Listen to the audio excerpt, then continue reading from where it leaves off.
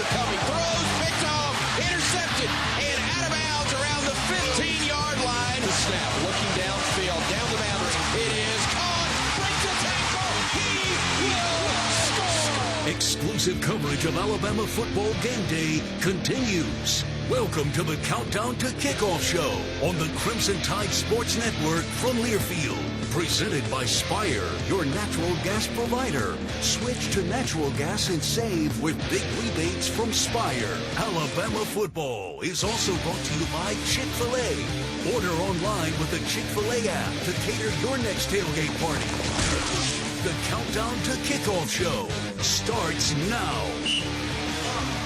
On a beautiful night in Tuscaloosa, the Alabama Crimson Tide, ranked number 6 in America, play host to the 11th ranked Tennessee Volunteers in one of college football's most storied rivalries. Welcome everybody to the third Saturday in October.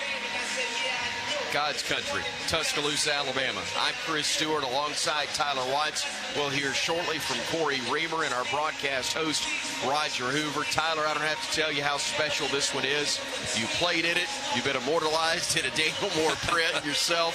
It's a special, special game where indeed, as the phrase says, legends are made. And you don't really understand why, but there's just a couple of games on your schedule that always mean a little bit more, and this is definitely one of those games. Anytime you have an opportunity to line up against Tennessee and inflict pain on them and beat them, it means a whole lot more than just the victory to not only you as a player, but also these fan bases. And you could tell how much it's meant.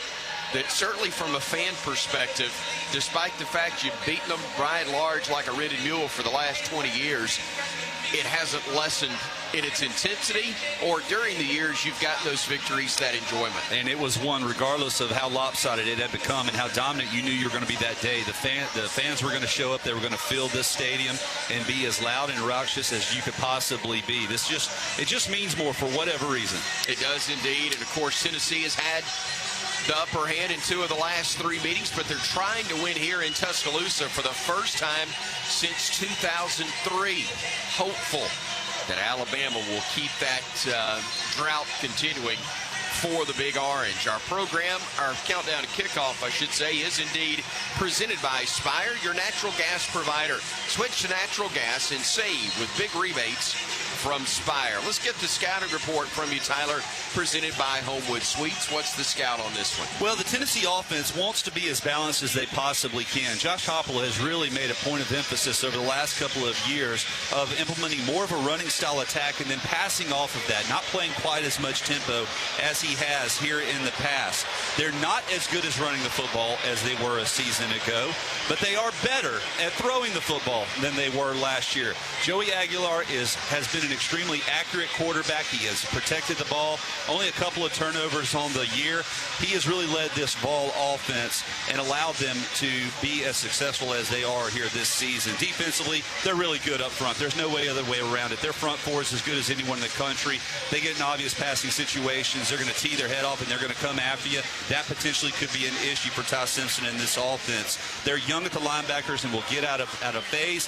So there's going to be some opportunities to gash them in the running game, and their DBs are very susceptible, and they're not great tacklers. So Alabama wants to be able to get the ball out in space and force these DBs into one-on-one situations, one that we feel we're going to win more than lose. That's your scouting report presented by Homewood Suites by Hilton in downtown Tuscaloosa. Make yourself at home at Homewood Suites, conveniently located in downtown Tuscaloosa. Stay in comfort and enjoy the great options at the on-site 205 Bar and Restaurant. Homewood Suites Tuscaloosa, proud to be a preferred hotel partner of the Crimson Tide. Hey, if you want to sync your game, or excuse me, if you want to sync your TV in the comfort of your home with our radio broadcast, go to syncmygame.com. That's syncmygame.com. Find out how you can sync up our radio broadcast with your television at home. Let's look at our star to watch. It's presented by Tito's. Tyler, who you got? Well, this is a game where you're going to have to be able to create a couple of punting opportunities. And Tennessee has been hot and cold throughout the course of most of their contests. I think James Smith really needs to step up, and he has an opportunity opportunity to have an outstanding day, not only in his abilities to be able to control the line, set the edge, prevent that Tennessee running attack from going, but then on third downs, hey, let's mix it up and get back in Joey Aguilar's face, confuse him, force him to throw off time, and maybe we'll get an interception or two. Smith out of Montgomery's Carver High School, 6'3", 297 pounds. He was ESPN's number 3 defensive tackle coming out of high school 4 years ago, and coming off of a year in which he had 20 tackles, 3.5 of those for loss, and a sack in 13 games played for the Crimson Tide last season. That's your Star to Watch. Again, presented by Tito's Handmade Vodka, which is teaming up with the University of Alabama to donate 150 tickets to VetTix. That's an organization offering active service members and veterans tickets to this season's Alabama Crimson Tide home games. Thank you again to Tito's for their partnership with us here on the network. When we come back, we'll take a look at the starting lineups. Get closer to kickoff. Alabama, Tennessee, here on the Crimson Tide Sports Network from Learfield. Get a true taste of Alabama at Baumhauer's Victory Grill. We're proud to serve fresh local ingredients from sweet-grown Alabama farms. Straight from our state's farms to your plate. Support local, eat delicious. Only at Baumhauer's Victory Grill. Now with 10 locations to serve you. Visit us online at baumhauers.com. Bama fans, why wait to start your college journey? With the University of Alabama Early College, high school students can earn college credit from UA now, online or on campus. Students are eligible after completing the 9th grade with a 3.0 GPA or higher. Thousands of students across Alabama and the United States are already part of the Crimson Tide tradition. So don't just cheer for the Tide, join it. UA Early College. Legends start here. Visit earlycollege.ua.edu to learn more. Roll Tide. Game day is about big plays and big energy, but it's also about the little things. It's about the energy of a community coming together to cheer for our heroes on the field, the tireless work that goes into every game from the front gate to the 50-yard line, and making memories that last a lifetime. Alabama Power knows that dedication makes all the difference. That's why we're here to keep you moving with reliable power and the programs that help you save. Now that's big. Alabama Power, proud sponsor of the Alabama Crimson Tide. Game day is back, and you know what that means. Every down, every drive, and every snack counts. That's why Golden Flake is always the go-to, the real MVP when it comes to bold flavor. For over 68 years, Golden Flake has been the South's go-to snack for Saturdays. So if you want a game-winning bite, reach for everyone's favorite snacks. Golden Flake, proud to be the official potato chip of Alabama football. I was diagnosed with breast cancer last year and had chemo and radiation at DCH's Lewis and Faye Madison Cancer Center. I'm thankful for the support of my nurse Kate, my breast navigator Katrina, my doctors, and the whole staff. I have felt confident like I was the most important person there, before, during, and after. Tuscaloosa is blessed to have such an excellent team at the Madison Cancer Center. Great things are happening at DCH. Hey, college football fans, it's sideline reporter Molly McGrath teaming up with Evan Williams Bourbon to welcome you to Bourbon Nation, the home of game day's #1 pour. We're celebrating every snap from coast to coast because it doesn't matter what colors you wear as long as Evan's there. Find a bottle near you at evanwilliams.com and enjoy the smooth, rich taste of my favorite Kentucky bourbon at your next tailgate. Roll Tide. Evan Williams Kentucky Straight Bourbon Whiskey, Bardstown, Kentucky, 43% alcohol by volume, must be 21 plus, enjoy responsibly.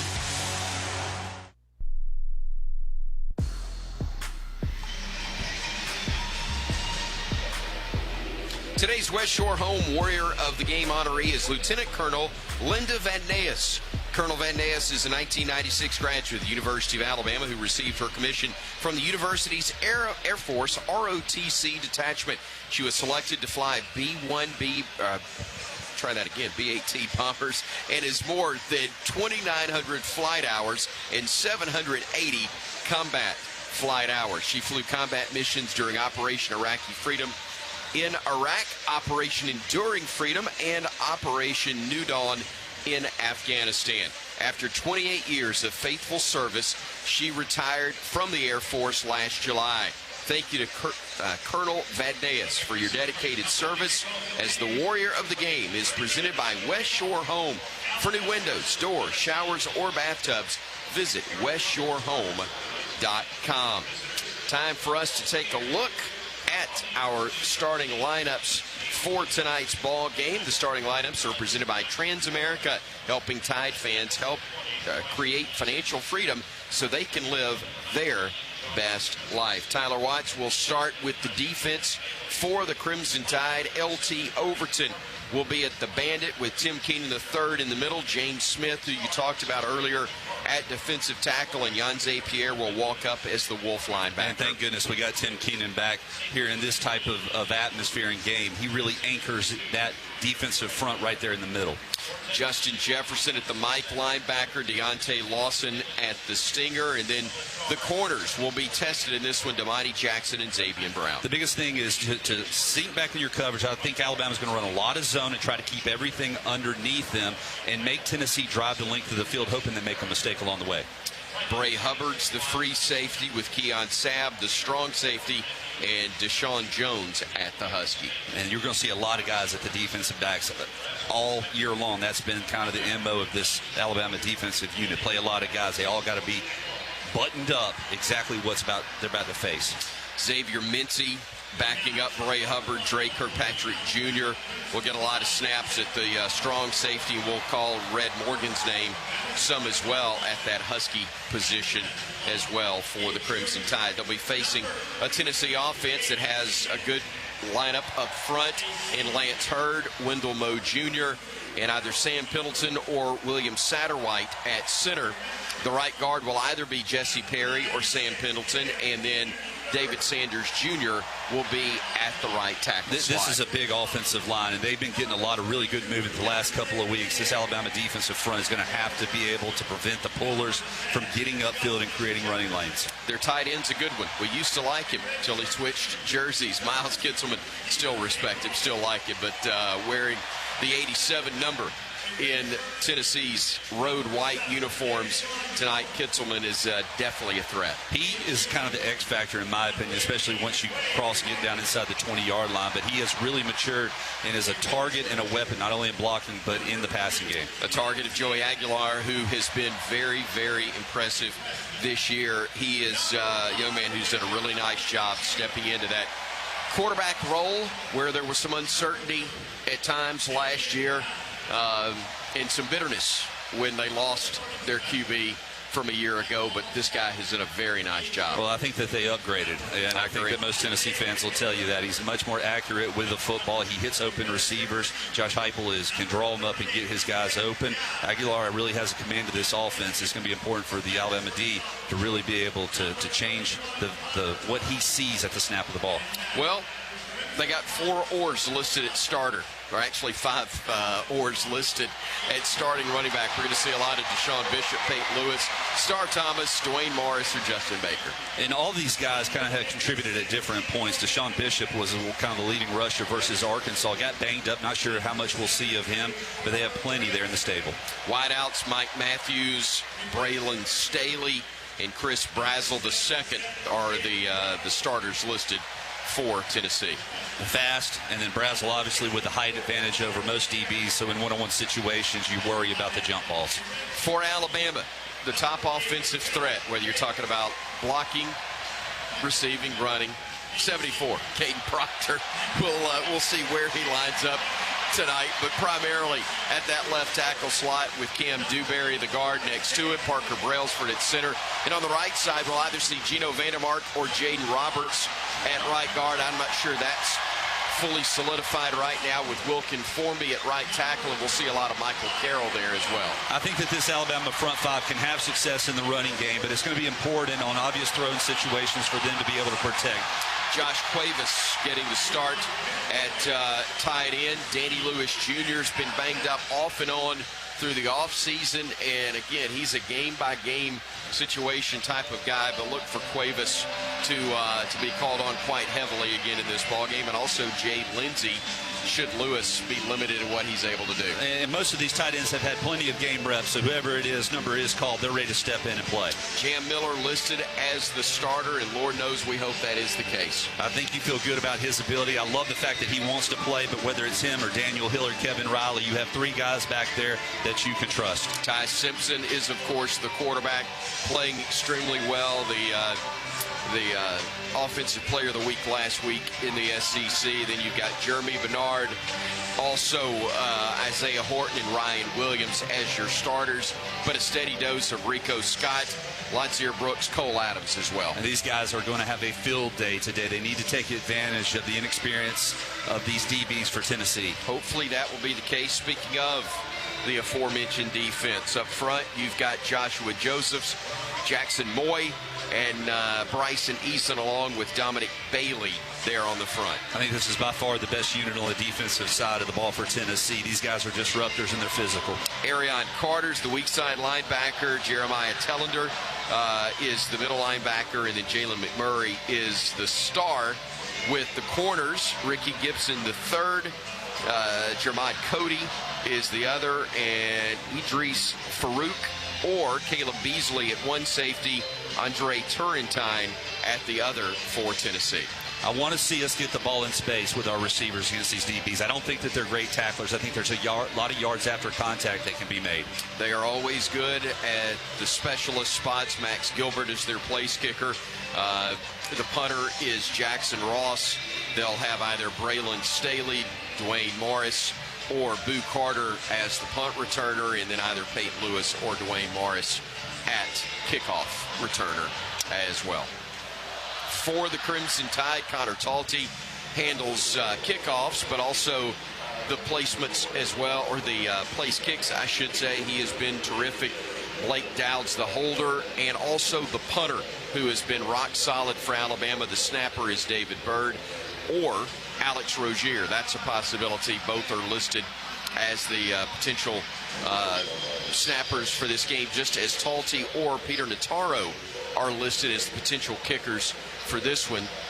Wouldn't be shocked if we saw Notaro at some point in this one, while Cole Adams, Jalen Mbakwe, or Ryan Williams will be back. Cole has been the primary return man for Alabama. Then Latsier Brooks, Ryan Williams, or Rico Scott will handle the kickoff returns, and we hope that there's only one of those guys are returning in the game tonight, although the offensive success for Tennessee this year lends to make you believe that may otherwise be the case. You're listening to the Countdown to Kickoff, presented by Spire, your natural gas provider. Switch to natural gas and save up to $800 with rebates from Spire. Learn more at spireenergy.com/rolltide. Again, our Countdown to Kickoff presented by Spire. When we come back, it will be the kick. Alabama and Tennessee meeting once again here in Tuscaloosa on the Crimson Tide Sports Network from Learfield. This has been the Countdown to Kickoff Show, presented by Spire, your natural gas provider. Switch to natural gas and save with big rebates from Spire. Alabama football is also brought to you by Guthrie's, home of the original chicken finger and proud partner of the Alabama Crimson Tide. Visit us in-store or online at Guthrie'sChicken.com. Roll Tide. Coming up next, Alabama Crimson Tide football on the Crimson Tide Sports Network from Learfield. Get power to spare with a Honda generator for the ultimate tailgate experience. Honda gives you economical, portable power when and where it's needed most. It's perfect for powering a TV, crock pot, blender, or a variety of other party favors. And best of all, these gasoline-powered generators all have easy-starting, dependable Honda engines. We'll get the party started and keep it going. Get turned on to a reliable Honda generator. It's perfect for the ultimate tailgate experience. Did you know that 90% of a child's brain develops by age 5? From birth to age 5, your child's brain is growing faster than ever. And guess what? You are your child's first teacher. Talking, singing, playing, and reading every day helps your child learn and thrive. Singing boosts memory. Playing builds problem-solving skills. Reading grows vocabulary. Talking teaches communication. Alabama's children deserve a strong start because the early years matter the most. Visit the Alabama Department of Early Childhood Education at children.alabama.gov for tips and tools. Aw, shucks. The game's on TV, but I can't listen to the call of my favorite team broadcasters. Never fear. Sync My Game is here. Sync My Game? Yes, Sync My Game. If you have a DVR and streaming device, head to syncmygame.com from Learfield. It's never been easier to hear the impassioned voices of your favorite radio crew synced with the TV. Wow, thank you, Mr. Just remember, syncmygame.com. If you're looking for the best selection in Crimson Tide apparel, look no further than the Soup Store. The Soup Store is every Bama fan's ultimate destination for the hottest gear and accessories, with 3 great locations around campus to serve you: in Tuscaloosa on campus at the University Student Center, on the Strip in front of Bryant-Denny Stadium, and on Bryant Drive. If you can't get to Tuscaloosa, shop the Soup Store online at soupstore.ua.edu. The Soup Store is a proud partner of Alabama Athletics.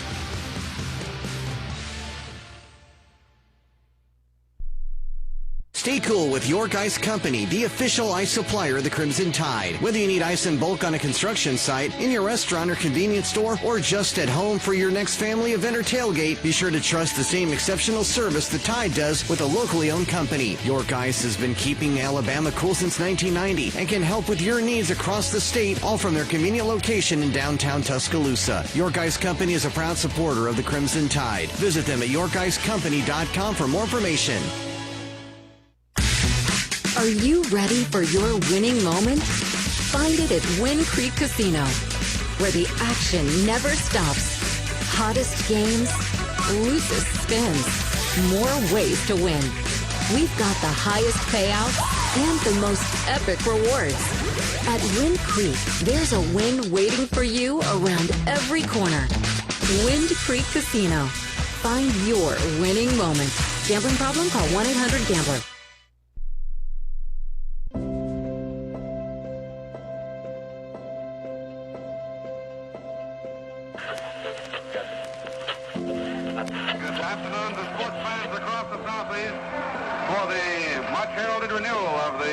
Traditional series between Tennessee and Alabama. Alabama versus Tennessee. So many moments. Saban keeps himself. Saban on the outside. Saban scores. Saban scores. There he keeps himself. He's going to run it himself. There to the 15. The 5. He scores. Harry Davis takes it in for Alabama. Throwing deep down the boundary. He had a good one over the big field. He'll go all the way. Touchdown Alabama.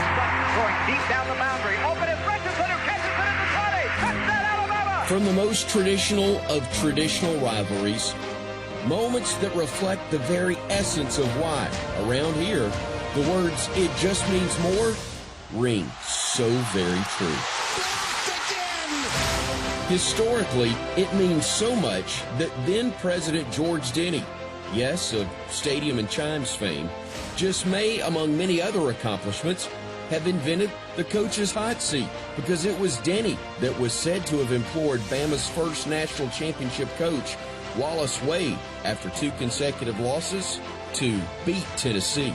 How much this game meant was never lost on Bryant-era coaches Goostree and Donahue, both Tennessee graduates, who just may have pioneered the celebratory victory dance. A certain little story comes to mind about the 2 men happily dancing a jig and passing out victory cigars in the Bama locker room. Sans clothing, mind you, after a win over the Vols. And the rivalry has obviously been fodder for some of sports broadcasting's most influential and important voices, inspiring the likes of Lindsey Nelson and Keith Jackson. It is the 3rd Saturday in October, and the show is on one more time. And our own Doug Layton and Jerry Duncan. Oh, Smokey just came out, Doug. I'll give him a kiss for you. Smokey and I have had this long-running relationship. But perhaps no one has ever summed up this storied rivalry quite like this fellow. a Bama fan who several years ago reached internet stardom, going viral, almost before it was a thing. He's Irvin Carney, but we'll call him the Poet Laureate of the third Saturday in October. Man, I hate Tennessee. First of all, it's Tennessee. They low down. You heard the man. Bama and the Vols for the 108th time in college football history. But the first time on a field and in a stadium named for the two greatest coaches in the history of college football. Not to mention the aforementioned Dr. Denny. From Saban Field at Bryant-Denny Stadium, the third Saturday in October, Alabama and Tennessee next.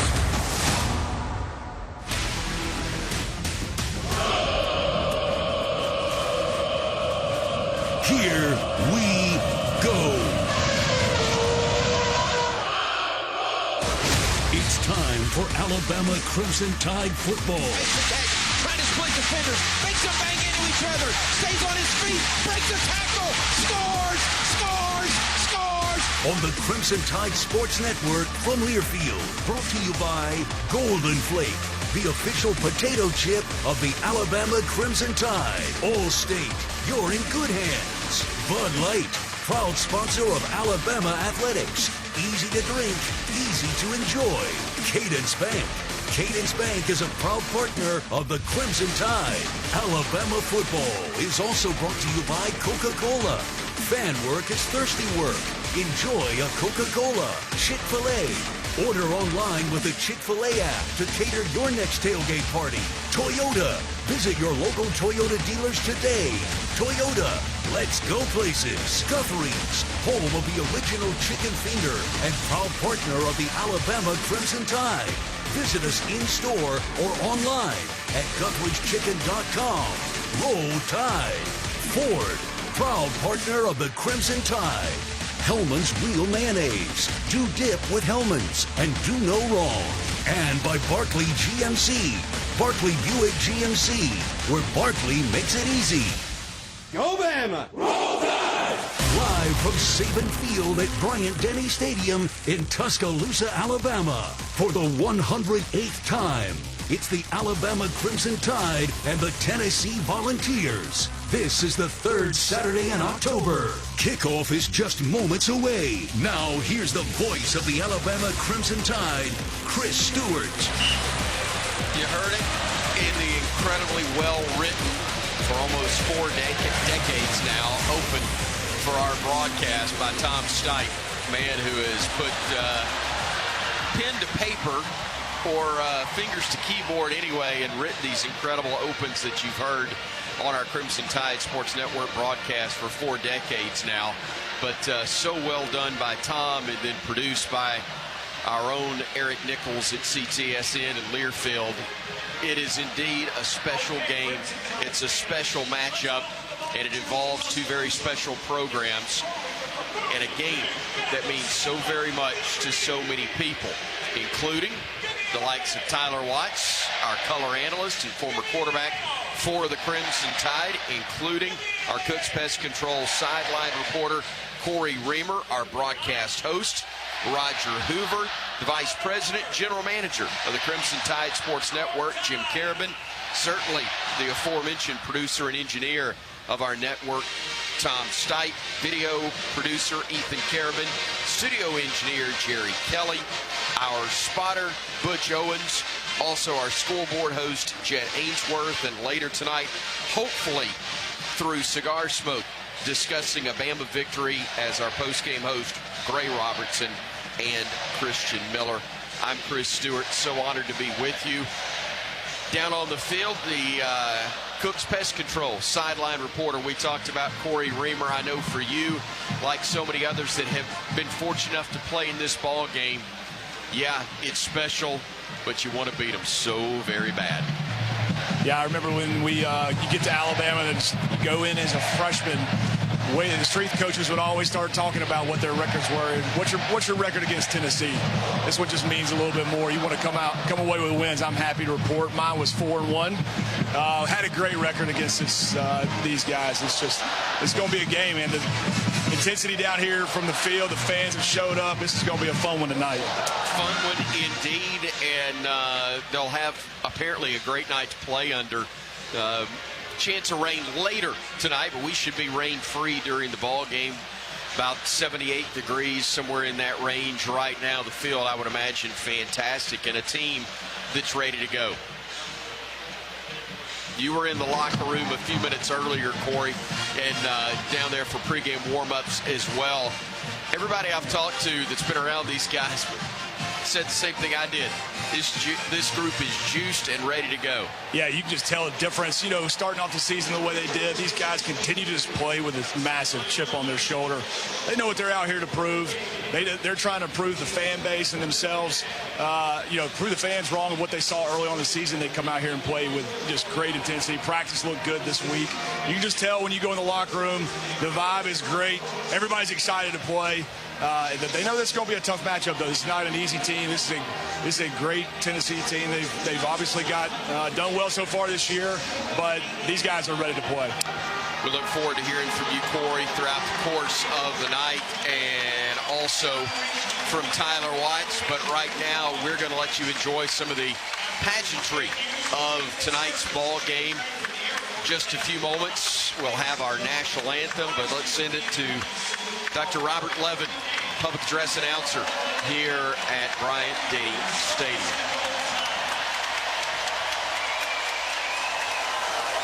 Please remain standing as the colors are presented by the Army ROTC.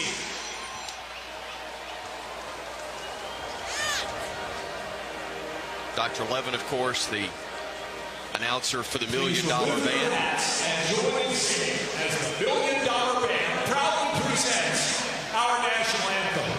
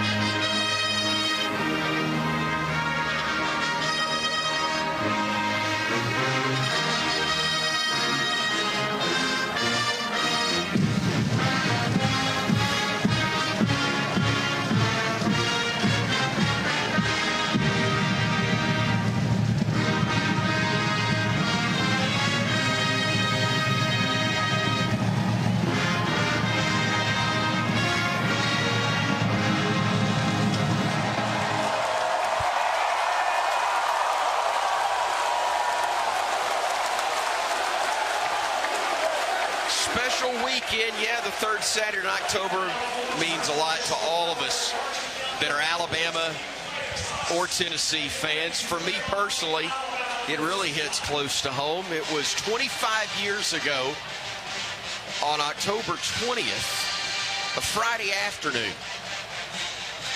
My first child showed up early, my daughter Ann.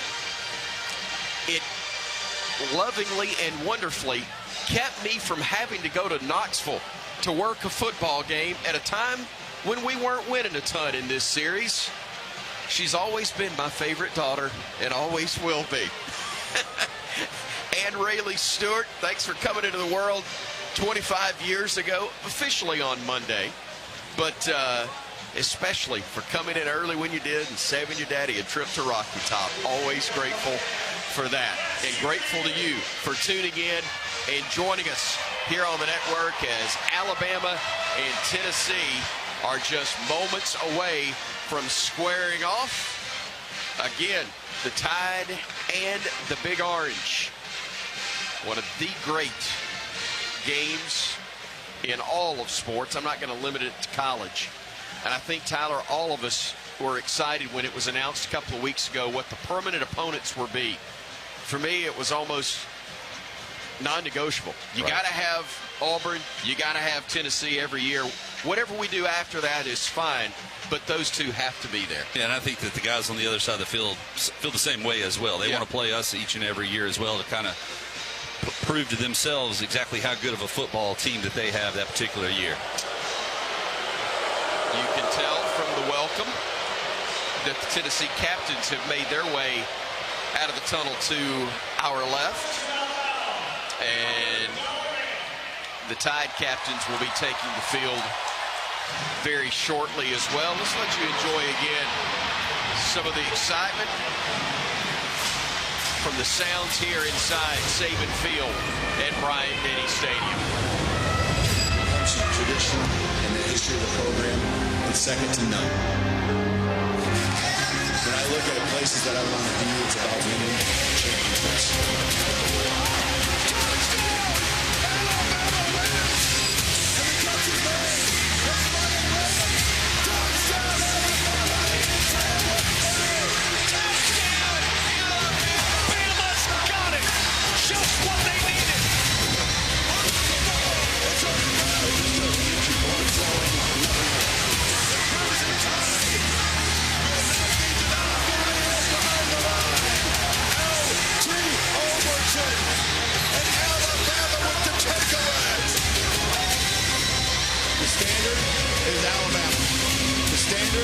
Is Alabama.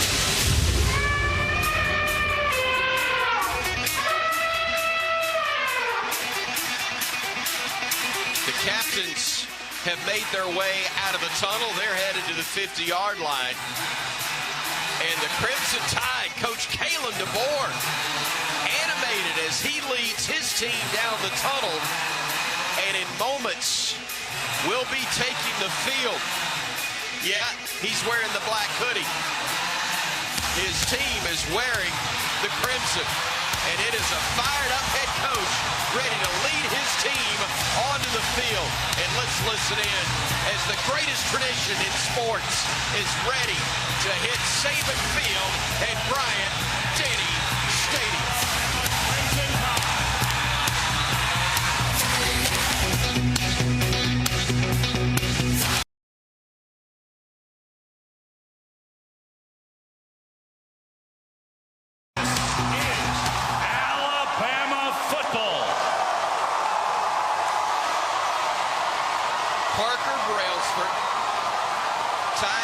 Deontay Lawson and Tim Keenan III, backed by Ryan Anderson and Jake Coker, the honorary captains,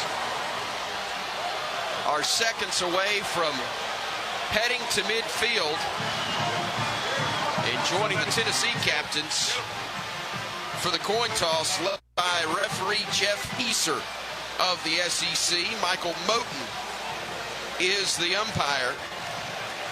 Our replay official, John Allman, and the communicator, Brian Greenwood. They're making their way to midfield as we speak, as is our kickoff captain, courtesy of Barkley GMC, Alex, a 9-year-old from Huntsville. We'd like to welcome Alex and his family to Saban Field at Bryant-Denny Stadium and thank Barkley GMC for their support of the Crimson Tide and Make-A-Wish, Alabama. This will be the coin for the Down to the field we go for the coin toss. Tennessee, you're the visiting team. That's a head. That's a tail. What's your call? Heads. Heads is the call. Heads is the call. It is a tail. Alabama has won the toss. They've elected to defer.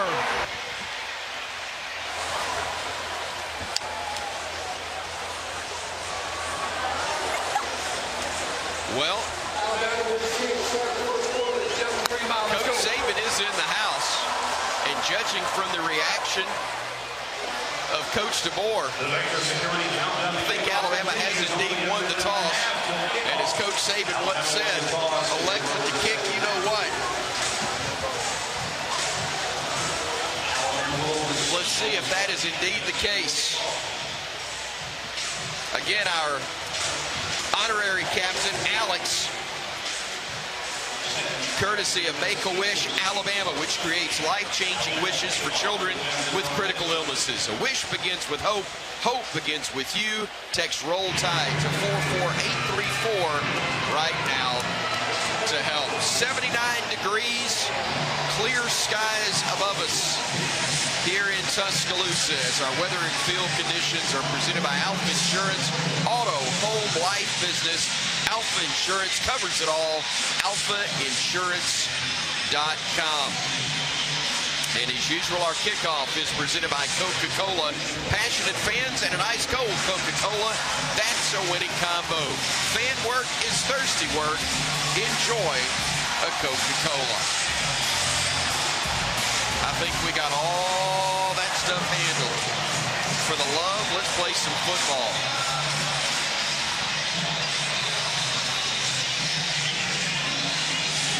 Alabama, as you heard, won the toss, elected to defer to the second half, and that is why we will see Connor Talty kick off for Alabama. Peyton Lewis is to the near side of the field, and Star Thomas will also be deep.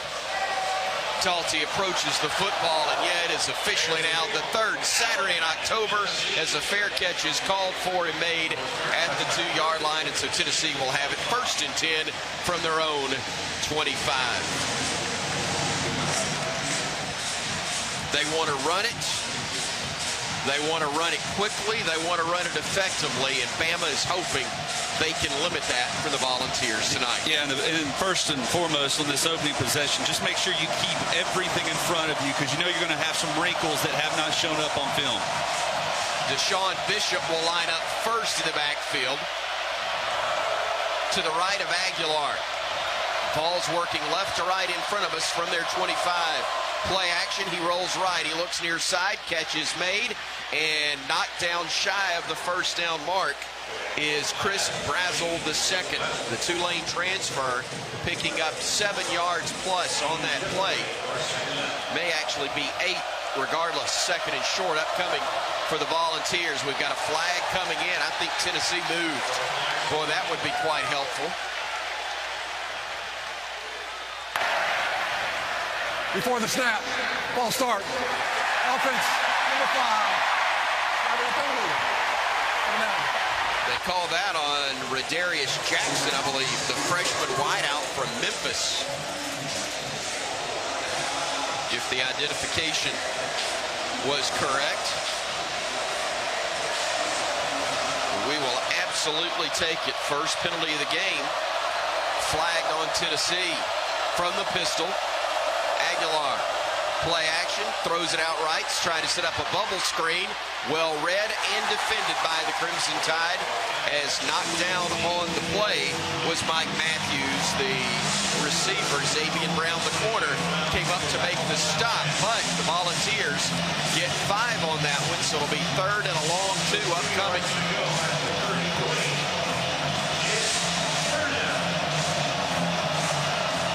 Justin Hill for Alabama checking in, getting a little more meat up front, expecting Tennessee to pound the ball. Hall, a linebacker who's walking up from one edge. Bama showing a 5-man front with the 2 linebackers walking up on the edge. Tennessee will hand it off, and they will not get the first down mark. In fact, they're going to be about 2 yards shy. Great job by James Smith leading the charge up the middle, and the Volunteers have to punt. False start costly for Tennessee on the opening drive as they were set up on 2nd and short.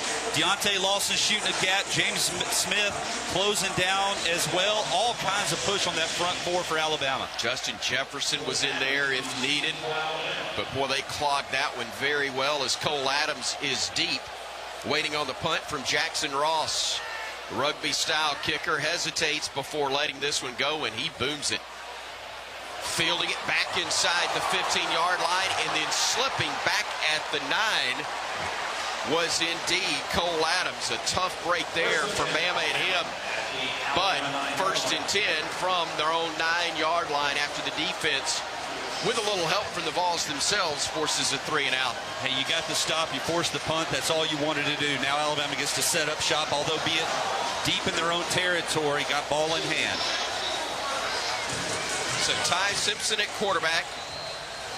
And we do indeed see Jam Miller, who was knocked out of the game at Missouri with a concussion, but recovered very well this week, was able to practice throughout the week. He is to the left of Simpson. The first handoff goes to him, and that's a great job by the Tennessee defensive front, clogging things up. Bryson Eason, the defensive tackle, shot the gap and was able to really drive his blocker into the backfield and result in a 3-yard loss. Vandermark is playing left guard, and he got blown up on the play.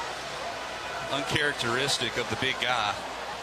Yeah, Vandermark on the left side of the line, it appears. Horton, Williams, and Bernard are your 3 wideouts. Pistol formation again as Bama operates from inside their own 6-yard line. Simpson waiting on the snap. Tennessee showing pressure, play action, quick slant in and out of the hands of Horton, incomplete. Would have been a gain of about 7 yards if he'd made the catch, but he had a defender draped all over him. Good job by Colton Hood, the corner who started his collegiate career at Auburn, then went to Colorado before winding up in Knoxville. Third and a bunch, we'll call it 13 for the Crimson Tide. 4 wideouts to the right side of the formation. Simpson from his own end zone, scrambling, being chased, stops, fires, catch made. Cuevas, first down across the 20 to about the 24. It was near disaster, but it turned out to be beautiful. 18 yards and a bank first down. Well, you're concerned about pressure on third and obvious situation. Bryson Eason was able to get through the offensive line, but Ty Simpson able to buy space and just a little 8-yard check down to Cuevas, and he's able to turn it upfield underneath the coverage of the Tennessee Vols. Tell you what, I would have taken anything other than the safety the way that thing was developing. Instead, we get more than that. It's a first down all the way up to the 24. As Butch told me, an 18-yard pickup, and now here comes the Tide with, again, Miller in the backfield. They've got 2 tight ends, play clock down to 3. Simpson getting the snap, short drop, flag comes in. I think we moved as the pass intended for Bernard is incomplete. Might have offsides here. A lot of Tennessee movement, and I'm hoping that's what it is as well. Offside. Defense. Number 57. 5-yard penalty. Remains first down. Way to speak it into existence. And so that will be the second 5-yard step off against Tennessee early, won by their offense that ended up being part of the drive killer. And now one that certainly helps the Alabama cause instead of 2nd and 10. We like 1st and 5 a whole lot better. Rico Scott goes wide right. We got trips in tight to the left side of the formation with Jam to the left of Ty. Jeremy splits wider to the left side. They'll hand it off to Jam, trying to fight forward. He'll get a yard, but no more. Jackson Moy had a transfer from Stanford. He's a California native. Able to wrap him up. Only a half-yard pickup on the play. 2nd and 4. Single setback again will be Jam with 2 men wide to each formation for the Crimson Tide, facing a 4-man front for the Volunteers as they walk one up from the edge. Simpson in the pocket, looking, scrambling now, going to his right, firing downfield, catch is made. Lazier Brooks the grab for a bank first down. Lazier able to make that grab on a 10-yard pickup and move those sticks again. Michael Carroll doing a nice job at right tackle. He had Caleb Herring coming in hard. Ty Simpson was able to step underneath it and find Lazier Brooks, who broke off his route for another first down. Here's the Tuscaloosa County High product. Kevin Riley checking in to replace Miller in the backfield. Brooks and Bernard will go wide left along with the tight end Cuevas. 1 man wide to the right side. Now Riley will go wide left. The pass goes short underneath to Brooks, who makes a grab of about 3.5 yards. Actually, they're going to give him 4 and almost 5. I was a bit chintzy in my initial assessment, but thankfully it's almost 5 yards, maybe 6 for the Crimson Tide, getting closer to midfield, operating from their own 44. Tennessee content to hold Alabama to these short games, but Alabama, this is their wheelhouse. They love just methodically moving the football down the field.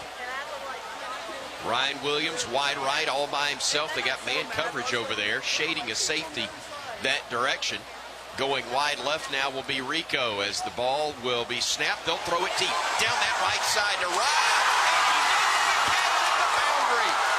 Great grab. We told you there was man coverage. Ty recognized it, and a perfectly thrown ball on an incredibly tough catch with a defender all over him. That's the Ryan Williams that we like to see. The Colton Hood had the coverage, and he was step for step with Ryan Williams. And as you mentioned, the ball thrown over the top towards the sideline where only Ryan Williams could go up, jump up, and pull it in. Jay Lindsey, the tight end, split wide right with Williams this time.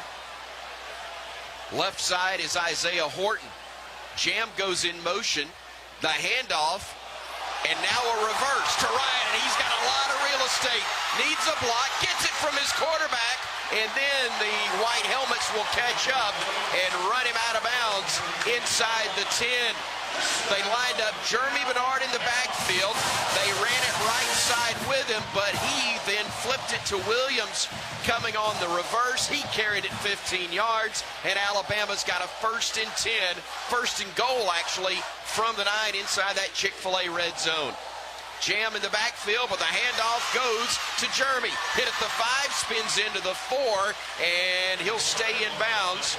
But that's not a factor as we've got 8 minutes and ticking left here in the first quarter. Alabama trying to draw first blood after forcing Tennessee's offense into a 3-and-out.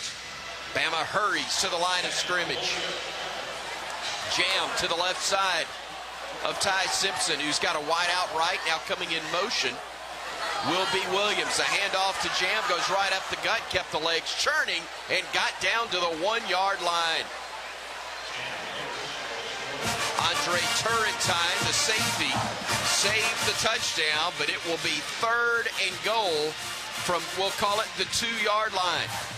Alabama going heavier now, and this is when you have to be able to run the football. Jam Miller checks out, however, for potentially some sort of play action.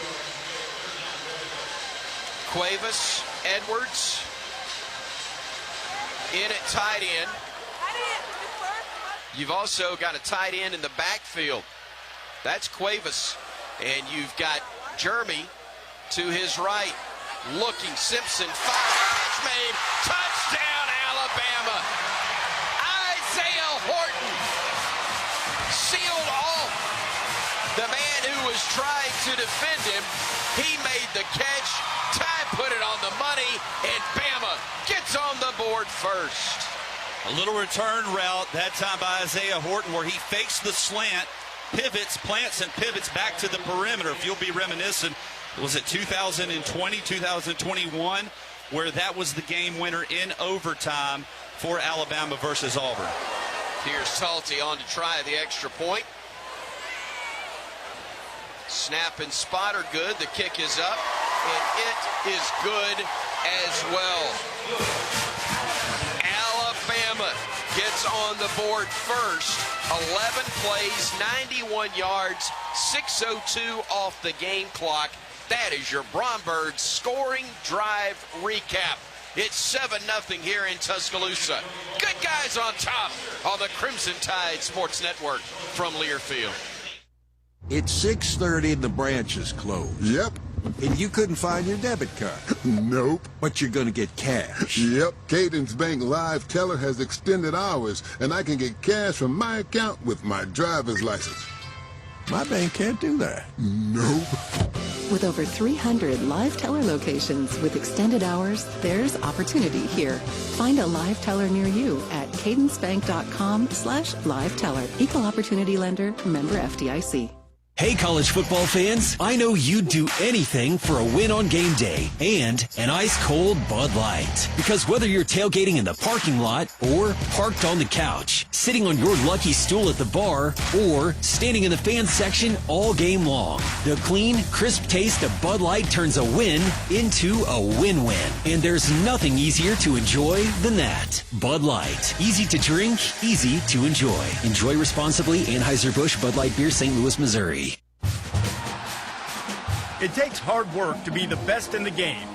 Planning, commitment, resilience, sweat. That's why Old Dominion Freight Line, the #1 national LTL carrier for quality, works hard to be the best in the game and is proud to support those striving to be the best in theirs. Old Dominion Freight Line, official freight carrier of Alabama Athletics, helping the world keep promises.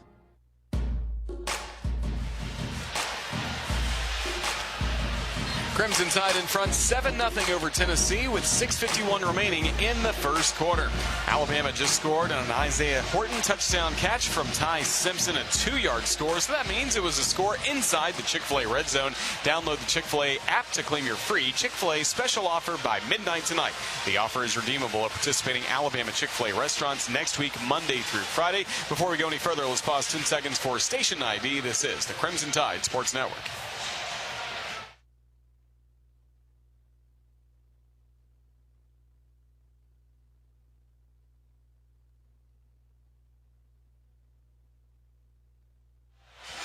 $7-0 Alabama leads Tennessee with 6:51 to go in the first quarter. Now down to our Cooks Pest Control sideline reporter, Corey Reamer. Cooks Pest Control. Call Cooks to score superior protection for pests and termites. All right, Corey, a 3-and-out from the defense and then a long scoring drive for the offense, just like we drew it up, right? That's exactly what we wanted to see to start this game off. Really good job by Ty Simpson on that entire drive. Tennessee was able to get some pressure in the backfield, and he was able to keep his eyes downfield and not be affected by that pressure. Tennessee was trying to bait him to throw that football to Ryan Williams. Safety was moving towards the middle of the field like it was going to be single high and wanted him to throw that football, and he did, and still dropped in the bucket. Safety couldn't get over the top. Awesome drive right there to start this game off. Set the tone early. Now it's time for this defense to step up and go get another 3 out. We'll take those all day. No kidding, but also, Tyler, that was basically a 100-yard drive. We'll talk about why in a moment as the kickoff will travel into the end zone. A touchback, a good kick on the part of Connor Talty. Yeah, if you just joined us, he had 3rd and 13?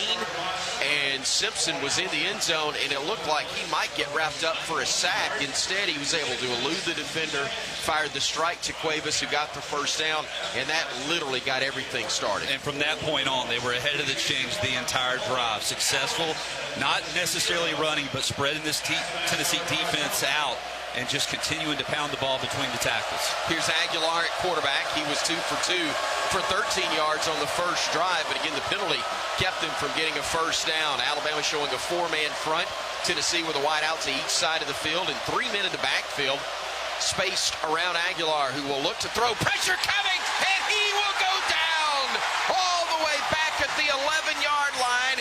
Jan St-Pierre was the first man there, recording the first sack of the game for the Crimson Tide. That's your first Guthrie's sack of the night. We'd love to get a sack full of Guthrie's. So second and about 19 with 6:18 to go in the opening quarter. Bama up 7-0. Aguilar trying to set up the bubble screen right side, does, but Alabama's able to get Chris Brazel the second on the ground after a nice pickup. Miles Kitzelman was among those blocking. It is a gain of more than 10. They actually got 11 on that play, but it's 3rd down and 9 upcoming for the Volunteers. Another big play here early in this opening quarter. Keon Keeley is in at one of the bandit slots for Alabama. Tide showing 5 men up front, but they'll only rush 4. Pressure coming again, throws off his back foot, catch is made, and that is near the 45-yard line for a first down.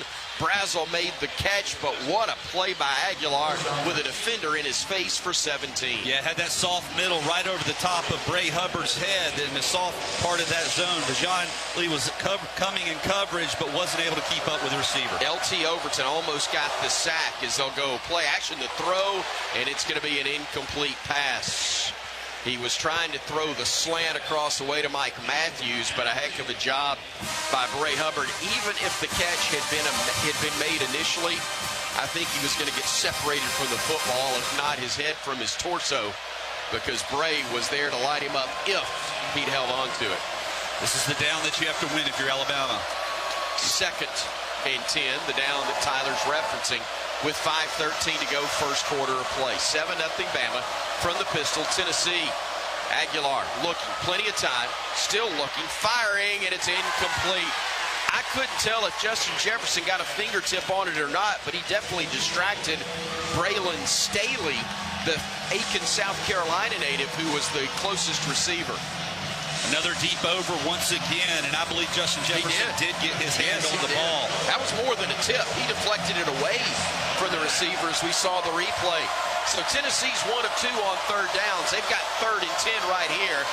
Again, just moments ago, they converted on a 3rd and 9. Bama walking up to safety. Bray Hubbard, but now Tennessee will swing it out near side. Kitzelman hurdles a man, and he may have gotten the first down, or they're going to spot him short. They say he didn't get there. It'll be 4th down and about a yard, and Tennessee's going to hurry to the line of scrimmage and go for it. Less than a yard right here as they're on the Bama side of the 50. Miles Kitzelman, who was doing that in a Bama uniform 2 years ago, able to hurdle Dejon Lee. And Tennessee is indeed going to go for it. I think they'll review this spot, won't they? Well, his right foot came out of bounds right at the 46-yard line, a full yard short. Ruling on the field was the runner was short of the line of game. That play is under further review. Well, they've spotted the ball at the 47, and the first down mark is at the 46. They'll sort it out while we step away. 4:34 to go first quarter. 7-0 Bama, trying to keep it that way when we return on the Crimson Tide Sports Network from Learfield. Is that Tacoma towing a pink mechanical bull? Sure seems like it. Well, I'll be.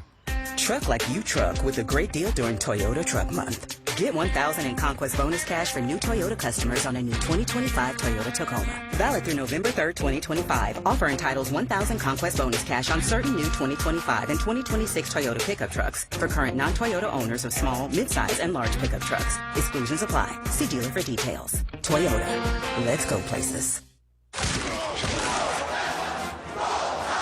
This is Alabama Crimson Tide football from Learfield. Fall in Alabama means two things to me: Crimson Tide football and enjoying the great outdoors. This is John Parker Wilson here to talk about my favorite Alabama-based outdoor brand, Tom Beckby. They're celebrating 10 years as Alabama's premier outfitter. Whether you're getting outfitted for your next great adventure or suiting up for your tailgate, Tom Beckby has you covered with great gear, all designed right here in Alabama. Visit Tom Beckby in Birmingham, Tuscaloosa, and online at tombeckby.com. Barkley makes it easy. Get ready to rev up your engines and feel the excitement at Barkley Buick GMC Cadillac. We've got the perfect ride to match your style and adventure. Visit us at our showroom at Skyland Boulevard and let our friendly team help you find the vehicle of your dreams. Barkley Buick GMC Cadillac, where hometown pride and unbeatable deals collide. Drive with passion with Barkley. Visit us today or check us out online at barkleygmc.com. Barkley makes it easy.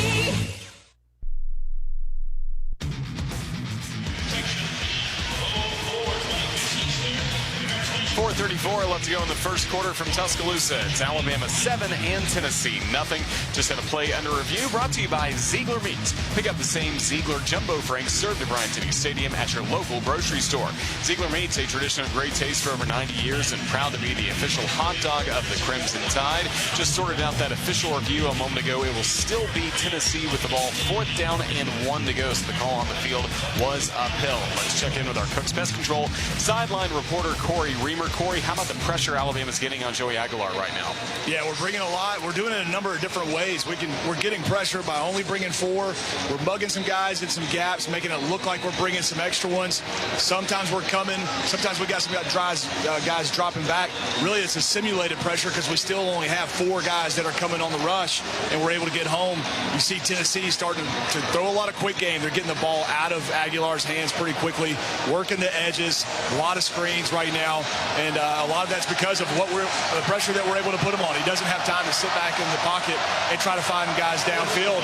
And the secondary's done a phenomenal job of giving him nowhere to throw it when he does try to drop back as well. They said it was 4th down still, but they did give him a half yard on that play based on the spot. Full house backfield behind Aguilar. They'll walk the tight end up. They'll hand it off to Kitzelman, and he gets the football right to the 45. That's enough to move the chains. Forcing them to work, though. We got to start winning second down and not making it a third and shorter situation. When you have an opportunity to wrap these guys up, go ahead and drop them where they stand. Tennessee will go with 3 wideouts here. Brazel all alone to the near side. Braylon Staley and Mike Matthews will be split wide left. Deshaun Bishop's in the backfield. The handoff will go to him. He'll sidestep one man, but can't dodge another. He's going to be brought down right at the line of scrimmage. So 2nd and 10 again from the 45. Cam Calhoun, the corner, stepped up and made the hit. The third-year sophomore who's a transfer from Utah. 2nd and 10 balls. Pistol formation. Play action. Aguilar looking deep downfield. Has a man. Catch is made inside the 30.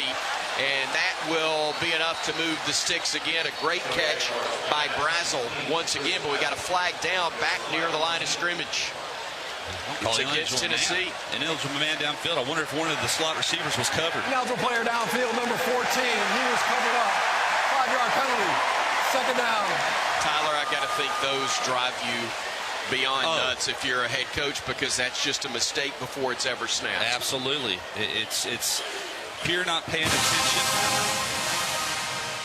He is on the line of scrimmage. There's no doubt about it. He's covered up on the outside, so he is ineligible going downfield. It was Staley who was the ineligible receiver, and so that is a huge penalty to back it up to now 2nd down and 15, rather than being a first down on a gain of almost 20. They'll swing it out left side. Catch is made shy of the Bama 40-yard line. Staley making the grab right there, but it's going to be 3rd down and 7 after about a 9-yard pickup. Still in 4-down territory for Tennessee with any positive yardage here, more than likely. They say 3rd and 6. As Tennessee's 1 of 3 on 3rd downs. 4 wideouts in formation. Single setback. Aguilar gets the snap. Scrambling. Going down again. Back at their own 45. Jan St-Pierre with his 2nd sack of this drive. And Corey, correct me if I'm wrong. I don't think we're doing anything exotic up front. I think Jan St-Pierre is just winning his one-on-one matchup. Yeah, absolutely. That's what we were just talking about. We're not having to really bring a lot of extra guys or do any crazy games. It's just a straight rush, and these guys are winning up front. It also helps when you got great coverage downfield. They were looking for Kitzelman right there all day. Bray Hubbard stood in front of them, had nowhere to go with the football, give those guys a little extra time to get the sack. So on to punt again will be Tennessee and Ross, as Adams is deep at the 10. He'll come up, fair catch this one right at the 11. Bama will have it right there when we come back. 1:45 to go here in the opening quarter. It's 7-0 Bama. The defense spectacular, as has been the Bama offense. We'll see if that offensive trend can continue when we return on the Crimson Tide Sports Network from Learfield. Some people just know you can save money on car insurance by checking Allstate first. Like you know to check Kirk Herbstreit's pregame analysis first, before talking to your brother-in-law. In this game, the key thing to watch will be the offensive line versus the front seven. If they can get pressure without blitzing, this could be a long night. Okay, Kirk. I know stuff. Ooh, checking first is smart. So check Allstate first and see what you could save. You're in good hands with Allstate. Potential savings vary, including based on how you buy, subject to terms, conditions, and availability. Allstate North American Insurance Company and affiliates, Northbrook, Illinois. Did you know that at Chevron, you can fuel up on unbeatable mileage and savings? With Chevron Rewards, you'll get 25 cents off per gallon on your next 5 visits. All you have to do is download the Chevron app and join to start saving on fuel. Then you can keep fueling up on other things like adventure, memories, vacations, daycations, quality time, and so many other possibilities. Head to your nearest Chevron station to fuel up and get rewarded today. Terms apply. See ChevronTexcoRewards.com for more details. There's Team Pride, and then there's Extra Tide Pride. When I'm carrying the University of Alabama Regions Visa debit card or prepaid Regions Now card, that's exactly what I get. Whether I'm grabbing some extra Bama gear or picking up an extra dozen wings for the game, this card always brings it. Sometimes I get an extra Roll Tide from the cashier too. Visit Regions.com/GoBama to get yours. Extra changes everything. And at Regions, Extra is our ordinary. Official bank of the SEC. Member FDIC.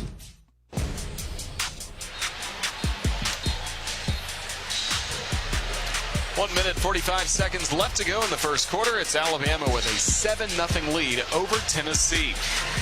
Crimson Tide, 2 sacks that last drive by Yanze Pierre. So now 11 sacks this season for the Crimson Tide defense. Speaking of Yanze Pierre, now 3 sacks so far on the year. But again, the Bama sack count always presented by Guthrie's, home of the original chicken finger and proud partner of the Alabama Crimson Tide. Visit us in-store or online at Guthrie'sChicken.com. Again, the Crimson Tide with a 7-0 lead over the Volunteers as Alabama's about to get the football back. And Tyler would still love to see more of what we saw in the first drive from the Crimson Tide offense, especially through the air with those 65 yards from Ty Simpson. Well, and I love what we're doing right now. Coach Grubb is calling a lot of quick, high-percentage passes, getting the ball out quickly, not allowing that defensive front to get in Ty Simpson's face, and then mixing in the run with it. You got to stay committed to the run and try to wear this defensive front out. Corey, the Alabama defense with a little something special, it seems. Now, granted, Tennessee's hurt themselves with 3 penalties at 3 terrible times, 2 of them by their defense, but you can tell there is some serious juice on that Bama sideline for the defensive guys. There definitely is. They know there's nothing better for a defensive guy that goes out there and just manhandles an opposing offense, goes and gets force a couple 3-and-outs, force a couple punts, really having their way. These guys up front are just licking their chops. They know they get one-on-one matchups with these Tennessee offensive line, and they're winning those battles. Some things that we hadn't seen as much of as in this up to this point so far throughout this season. But they're winning them right now. Cam Dewberry will be at left guard to the left of Brailsford to start this drive. Gino Vandermark, I don't think, is out there. He's not. It's Jaden Roberts at right guard. Tell you the tackle in a minute as Horton comes in motion to the near side of the field, putting 3 men to this side. Here comes Ty. Pressure coming, unloads right side. Williams! Oh, what a catch around the 29 as he's brought down there. Good Lord, what a grab. Full extension, reeling it in for a gain of 19. I mean, we motioned. They showed man coverage and brought a little bit of pressure. Boo Carter was in excellent position, as you mentioned, but the ball thrown high and away. Ryan Williams, it's about time he started playing. He looking good. He is indeed, and they're going to take a peek. I hope they do so we can enjoy it again, because that was a catch. Ruling on the field is a completed catch. That play is under further review.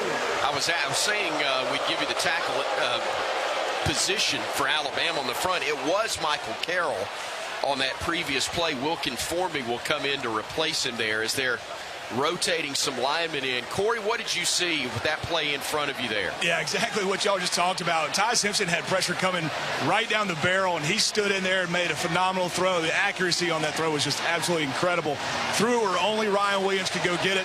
Tennessee defender was in great coverage, really underneath him, forced that ball to be thrown a little bit high and outside, and then Ryan Williams does a great job of going up and getting it. Look, my view is heavily slanted towards any and everything that happens good for Alabama. But in watching that review, the way that young man went to the turf and held the football between basically his hand, his shoulder, and his helmet to make sure there was no discussion or at least no doubt that he did maintain possession. Have you seen anything yet that would make you believe it's not a catch? You know, this is where you kind of get into the rules of ball hits the ground. It does move when he makes contact, but does he maintain possession? And now they're trying to determine, does the ground aid him, obviously, in the catch? Corey, you're seeing the same thing I am. What are your thoughts? Yeah, I think he's got his arm underneath it the whole way. It does move around, but from the 2 views they just showed on the screens in the stadium. But you're right. It didn't. It moved, but it wasn't a bobble. It's not like he lost it and got it back. It just looks like his arm was underneath it the entire time. I mean, it looks like he maintained possession. If they take this away from him, this place is going to go nuts. Yeah, it will, because it was such a great catch.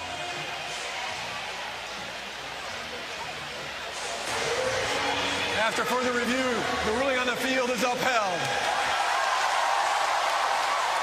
We're always looking for the notepad, aren't we? Didn't see a notepad. Didn't see a notepad. They weren't having to go back to the original line of scrimmage or anything like that.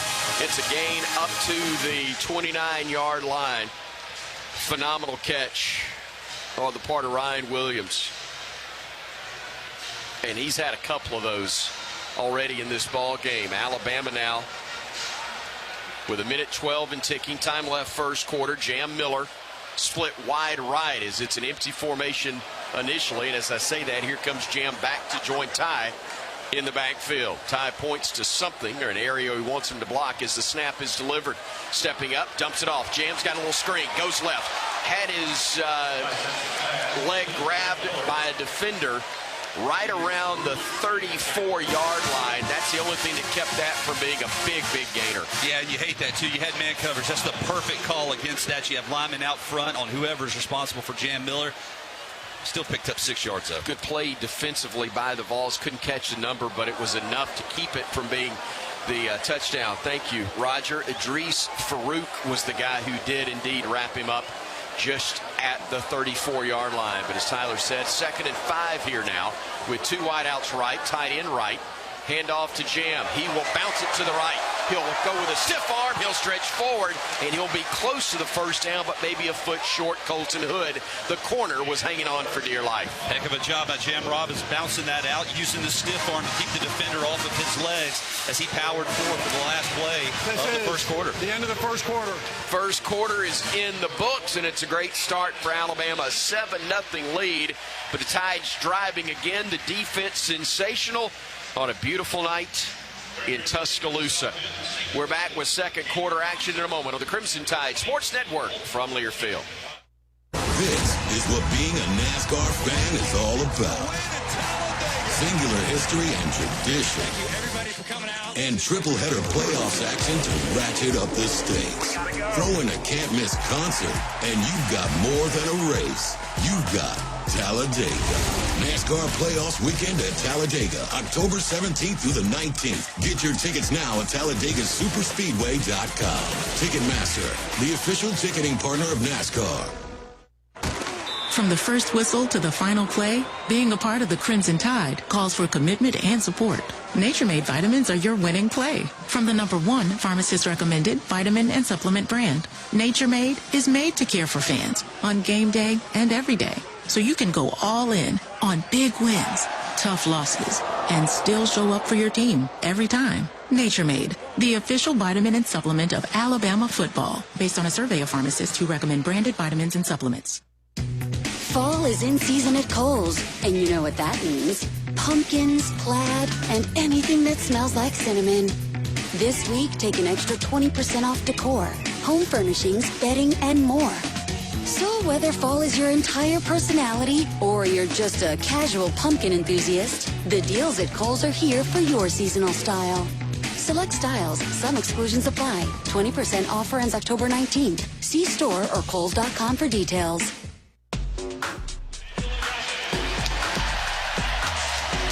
Getting ready to start the second quarter in Tuscaloosa. It's Alabama 7 and Tennessee 0. Roger Hubert taking a look at the Alabama Power scoreboard. Games in progress right now in the SEC. 11.5 minutes to go from Fayetteville. Texas A&M up 38-35 against the Arkansas Razorbacks. Just under 4 minutes before halftime in Lexington, Texas with a 7-0 lead against Kentucky. 7-0 also is the score down on the Plains. Auburn leading Missouri 7-0 with 5 minutes remaining in the first quarter. Then earlier it was Georgia picking up a win, outscoring Ole Miss 17-0 in the fourth quarter to win 43-35, handing the Rebels their first loss of the season. Vanderbilt topped LSU 31-24. Oklahoma won at South Carolina 26-7, and the Florida Gators pick up a 2-point win against Mississippi State 23-21 in the Swamp. We would like to thank Coca-Cola for being today's game sponsor. Passionate fans and an ice-cold Coca-Cola. Now that's a winning combo. Fan work is thirsty work. Make sure you enjoy a Coca-Cola. Coming to you live tonight inside the Alabama Credit Union broadcast booth. Feel good about your money with Alabama Credit Union. As we get ready to start the second quarter, let's check in with our Cook's Pest Control sideline reporter, Corey Reamer. Corey, this is a critical 3rd down and 1 coming up for the Crimson Tide offense here. Yeah, it definitely is. This is massive. To keep what we've been doing for the last couple of games is just sustaining some long drives, keeping Tennessee's offense off the field. You know, Josh Heupel and his creative ways have been able to put some points on the board in every game they've played so far. So the longer you can keep that ball out of their hands, the better. This one's massive. It looks like they got 1st and 10 down here on the field. You know what? Yeah. You're so good at your job. I am. I'm aware of my surroundings. No, Aware of the surroundings. they were reviewing it. We didn't know it while they were during the in the timeout, and they did review it and give us the spot. So great analysis if we hadn't gotten it. Alabama does have the first down, though, and then unfortunately commits a procedure penalty very, very quickly, the first of the game. Yeah, similar to having a covered receiver for Tennessee. You have a false start by a wide receiver. That's frustrating as well. So the first penalties we said of the game for the Crimson Tide backs it up to the 34-yard line. 1st and 15 now from there with Jam in the backfield behind Simpson, who's in the pistol. He's got a single wide out to his right, 3 bunched in tight to the left side of the formation. The ball is going to be snapped from the near hash. Get it to Simpson, pump fake right, looks left, now looks deep. Got a man down there. Ladzier Brooks couldn't get to it. It was beyond his reach. Ball hit around the 15. He dove starting at the 20, couldn't get to it. Andre Turrentine, the safety, was in coverage, but Alabama taking a deep shot right there, just came up short. Well, Tennessee is really challenging. A lot of one-on-one looks on the edges, and recognizing that pre-snap, you go ahead and take a shot. You're going to win some of those. Bernard and Brooks are split wide left. 2 men in tight to the right side of the formation. That's the short side of the field. Ty looks to his left, fires, catch is made. Jeremy making the grab around the 40, but it's going to be 3rd and 9 upcoming for Alabama's Ty Redmond. The corner was in coverage there. Still picking up positive yards, though, giving yourself an opportunity and also inching closer so that you can potentially pin Tennessee back. Alabama 2 for 2 on 3rd down so far. We'll see Bernard and Horton go wide left. Jeremy, I think, is struggling to see what the play is. He seems a bit confused. Got time. Yeah, we're going to bring Brooks over to the left side. Keep Cuevas over there, and now Jeremy will be all alone to the near side of the formation. There was too much confusion, and Bama will use a timeout right there. First charge timeout, Alabama. This is also immediate timeout. Couldn't get guys lined up just right, so we'll use the timeout. We'll take the break with them with 14:15 remaining here in the second quarter of play. Still a 7-0 Alabama lead. A 3rd and 9 upcoming when we return to Tuscaloosa on the Crimson Tide Sports Network from Learfield. Game day is back, and you know what that means. Every down, every drive, and every snack counts. That's why Golden Flake is always the go-to, the real MVP when it comes to bold flavor. For over 68 years, Golden Flake has been the South's go-to snack for Saturdays. So if you want a game-winning bite, reach for everyone's favorite snacks. Golden Flake, proud to be the official potato chip of Alabama football. This is Alabama Crimson Tide football from Learfield. When you have the right team behind you, it's easy to play with confidence. The same is true when it comes to your health. Blue Cross and Blue Shield of Alabama provides what you need to feel healthier and happier. A choice of plans, a large network of doctors and hospitals, and personal support to help you choose the right plan with confidence. No second guessing, no confusion. Just care that works for you and your family. Blue Cross and Blue Shield of Alabama is proud to be on your team and proud to be a sponsor of athletic programs across the state.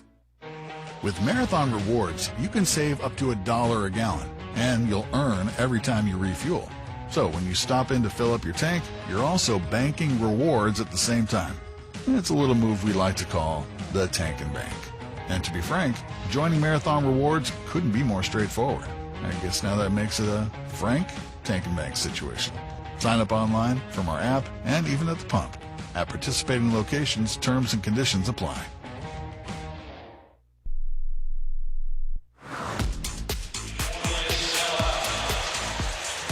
Still 14-15 remaining in this second quarter. 7-0 Alabama leads Tennessee. Big time stops by Bama this season presented by Truckworks. Big time stop by Bama, again presented by Truckworks, the official commercial truck dealer of the Crimson Tide. 17 locations throughout Alabama, Mississippi, and the Florida Panhandle, including right here in Tuscaloosa. Well, so far the defense stopping Tennessee, holding the balls to only 40 yards of total offense, including minus 19 on the ground. Those sacks by Yonsei Pierre certainly making an impact for the Crimson Tide defense. How about the Crimson Tide offense? Corey Reamer, our Crooks Pest Control sideline reporter. Let's try this again. Set up this big third down for the Crimson Tide with 9 to go. You're trying to throw me off my game, man. It's too early for this. This is too big of a moment, trying to mess me up like that. 3rd and 9 right here. This is a big one for us. Like Tyler said, let's convert or just get some better field position so we can let Dow pin them back deep, make Tennessee's offense really work from backed up territory. But I'm going to go a little positive here. Go ahead and let's convert this 3rd down. I would love to see Alabama convert another one. Very good so far on those, as Horton will go wide left. Jeremy split wide right. Jam is basically offset to the left of Caden Proctor, leaving an empty backfield. Ty directing traffic. He'll bring Jam now in tight as they change the play at the line of scrimmage. Play clock is down to 5, 3, 2, 1 to get the snap off in time. Simpson steps up in the pocket, fires. Brooks, catch made, ball on the deck, diving and saving the possession. No, they say it was incomplete from the start. Boy, I thought Brooks had caught it, taken a step, and then that Isaiah Horton had recovered the fumble. Instead, they call it an incomplete pass. We'll get a chance to look at the replay right here. Let me tell you something, man. I don't know how far you got to go with that, but I'd love to see them look at that one more time. Yeah, they're going to call it an incomplete pass. I know they did. Yeah, a heck of a play by the defender there, Boo Carter. He took at least a step and a half, maybe 2 after he caught it, it looked like. But Dowd on the punt. And a fair catch is going to be called for on the run at the 22-yard line by the Volunteers. Boo Carter was the man who returned it. And so the Tide gets stopped. I guess that wasn't as close as I thought it was, but man. Yeah, Tide normally so accurate with the football, and you talk about a game of inches. That ball's thrown on Latsier Brooks' back shoulder. If it's thrown just a hair more out front, just a difference of a foot. Yeah, it's definitely a completion and advance for another 5-10 yards. Peyton Lewis is in the backfield to the right of Aguilar, the quarterback. 2 wide outs left, 1 right. Tight end offset to the right. Now comes in motion near side. That's Kitzelman. Bama showing a 4-man front. Now they'll bring pressure up the middle. Tennessee picks it up. They throw a pass that is caught right at the first down marker. It was Braylon Staley who made the catch. A pickup of 9 as they spot him just short of the first down marker. Line of scrimmage at the 31. First down marker right at the 32. Handoff right up the middle. They got a first down. They got more. Is breaking a tackle and getting to the 43-yard line was Lewis. He had 8 carries for 33 yards a week ago. That's his 44th carry that puts him over 200 yards. Keon Sabb came up and made the hit after an 11-yard gain for Lewis on that play. Lewis still in the backfield. 3rd man we've seen back there for the Volunteers today. Again, they've got 2 split wide to the near side of the field, 1 right. They hand it off again, and they'll gash us again, going to the right side and getting up near the 48-yard line. 2nd and 5, maybe even 4 upcoming. Well, Justin Jefferson knifed inside, and the ball bounced to the perimeter. Really no containment there on the edge. So 2nd and 4 with Brazel and Staley split wide to the right side. 1 man wide left. That's Mike Matthews. Play action. Aguilar looking left, firing. He's got a man there. Catch is made. He'll get spun around and goes out of bounds right around the 30-yard line. Shy of it, actually. They'll say it back at the 34 is where he goes out of bounds. Matthews with the grab and a 14-yard pickup for him. Yeah, we saw Tennessee kind of committing a little bit more to the run to start this drive off. We hadn't seen a ton of it so far this game. You see what that does. It opens up a lot in the play action pass with some soft coverage on the edge. Easy throw and catch right there. Lewis, Brazel, Staley all in the game for Tennessee. They had 2 in the backfield. They hand it off, and they won't get much on that carry as Tim Keenan III clocked things up in the middle for the man who carried it, Peyton Lewis, the Salem, Virginia native, a sophomore, had 43 catches for right at 200 yards on the year coming in with 5 touchdowns. It's 2nd and 9 now for the Volunteers. Lewis still in the backfield as Aguilar will operate from the pistol. He's got Lewis to his left, and Aguilar will throw across the middle. It is incomplete. He was trying to connect with Kitzelman, but it falls incomplete. Justin Jefferson, the middle linebacker, impacting that play. So 11:33 to go before halftime. 7-0 Bama in Tennessee on the Alabama side of midfield. They're at the Tide's 34-yard line. Faced with a 3rd down and 9. They're only 1 of 4 on 3rd down so far. Aguilar with 3 wideouts to his right. Gets the snap, looks right, fires across the middle on the slant. Catch is made. It'll be 1st and goal inside the 5 as making the grab with Staley, and he's finally tripped up, but not until he gets all the way down to the Bama 3-yard line. We brought pressure, was picked up nicely. Bray Hubbard slipped down. Now they're inside the 2. 31 yards on the pickup, but a loss of 3 on the play. How about the game from Nakai Hill-Green? The linebacker stepping up big right there, making the hit. Tennessee wanted to go fast once again, and Alabama was ready for it as Nakai Hill-Green was able to slip through the line completely untouched. Peyton Lewis in the backfield. Bama 3-man front, but walking up all the linebackers inside the 5. Aguilar looking to throw, scrambling left, wanted to run, can't. Now he's going to have to, and he's going to get leveled at the 3-yard line. Little slow to get up there is the quarterback for the Volunteers as Justin Jefferson, Corey, rocked his world. Yeah, that's what you want to do as a defensive guy. You want to make him pay if he's trying to use his legs to score there. And there were 3 Alabama defenders that collided with him, and he was definitely shaken up after that hit. That was a tough one right there. 3rd and goal from just inside the 3. 14 on the play clock as they will finally get things set for Tennessee. They've got 3 wideouts right initially, but they bring them in tight. They've got 1 man wide left, 2 in the backfield. Aguilar looking to throw, looking, firing, slant, caught. Is he got a bounce? It was a touchdown as he was in bounds. Braylon Staley made the grab, a delayed call from the official, but it was a catch. It was a touchdown, and Tennessee is an extra point away from knotting this one at 7 with 9:46 to go in quarter number 2. Yeah, clean pocket once again. They call this in zone, and Staley's just able to work the back end line. That's tough for DBs to be able to pick up and keep track of where those receivers are. I thought he might have stepped out, but clearly he was in. Deshaun Jones, the defensive back, was the man closest to him, but could not get a hand on it as Max Gilbert is on to try the extra point for the Volunteers. Good snap, good hold, and unfortunately a good kick for the Vols as well, and they tie it up at 7 apiece. 9:46 to go before the half. We'll step away from here at Saban Field at Bryant-Denny Stadium on the Crimson Tide Sports Network from Learfield. Game day is about big plays and big energy, but it's also about the little things. It's about the energy of a community coming together to cheer for our heroes on the field, the tireless work that goes into every game from the front gate to the 50-yard line, and making memories that last a lifetime. Alabama Power knows that dedication makes all the difference. That's why we're here to keep you moving with reliable power and the programs that help you save. Now that's big.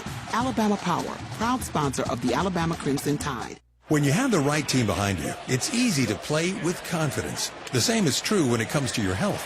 Blue Cross and Blue Shield of Alabama provides what you need to feel healthier and happier. A choice of plans, a large network of doctors and hospitals, and personal support to help you choose the right plan with confidence. No second guessing, no confusion. Just care that works for you and your family. Blue Cross and Blue Shield of Alabama is proud to be on your team and proud to be a sponsor of athletic programs across the state. Roll Tide.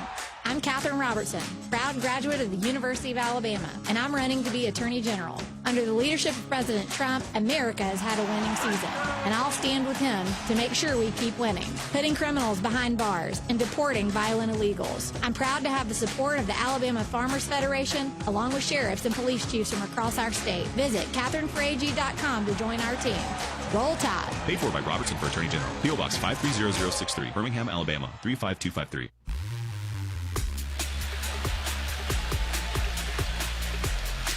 9 minutes, 46 seconds remaining in the second quarter. It's now Alabama and Tennessee tied at 7. Across the conference is presented by Homewood Suites.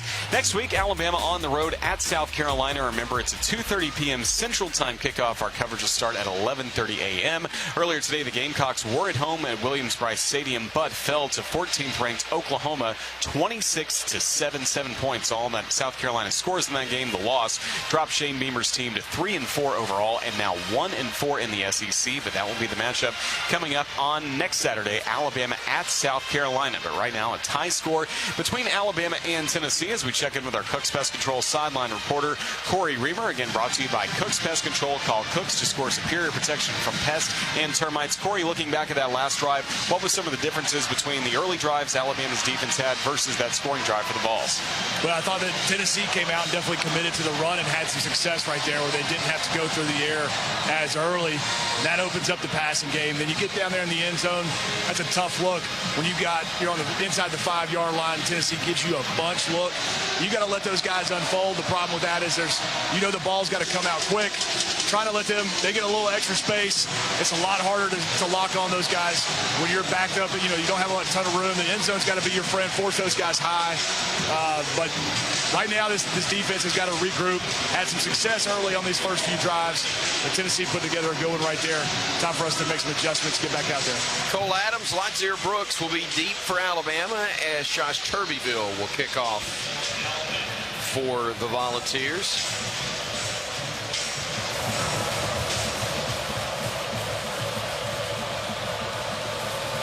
Ball sitting on the tee at the Tennessee 35 as he approaches it, boots it into the air, a low wobbly kick that's going to sail out of bounds, and a break for Alabama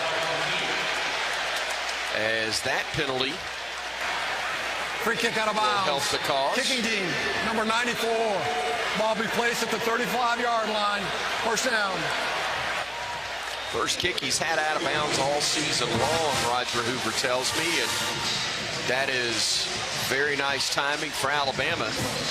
So they'll have possession first and 10 from up at the 35-yard line. Great way to start things off.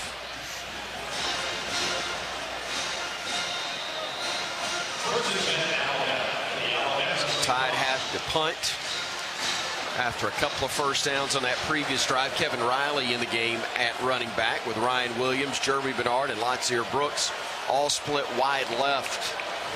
Handoff to Miller, gets tripped up, wrapped up in the backfield. A nice play defensively by the Volunteers. That was Jeremiah Thielander, who was able to wrap him up, bring him down for a loss of a couple on the play. Yeah, went unbalanced on the line on the left side and then tried to run it behind it. It had a little bit of leakage there as Thielander was able to get in there and get us for a loss.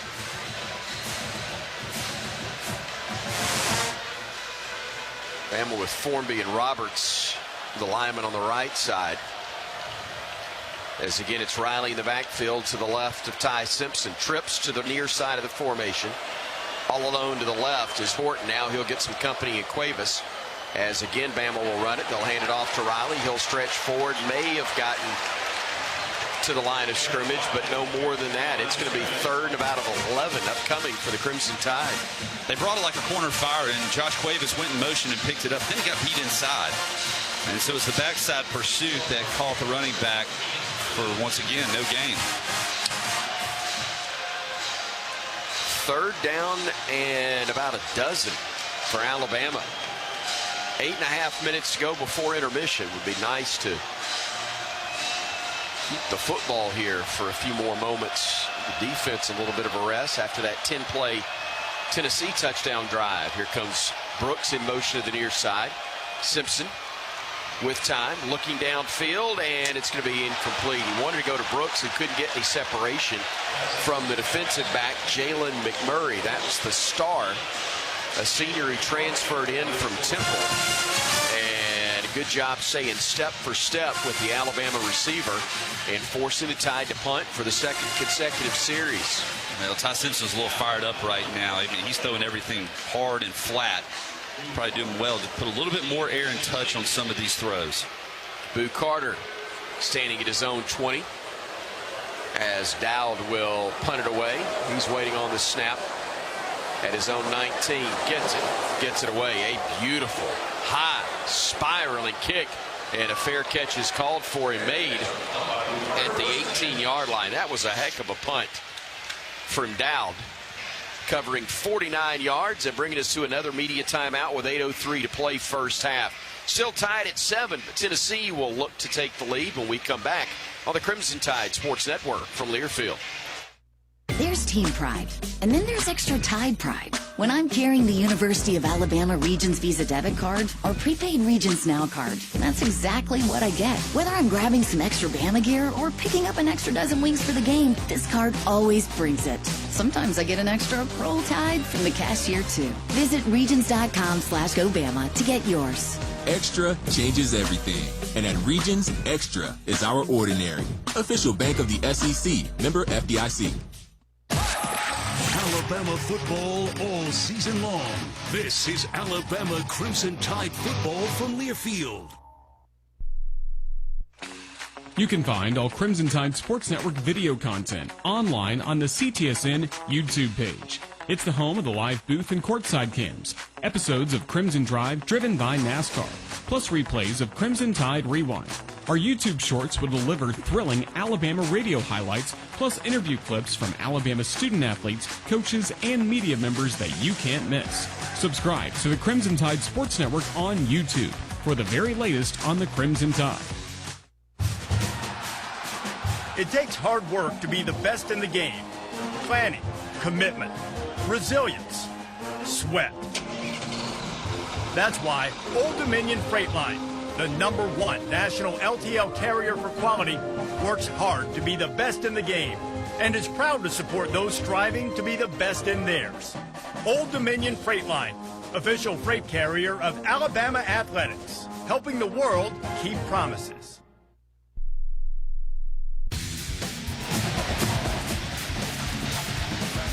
8:03 remaining in the second quarter. Alabama and Tennessee tied at 7. Listen to all things college sports, including live games and talk on SiriusXM College Sports Radio. That's channel 84. Also streaming live on the SiriusXM app. We go down to the field to our Cooks Pest Control sideline reporter Corey Reamer. Again, Cooks Pest Control. Call Cooks to score superior protection from pests and termites. What adjustments, Corey, do you want to see from the Alabama defense on this drive? Well, I think we definitely got to be better on first and second down, especially stopping the run, picking up 3, 4, 5 yards on that last drive, that last scoring drive that Tennessee had. Really puts his defense in a tough position. You got to back these guys up, put them in some second and third and longs, keep them in backed up territory, make Aguilar go back to the air to try to beat us. But this defense has been answering the bell. We got to find some fire that we had. We started out with the game playing really aggressive. We got to pick that back up. Matthews, Staley, and Brazel are the wideouts for the Volunteers. 2 of them to the right, 1 to the left. Peyton Lewis, once they break the huddle, will be the running back. Damani Jackson and Xavier Mincy are in, as well as Red Morgan in the secondary for Alabama. Bama showing a 4-man front as they walk up Pierre, filling a gap. Play action. Looking down to his right and firing an incomplete pass was Aguilar. He was trying to connect with Peyton Lewis, but Yanze Pierre was applying some pressure and the throw was off the mark. He's trying to work the ball downfield in some of these deep zone curl patterns that his wide receivers are throwing. They're all getting too tight though, so he hits his check down, but didn't have his feet up under him and unfortunately threw an inaccurate pass. He'd have had his feet out from under him in a big way if he had made the grab. Justin Jefferson, the middle linebacker, was closing with bad intentions as Aguilar will sling it out to the right side. Catch is made, cutting it up and picking up 7 on the play as the flag's going to come in And I wonder if we're going to get hit with targeting here. Somebody came flying in across the way. Chris Brazel made the catch. I may be way off on this. I just saw a guy go flying in, and it's the only thing I thought it could be. Nope. I'm so glad I was wrong. It's pass interference, offense. Penalty half the distance to go. Replay the down. So the slot receiver was blocking downfield, and the ball was thrown past the line. You can block, but it's got to be behind the line of scrimmage. He drove Red Morgan about 5 yards off the line of scrimmage. The penalty was on number 14. It's where the ball's caught. It's caught about a yard downfield, and therefore you can't engage with the defender blocking prior to the catch. It was a good tackle. It was a clean tackle, but when the flag actually seemed to come in, scared me, obviously, that it was going to be against the Tide. Instead, it's 2nd and 20. I like that a whole lot better. 7.5 minutes to go before intermission. Back in the end zone and down, and that is going to be a safety, I believe. Wait a minute. Are they going to call that a fumble? No, I hope so. Wait a minute. They did let it go, and that should be Bama's ball at the 1, and it's a break if it is. Deontay Lawson was there. Yanze Pierre may have gotten the sack, which would be a safety if it is not a fumble. Intentional grounding. Offense. Because the foul happened in the agenda, results in a safety. So 2 points for the Tide, and they're going to have to punt it to us. And Josh Heupel's mad, but did we not recover that loose ball at the end of it anyway? Yeah, either way, it was our ball. It's just whether it was first and goal from the 1 or a safety, and I'm trying to see exactly who applied the pressure. I believe it was Yanze Pierre once again. Yeah, and he gets credit for the safety. And it's just a bull rush, and because of his speed and arm length, he is able to take on the right tackle Sanders and drive him into Aguilar and then reach out and almost like trip him like a karate move or something. Sweep the leg. That's exactly. I think Aguilar tripped over his own guys, actually. He's sitting there in the pocket and doesn't retreat, and his pressure's coming and gets stepped on by his offensive lineman. Yeah, and at the end of the play, and again, he tried to throw it, and Heupel wanted an incomplete pass, but instead it was called grounding, and so that is a safety. Alabama's number 7 is now number 47. I'm assuming he's talking about Deshaun Jones, because Cole Adams will be out there as a return man, and I know he's still wearing number 7. Turbeville will kick it off, but he'll have to do so from his 20. So this could be a major turning point in this ball game if Alabama is indeed able to capitalize here, getting the ball with 7:27 to go in the second quarter. Up now 9-7. The kickoff will send Brooks back to his 15, and he'll return it to the 20, to the 25, to the 30, and it'll get brought down there. A 16-yard return to give Alabama 1st and 10 from right there, and this offense would love a reset right now. They need to get going, too. The last 2 possessions, they've been a little stale and stagnant, especially on first down. We saw a false start that cost us a first down opportunity, and then 2 negative plays in the running game. So this Alabama offense has an opportunity here with 7:20 to really milk this clock and move the ball down the field and get points on the board. Cuevas in at tight end. He'll go wide left at the moment with Brooks and Bernard. You've got Horton and Miller also in. Jam's going to go to the backfield and join Simpson. He's behind him now as he operates from the pistol. Ty directing traffic, sends Bernard wider left. Now he gets the snap. Looking, firing. It is caught across midfield. Bernard at the 45 of Tennessee and down to the 40. First down, Alabama.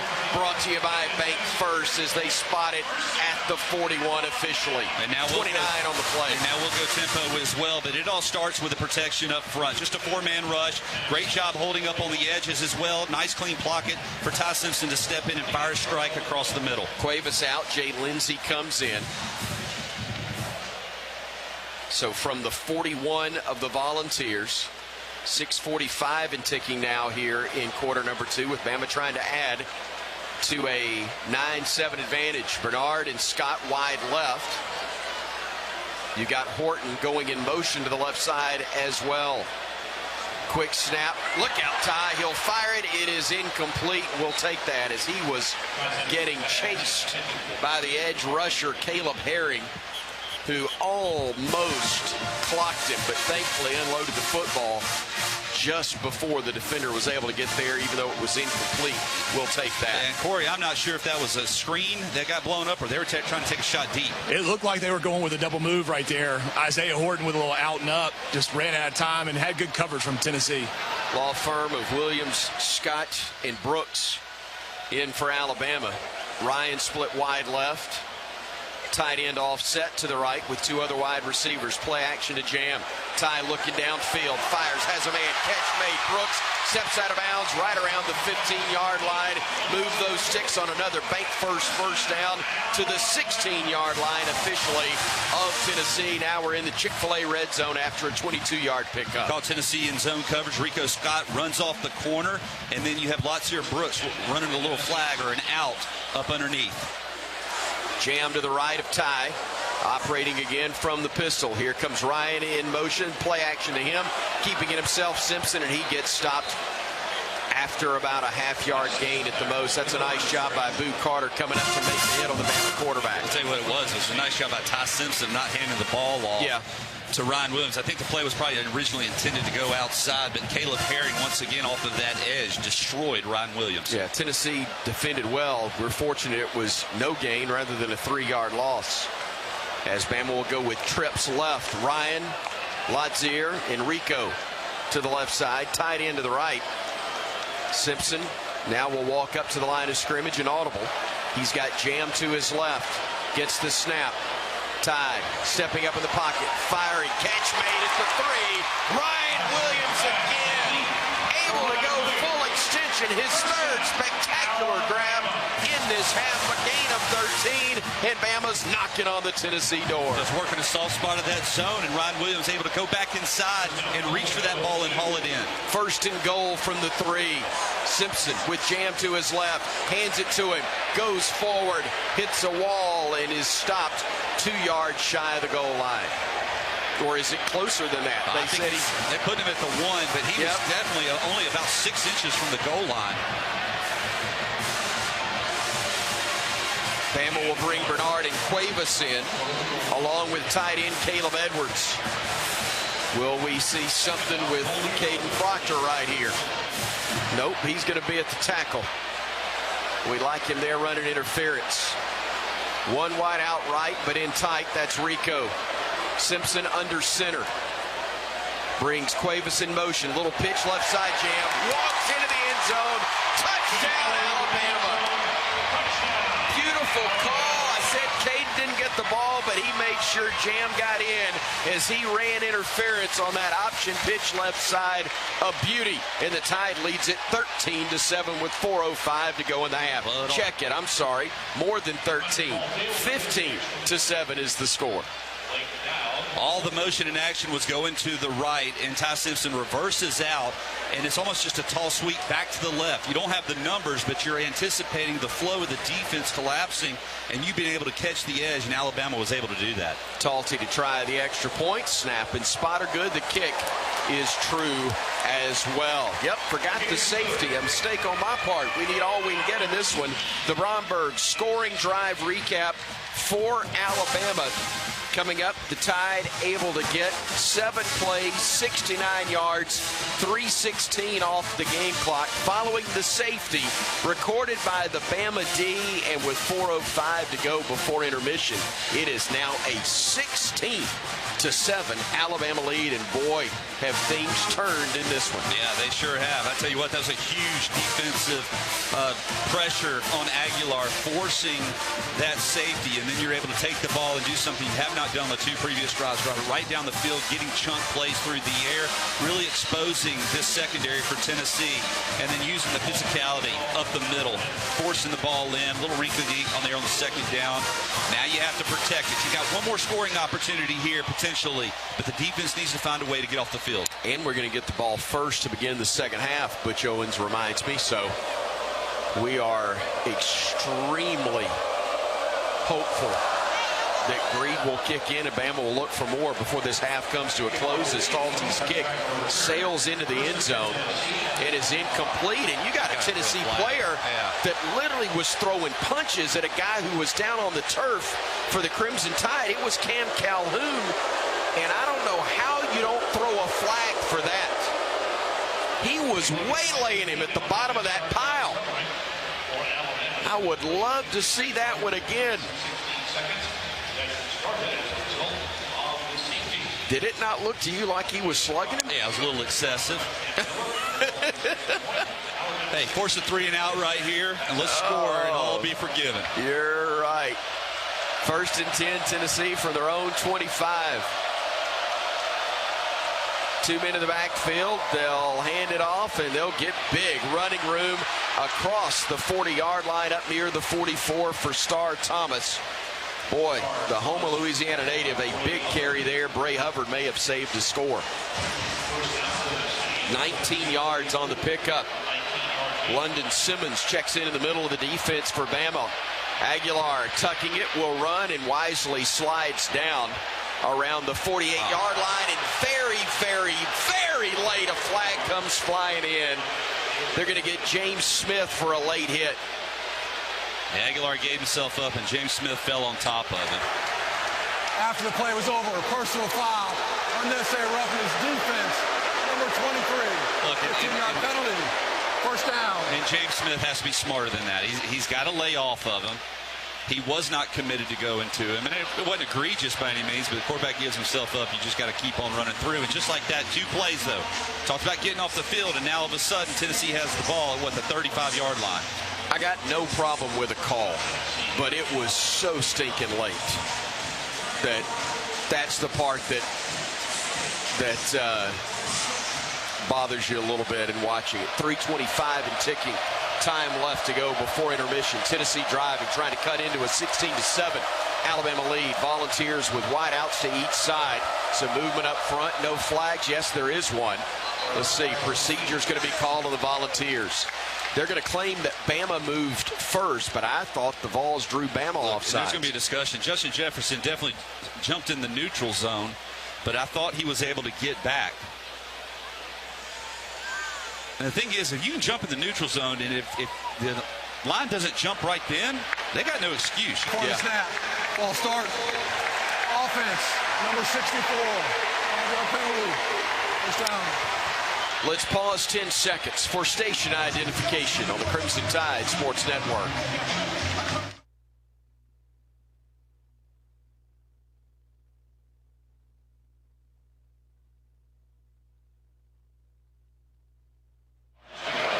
Fifth penalty, 29 yards on the Vols. It backs them up to the Alabama 44-yard line. 1st and 15 for there. Aguilar swings it out near side, wrapped up, and still gaining about 3 yards on the play was Mike Matthews, but it looked like he was going to get a running start before the Tide's Red Morgan was able to reel him in. That's the best we've defended that little quick hitter. We're playing so soft on the outside, and the ball gets there so quick, but it still picks up about 4 yards. Yeah, when he initially hit him, I thought it was going to be no gain or only a yard, but Morgan couldn't hang on. Star Thomas in the backfield now to the right of Aguilar, who will look to throw, gets the snap, fires near side, catch is made right around the 35. They may have spotted him short. It's going to be 3rd down and probably 6 from there. Braylon Staley with the grab. Damani Jackson, the corner, was there to make the hit. Those underneath throws won't beat you, though. Good coverage. Damani Jackson out there doing a good job keeping everything underneath him. Vols 3 of 6 on 3rd down so far. This is where you got to watch Kitselman. 3rd down and 7 upcoming for Tennessee. They've got 2 mid wide right, 1 wide left. The aforementioned tight end that Tyler mentioned was lined up left. It's a 2-minute timeout. So the 2-minute warning if it's the NFL, the 2-minute timeout, because we've just got to be different in college, resonates now. And it's 16-7. Alabama leading Tennessee. We're back after this here in Tuscaloosa on the Crimson Tide Sports Network from Learfield. Hey, college football fans, I know you'd do anything for a win on game day and an ice-cold Bud Light. Because whether you're tailgating in the parking lot or parked on the couch, sitting on your lucky stool at the bar, or standing in the fan section all game long, the clean, crisp taste of Bud Light turns a win into a win-win. And there's nothing easier to enjoy than that. Bud Light. Easy to drink, easy to enjoy. Enjoy responsibly. Anheuser-Busch Bud Light Beer, St. Louis, Missouri. Are you ready for your winning moment? Find it at Wind Creek Casino, where the action never stops. Hottest games, loosest spins, more ways to win. We've got the highest payouts and the most epic rewards. At Wind Creek, there's a win waiting for you around every corner. Wind Creek Casino. Find your winning moment. Gambling problem? Call 1-800-GAMBLER.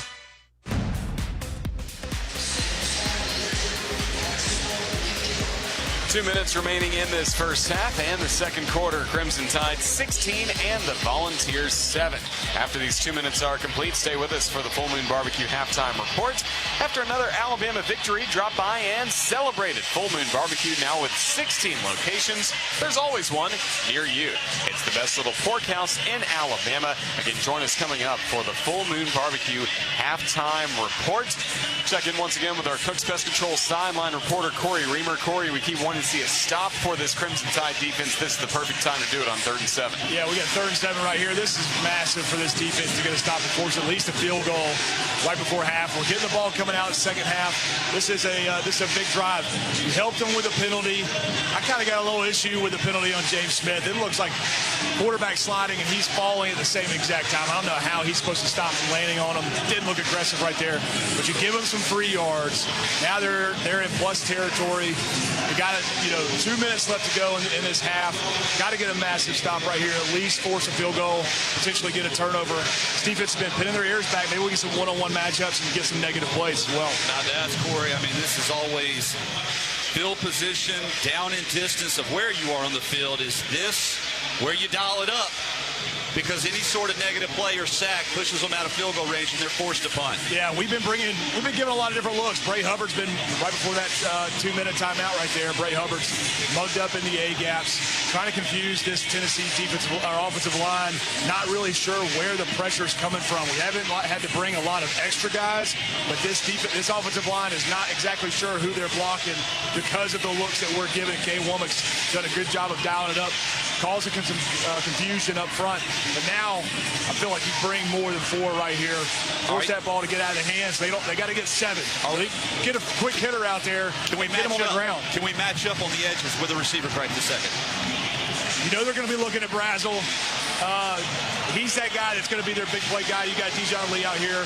They're wide. I mean, it's going to be a long throw for Aguilar if he wants to hit those guys. I think we can handle the man coverage, something that we've improved on every single week so far this season. Let's see if we can do it right here. They hit Brazel for 30 earlier to set him up inside the 5 against the Tide. Let's see what they go with here. 2 wide right, 1 left. They send a second man wide left. Aguilar looking, sets up a screen across the middle. Bama reads it, gets him down, shy of the 30. Kitzelman with the grab. The hit by Yanze Pierre, who's all over the place.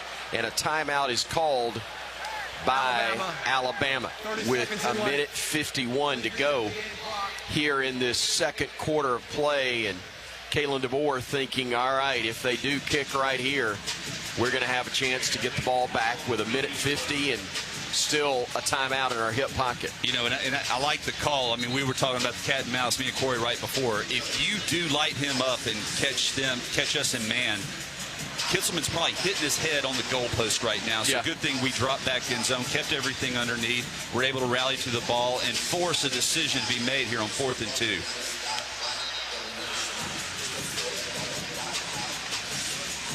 Trying to see what they're going to go with again. Corey, any idea? They're going to go for it, aren't they? Yeah, it looks like they're going for it. Great job. Yanze Pierre's having a phenomenal game. That was a phenomenal job by him. Realizing that it was a screen, turning around and retracing, getting Kitzelman on the ground will force him in this 4th down situation. Kitzelman will be one of 3 wide right. Star Thomas is in the backfield. To the right of Aguilar, the quarterback. They've got 1 man wide left. Man coverage there for Alabama. Again, it's 4th and 2. They get the snap. Aguilar looking, fires. It is caught, and they do get to the mark. It was Kitzelman who made the great grab on a perfect throw. Man, if he waits 1/2 second longer, he's on the turf, and Bama's taking over on downs. Well, it's just so far for Bray Harvard to have to cover from that safety position. He's coming up prior to the snap, but even have that. We got a late flag here. We got some discussion.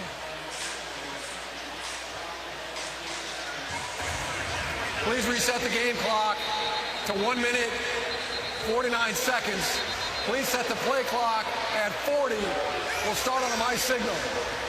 Just to finish that up, Bray Hubbard's coming from depth. That's a long way for him to be able to cover the tight end in the flat. I was not really even thinking about him. I was thinking about Aguilar, who almost got hit prior to that, and it was, I believe, Jamarian Latham, or Deontay Lawson. I'm so sorry, Deontay Lawson, who was chasing him. It almost got him down. Star Thomas in the backfield to the right of Aguilar. He'll swing it out near side, broken up. They were trying to connect on the slant, but Red Morgan knocked it away from Braylon Staley, who was there for a moment, but with 1:28 to go before halftime. Bama up 16-7. It'll be 2nd and 10 balls from the Crimson Tides. Really good coverage. The 29-yard line. Red 28. Morgan, being able to go through the wide receiver's hands without hooking him or putting his hands on his back. 2 men wide left, 1 wide right for the Vols. They hand it off left, and there is no running room. Star Thomas got to carry.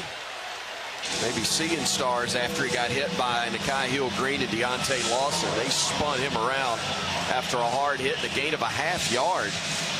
1:08 remaining. As Tennessee, which is 3 of 7 on 3rd downs, is facing a 3rd and 9. Clock under a minute to go. Tennessee thinking if we don't get it here, we want to bleed as much clock as we can before intermission. They get the snap. They'll step up in the pocket. Aguilar eluding 1 man. Now he's going to run. It looks like he's going to get close to the 1st down as he got shoved out of bounds. And they may have spotted him out a foot shy. I think they did. He got a bunch of it back, though, when it looked like Bama might get him in the backfield. You hate that, too. We dropped back in zone coverage, confused him a little bit, but weren't able to get up on him once he broke containment. Justin Jefferson giving chase. Yeah, I believe he is about a ½ yard shy. They're going to look at this one. An official Ruling review. on the field is a runner was stopped short of the line to gain. That play is under further review. This play under review presented by Ziegler Meats. Pick up the same Ziegler Jumbo Franks served in Bryant-Denny Stadium at your local grocery store. Ziegler Meats, a tradition of great taste for over 90 years and proud to be the official hot dog of the Crimson Tide. We're looking at it again.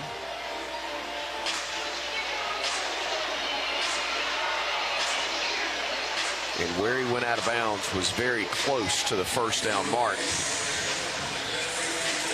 But I think it passed. He definitely stepped out of bounds shy of the mark. Or excuse me, was stepping out of bounds right at the marker, but it looked like his foot was passing from the field of play to out of bounds. Shy by about, what, a ½ yard? At the most. Either that or 1st down.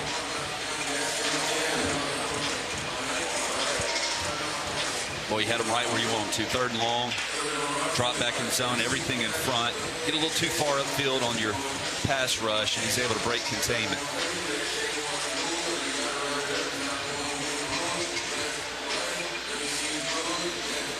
I'll be shocked if they do anything other than go for it if they're shy of the mark, aren't they? No, absolutely. Yeah. They're going to go for it here. They got 2 timeouts and 41 seconds to go. So where there's 3 timeouts still for Tennessee, excuse me.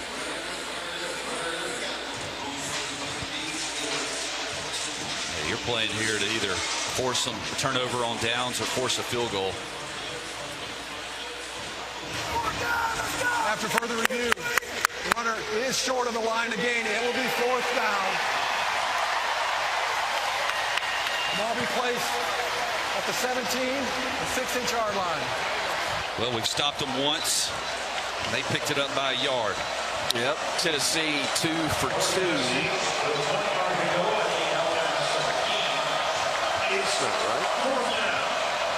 Fourth down upcoming for the Volunteers. And I think it's literally inches. Deshaun Bishop in the backfield, one of 3 men back there. Aguilar working under center. Stack eye behind him. They hand it off. They'll bounce it right. They got a first down and more inside the 15 to the 14-yard line for the Volunteers. Bishop on that carry, and Yanze Pierre is the one that finally was able to corral him. But Tennessee will use the first of their 3 timeouts first right here. Timeout. Tennessee, 30 seconds. Please reset the game clock to 37-7. A lengthy, 37-7. to say the very least, second quarter of play here. Yeah. Couple of reviews, couple of scores. This is a... We got to force a field goal here, though. We're approaching a 2-hour first half of action.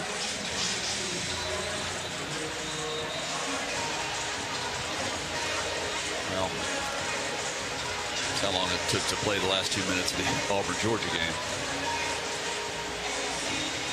We'll leave that one sitting right there.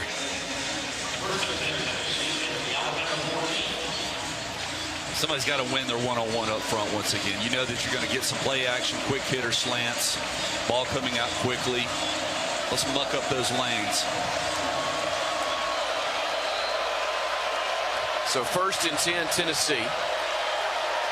1 wide out left, 1 going in motion to the right side of the formation. 2 into the backfield, 1 on either side of Aguilar, the quarterback. Gets the snap, looking, fade pattern, right corner of the end zone, incomplete. Good job in coverage there by Alabama's Xavier Brown, the corner, working against Chris Brazel II. They try to go one-on-one right there, and Brown a nice job in coverage. Yeah, went through the wide receiver's chest. That ball was high anyhow. Really no contact prior to it. You won first down, now you got to win second. Bishop in the backfield, Matthews, Staley, and Brazel are the wideouts.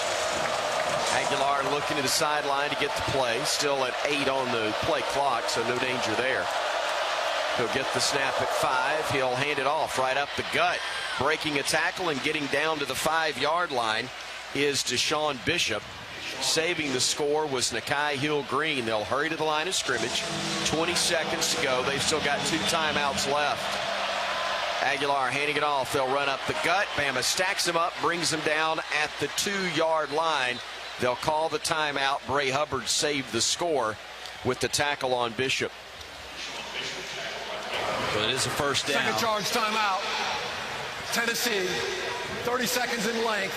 Please Corey, reset the game clock. They're doing what they love to do, and that's run the football right at you. Yeah, and they're having some success with it with these last couple of drives that they've had, really attacking the middle of that defense.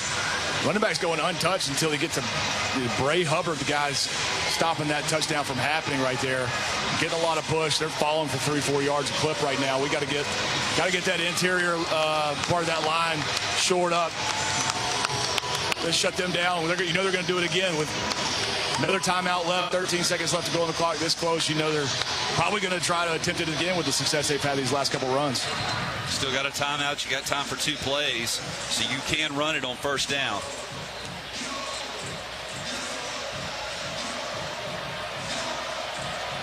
I probably expect some sort of play action here, though.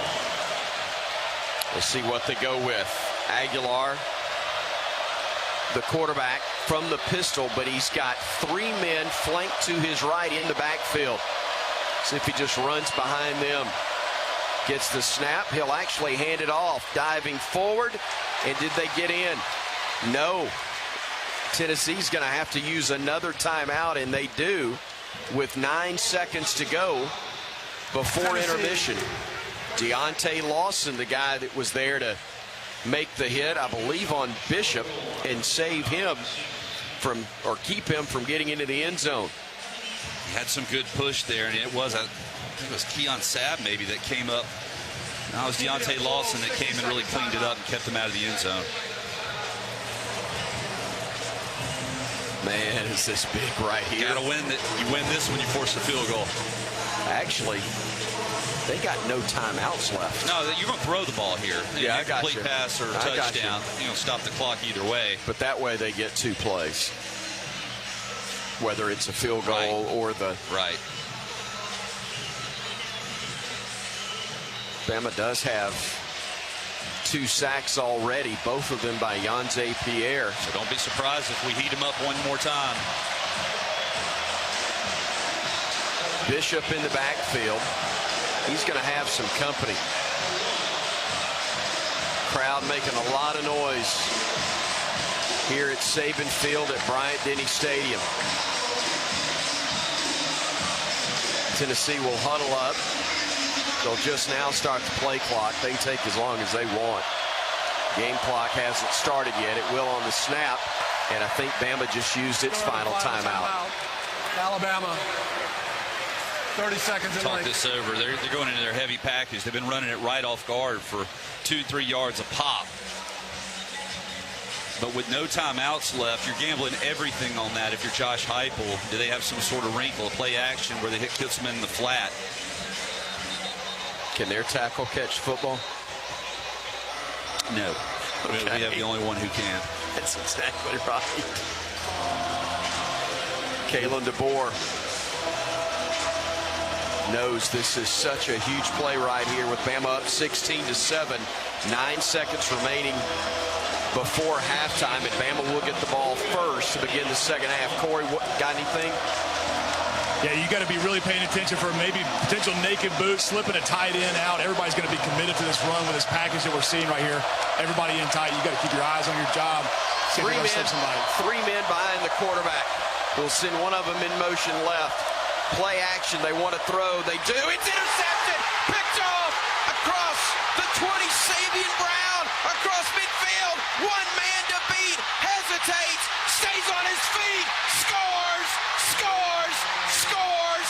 Ain't a flag to be found. Sabian Brown took it to the house. 100 yards. And the Tide adds to its lead. Oh, mercy.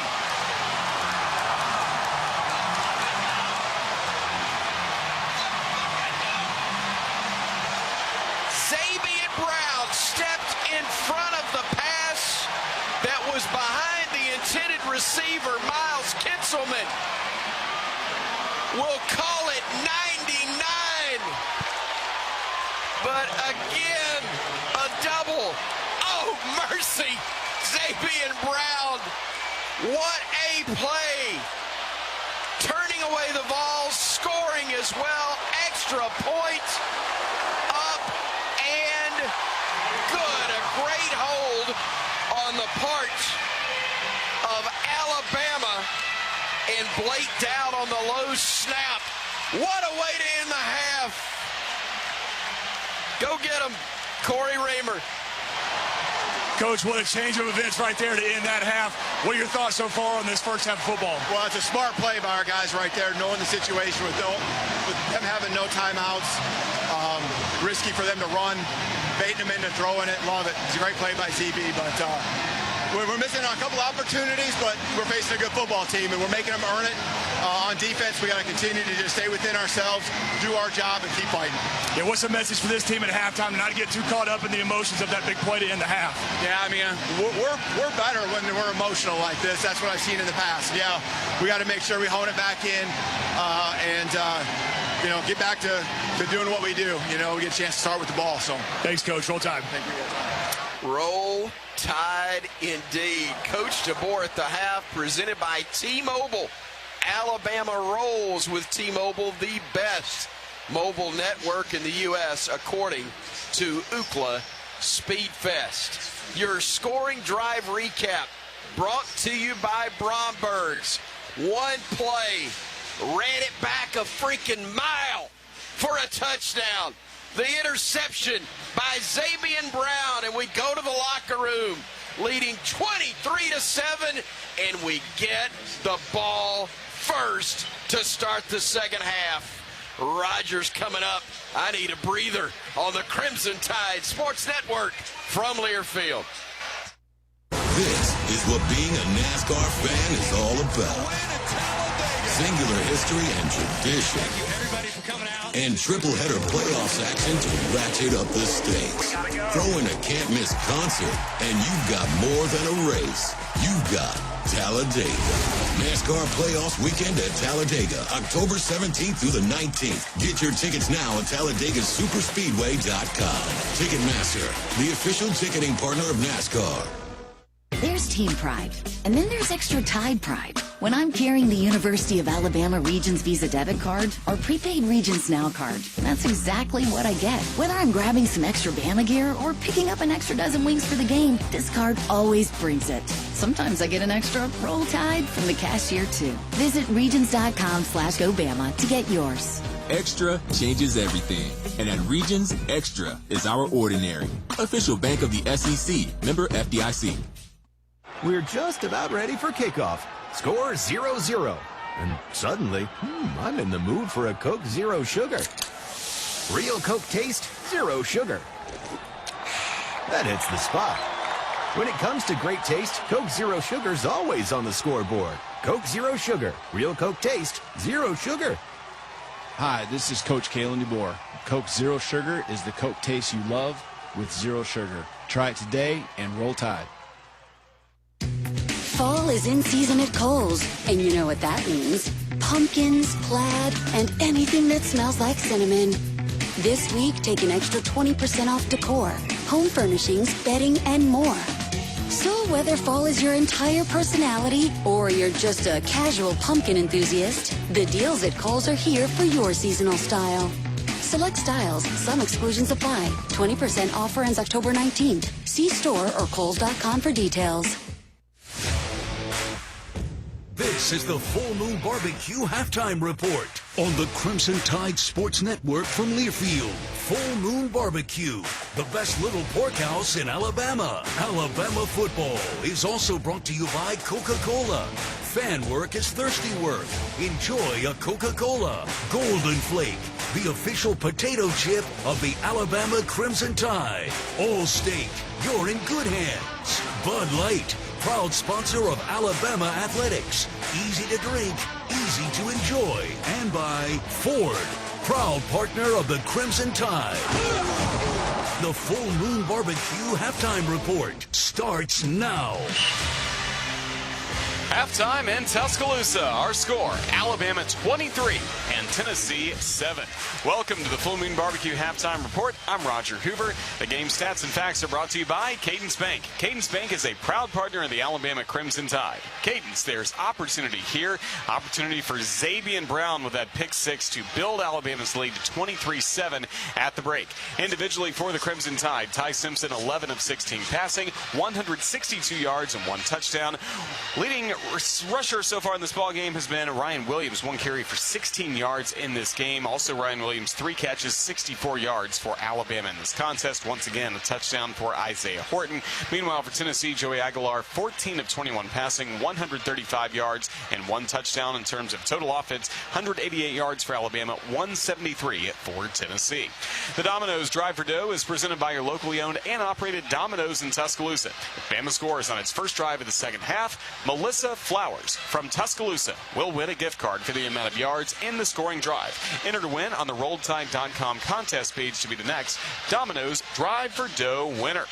In football, there's always a winner and a loser. But when it comes to great Southern barbecue, there is only one winner. Full Moon Barbecue, voted one of America's top 10 barbecue joints, and now with 16 locations to serve you.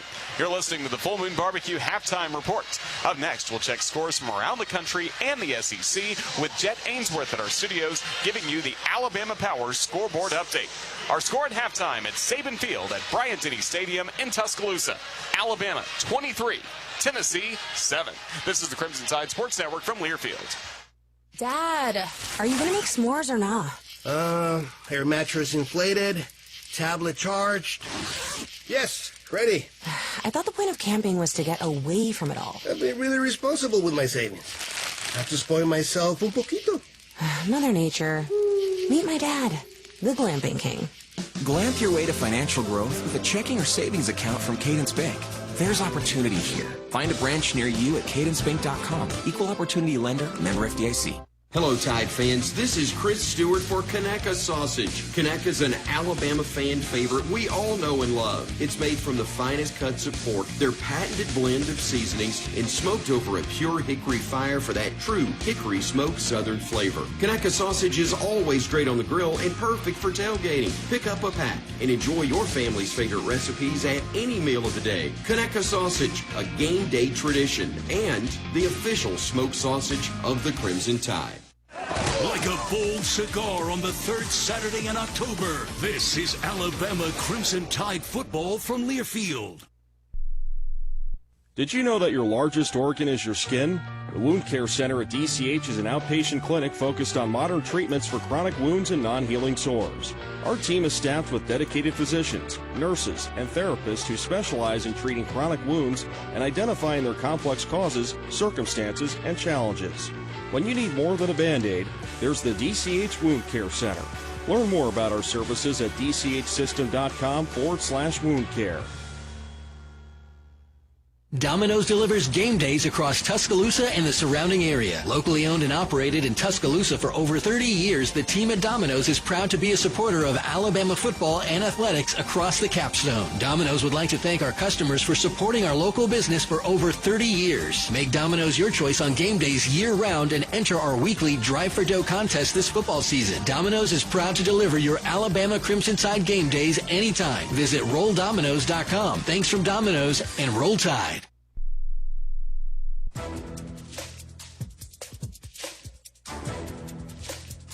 This copyrighted broadcast is an exclusive presentation of Learfield under the broadcasting rights granted by the University of Alabama. Reuse of this presentation is prohibited without the expressed written consent of the university and Learfield. Announcers are provided by Learfield and approved by the university.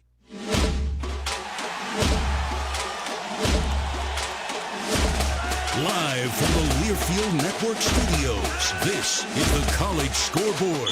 The Crimson Tide finish with a defensive flurry. They lead at the half, 23-7. I'm Jet Ainsworth. This is your Alabama Power Scoreboard update with the latest scores from the SEC and around the nation. When you cheer, we cheer. Alabama Power is a proud supporter of the Alabama Crimson Tide. Some games in progress. Number 21, Texas. They are in the third quarter in Lexington. They're taking on Kentucky. The Longhorns lead 10-3, 2 minutes to play in the third quarter. Also at the half at Jordan-Hare, 16th-ranked Missouri has a lead over Auburn. It's 10-7, Mizzou.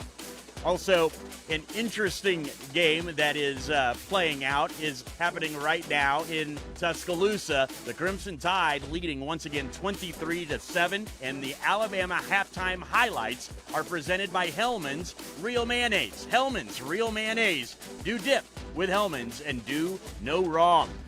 The Alabama Crimson Tide on offense got on the board first. Looking, Simpson fires, made, touchdown Alabama.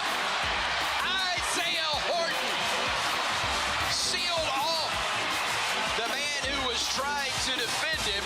He made the catch, Ty put it on the money, and Bama gets on the board first. What started with offense, then went to defense. Yanze Pierre, what a first half. Spaced around Aguilar, who will look to throw. Pressure coming, and he will go down all the way back at the 11-yard line. Yanze Pierre was the first man there, recording the first sack of the game for the Crimson Tide. And second verse, same as the first. Four wideouts in formation, single set back. Aguilar gets the snap, scrambling, going down again, back at their own 45. Yanze Pierre with his second sack of this drive. And Yanze Pierre was not done, nor was the Alabama defense. 2nd and 20, and I like that a whole lot better. 7.5 minutes to go before intermission. Back in the end zone and down, and that is going to be a safety, I believe. That safety would give the Tide a 9-7 lead. They would add on. One wide out right, but in tight, that's Rico. Simpson under center. Brings Cuevas in motion. Little pitch left side jam. Walks into the end zone. Touchdown, Alabama. And then, of course, to finish the half, no better way than with a defensive play. We'll send one of them in motion left. Play action. They want to throw. They do. It's intercepted. Picked off across the 20. Savion Brown across midfield. One man to beat. Hesitates. Stays on his feet. Scores. Scores. Scores. Ain't a flag to be found. Savion Brown took it to the house. 100 yards. And the Tide adds to its lead. Oh, mercy. Once again, Alabama leads 23-7 here at the half. On the other side of this break, we'll check in with everything that's gone on around college football in Week 8. I'm Jen Aidensworth. You're listening to the Crimson Tide Sports Network from Learfield. Get ready to rev up your engines and feel the excitement at Barkley Buick GMC Cadillac. We've got the perfect ride to match your style and adventure. Visit us at our showroom at Skyland Boulevard and let our friendly team help you find the vehicle of your dreams. Barkley Buick GMC Cadillac, where hometown pride and unbeatable deals collide. Drive with passion with Barkley. Visit us today or check us out online at barkleygmc.com. Barkley makes it easy. Roll Tide. I'm Katherine Robertson, proud graduate of the University of Alabama, and I'm running to be Attorney General. Under the leadership of President Trump, America has had a winning season, and I'll stand with him to make sure we keep winning, putting criminals behind bars and deporting violent illegals. I'm proud to have the support of the Alabama Farmers Federation, along with sheriffs and police chiefs from across our state. Visit KatherineForAG.com to join our team. Roll Tide. Paid for by Robertson for Attorney General. P.O. Box 530063, Birmingham, Alabama 35253.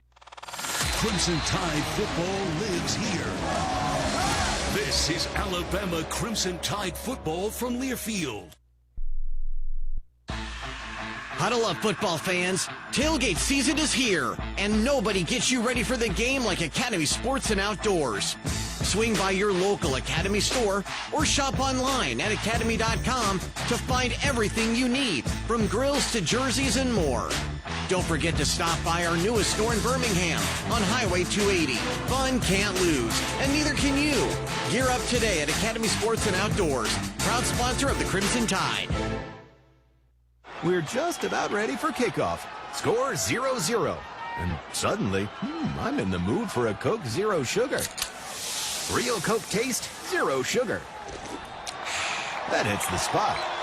When it comes to great taste, Coke Zero Sugar's always on the scoreboard. Coke Zero Sugar. Real Coke taste, zero sugar.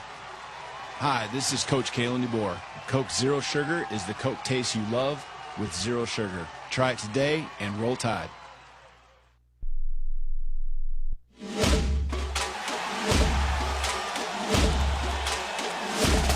Live from the Learfield Network Studios, this is the College Scoreboard. This is your Alabama Power scoreboard update with the latest scores from the SEC and around the nation. When you cheer, we cheer. Alabama Power is a proud supporter of the Alabama Crimson Tide. Well, so far today, 4 top 10 teams have gone down. One of them happened earlier today in Nashville. 17th ranked Vanderbilt handled number 10 LSU.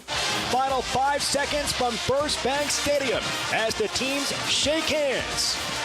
Triple zeros.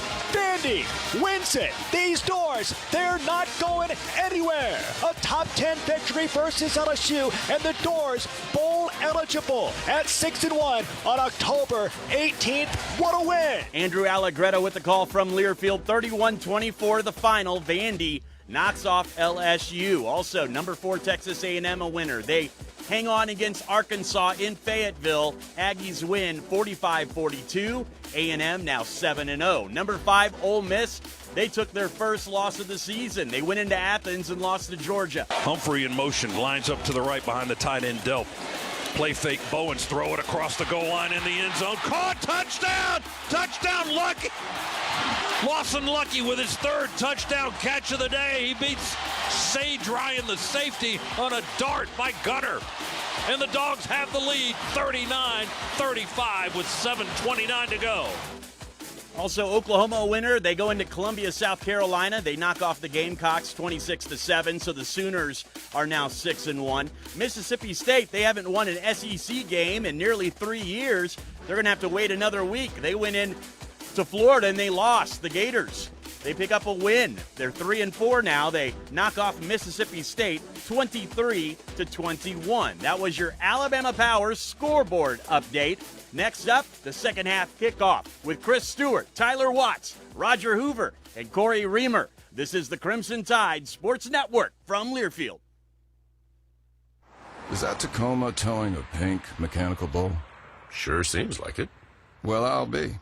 Truck like you truck with a great deal during Toyota Truck Month. Get $1,000 in Conquest bonus cash for new Toyota customers on a new 2025 Toyota Tacoma. Valid through November 3rd, 2025. Offer entitles $1,000 Conquest bonus cash on certain new 2025 and 2026 Toyota pickup trucks for current non-Toyota owners of small, midsize, and large pickup trucks. Exclusions apply. See dealer for details. Toyota. Let's go places. Hey, college football fans, it's sideline reporter Molly McGrath teaming up with Evan Williams Bourbon to welcome you to Bourbon Nation, the home of game day's #1 pour. We're celebrating every snap from coast to coast because it doesn't matter what colors you wear as long as Evan's there. Find a bottle near you at evanwilliams.com and enjoy the smooth, rich taste of my favorite Kentucky bourbon at your next tailgate. Roll Tide. Evan Williams Kentucky Straight Bourbon Whiskey, Bardstown, Kentucky, 43% alcohol by volume, must be 21 plus, enjoy responsibly. If you're looking for the best selection in Crimson Tide apparel, look no further than the Soup Store. The Soup Store is every Bama fan's ultimate destination for the hottest gear and accessories, with 3 great locations around campus to serve you: in Tuscaloosa on campus at the University Student Center, on the Strip in front of Bryant-Denny Stadium, and on Bryant Drive. If you can't get to Tuscaloosa, shop the Soup Store online at soupstore.ua.edu. The Soup Store is a proud partner of Alabama Athletics.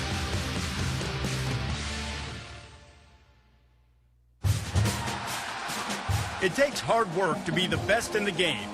Planning, commitment, resilience, sweat. That's why Old Dominion Freight Line, the #1 national LTL carrier for quality, works hard to be the best in the game and is proud to support those striving to be the best in theirs. Old Dominion Freight Line, official freight carrier of Alabama Athletics, helping the world keep promises. This has been the Full Moon Barbecue Halftime Report. Full Moon Barbecue, the best little pork house in Alabama. Alabama football is also brought to you by Cadence Bank. Cadence Bank is a proud partner of the Crimson Tide. Barkley GMC. Barkley Buick GMC, where Barkley makes it easy. Hellman's Real Mayonnaise. Do dip with Hellman's and do no wrong. And by Toyota. Visit your local Toyota dealers today. Toyota, let's go places. Now let's go back to the stadium for the call of the second half. Roll Tide. Alabama 23 and Tennessee 7 as we get ready to start the second half. Roger Hoover back with you inside the Alabama Credit Union broadcast booth, proudly serving Alabama communities for over 67 years. Crimson Tide will get the opening kickoff to begin this second half, and you can take it to the house this season with the Alabama Manufactured Housing Association and Crimson Tide football. This week's contestant is Gracie Walker from Scottsboro, Alabama. If Bama scores and returns the first return kickoff in the second half for a touchdown during this game, Gracie will win up to $75,000 towards the purchase of a manufactured home from an authorized AMHA dealer. Don't miss your chance to take it to the house this season. Register at RolledTide.com/take it to the house. Certain terms and conditions may apply. Again, complete rules available at RolledTide.com/take it to the house. Again, the Crimson Tide in front 23-7 over Crimson Tide in front over Tennessee 23-7 as we get ready to start the third quarter of action. And we'd like to thank Coca-Cola for being today's game sponsor. Passionate fans and an ice-cold Coca-Cola. Now that's a winning combo. Fan work is thirsty work. Enjoy a Coca-Cola. We get ready to start the third quarter. Again, the score, Alabama 23, Tennessee 7. And on the call, the voice of the Crimson Tide, maybe he's caught his breath. Here's Chris Stewart. Well, we're closer to it anyway. The heart rate has settled somewhat. The only negative, dadgummit, we got a lot more football to be played, Tyler Watts. However, better to start at this position and hopefully find a way to tack on 7 more before Tennessee touches it for the first time in this second half. And I say you get to play a lot more football. It wasn't necessarily the best half of football. However, you find yourself up 23-7. couple mistakes there late in that quarter allowed Tennessee a scoring opportunity. Fortunately, Xavier Brown obviously takes it back for the interception for a touchdown. But now you have an opportunity to really take the sails, or the wind out of the sails here for Tennessee on this drive. And this is where you find out what kind of football team you are. We have not put 4 quarters together all season long. Can you stay focused and finish a team off? Lightzier Brooks, Cole Adams deep for the Crimson Tide, as on to kickoff will be Josh Turbyville for the Volunteers. His kick, a good one. It will sail towards the end zone and way through the back of it. I know the wind's picked up a little bit, but that one was absolutely launched. And the Tide will have it 1st and 10 from their own 25-yard line. Stay balanced offensively. You've been able to kind of pick the secondary apart because of the great protection up front. Ty Simpson needs to get smart with the football. Same situation last weekend. We threw it on 1st down. It was a turnover that turned into points. Cuevas and Edwards, the 2 tight end, look to break the huddle for Alabama. And they will hurry to the line of scrimmage. Miller in the backfield. Handoff will go to him. Jam will make one man miss in the backfield and then scoot forward for a gain of a couple on the play. Jeremiah Thielander, the middle linebacker, is there to provide the stop. Michael Carroll is in at right tackle for the Crimson Tide. Gino Vandemark is at right guard. You've got Brailsford at center, William Sanders at left guard, and Caden Proctor at left tackle. Handoff again to Jam, trying to get to the edge. Cuts it back, but he will lose yardage on the play.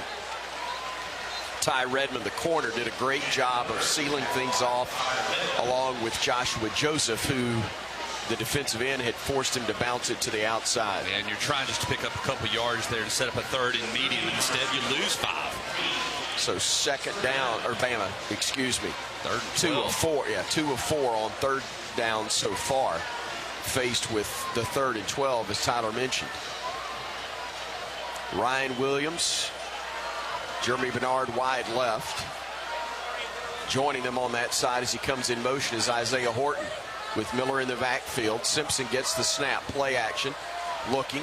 Plenty of time, now steps up in the pocket, tries to run. He's going to be corralled. He breaks the tackle and gets up near the 30, but that is still going to be well shy of the 1st down mark, and Alabama will have to punt it away. Dominic Bailey is the one who missed him initially, and then maybe Thielander got him down. Empty possession there because you're unsuccessful on 1st and 2nd down. You got to control and dominate the line of scrimmage if you're going to be running the football. Blake Dowd, who's averaged 43.5 yards per punt so far in this game, will boot it away in a moment to Boo Carter, who stands back at his own 25. Dowd gets it away.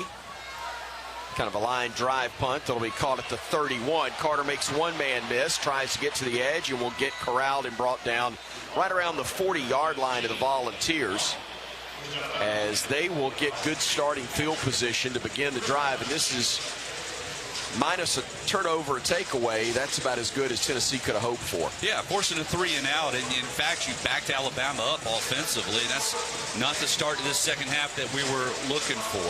Now the defense has to step up and keep that intensity, and hopefully the fans come alive here. This game is far from over. We got to get back from the restroom and the concession stands and get back in your hostile mode that we were in before, trying to make some noise and make it tough for the Volunteers. Pistol formation, they hand it off, and they'll get good running room across the 45. That's Deshaun Bishop, the 3rd-year sophomore from right there in Knoxville, who was able to pick up 6, maybe 7 yards on 1st down. 2 wide outs to the left side. The tight end is Kitzelman, offset to the right. They've also got a man to the wide side, the right side of the field. Play action. Aguilar looking across the middle. He's got a man. Catch is made. He is going to be tripped up and brought down shy of the Alabama 41-yard line. Staley is the man who made the catch. A gain of a dozen on the play. Awfully difficult when you just have a 3-man rush for that secondary to be able to close up all the holes. Play action again, trying to run, and he goes down.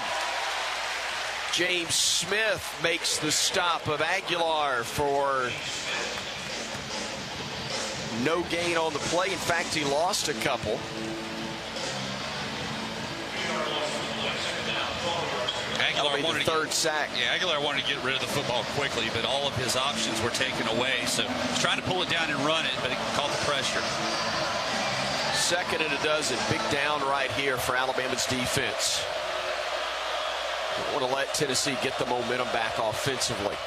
They run it to the right side. They'll get to the edge. Now they'll cut it back, and there's a ton of running room. We got to stop him. He's inside the 20 to the 10 to the 5, and Deshaun Bishop takes it to the house for a 44-yard touchdown run.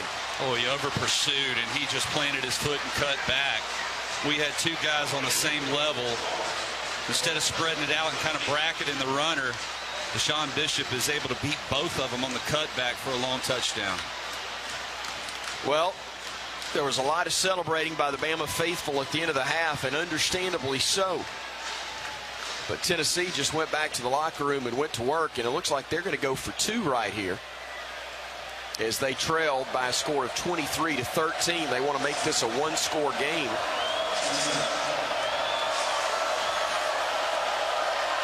Bishop again in the backfield behind the quarterback Aguilar.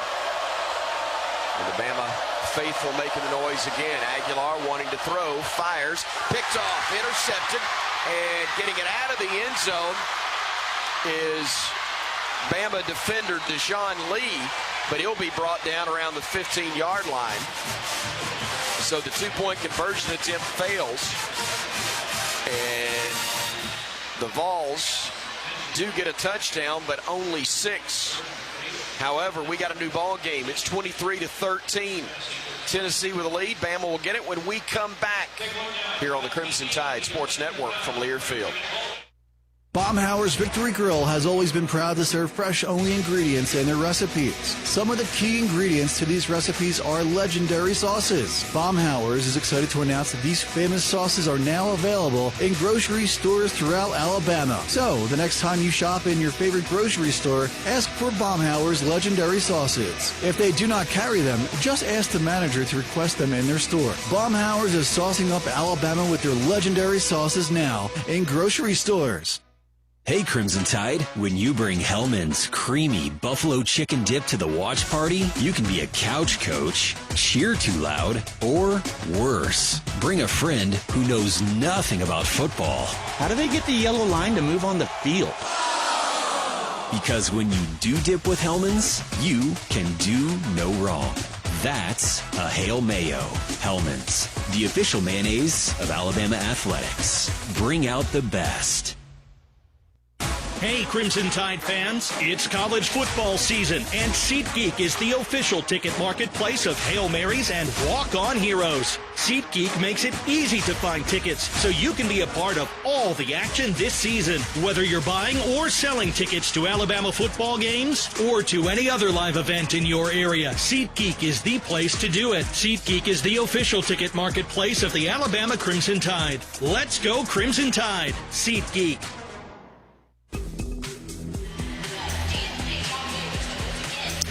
11 minutes, 18 seconds remaining in this third quarter. Alabama 23 and Tennessee 13. We just saw an interception by Deshaun Lee on that 2-point conversion attempt by Tennessee, and of course the pick 6 by Alabama's Xavier Brown to close out the first half. Each interception this season brought to you by Chick-fil-A, and for every Bama interception, participating Chick-fil-A restaurants in Alabama donate $1,000 to Children's of Alabama, up to $10,000 for the program as our Picks for Kids partner. So with the 2 today, that makes now 8 picks for Bama this season, and now $8,000 for Children's of Alabama. A special thank you to the Chick-fil-A restaurants in Alabama who are supporting Children's of Alabama this season. Again, the Crimson Tide in front 23-13 over Tennessee. Tyler Watts, what do you want to see on this possession for the Tide? A little bit of intensity and just trying to get after it up front, especially.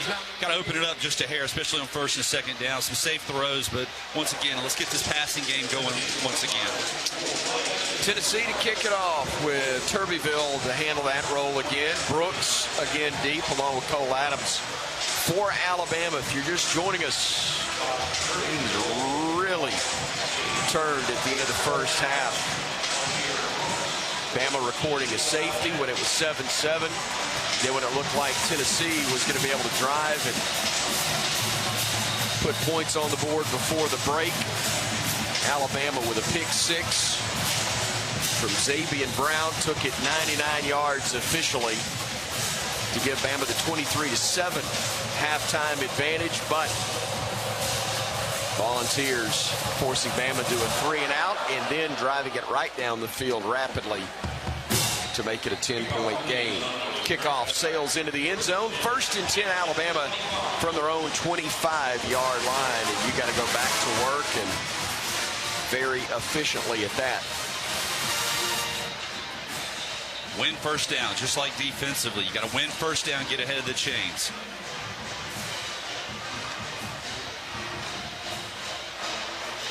Crimson Tide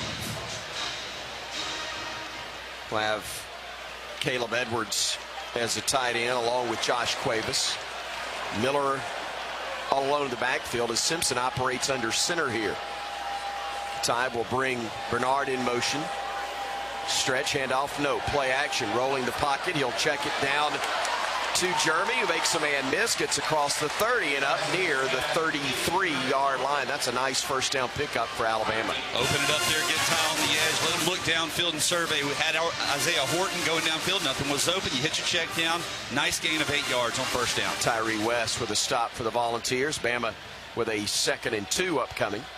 Bernard will go in motion to the left side of the formation, joining Isaiah Horton over there. Handoff will go to Jam. He'll bounce to the outside and will stretch forward. He's going to be close but shy of the first down mark.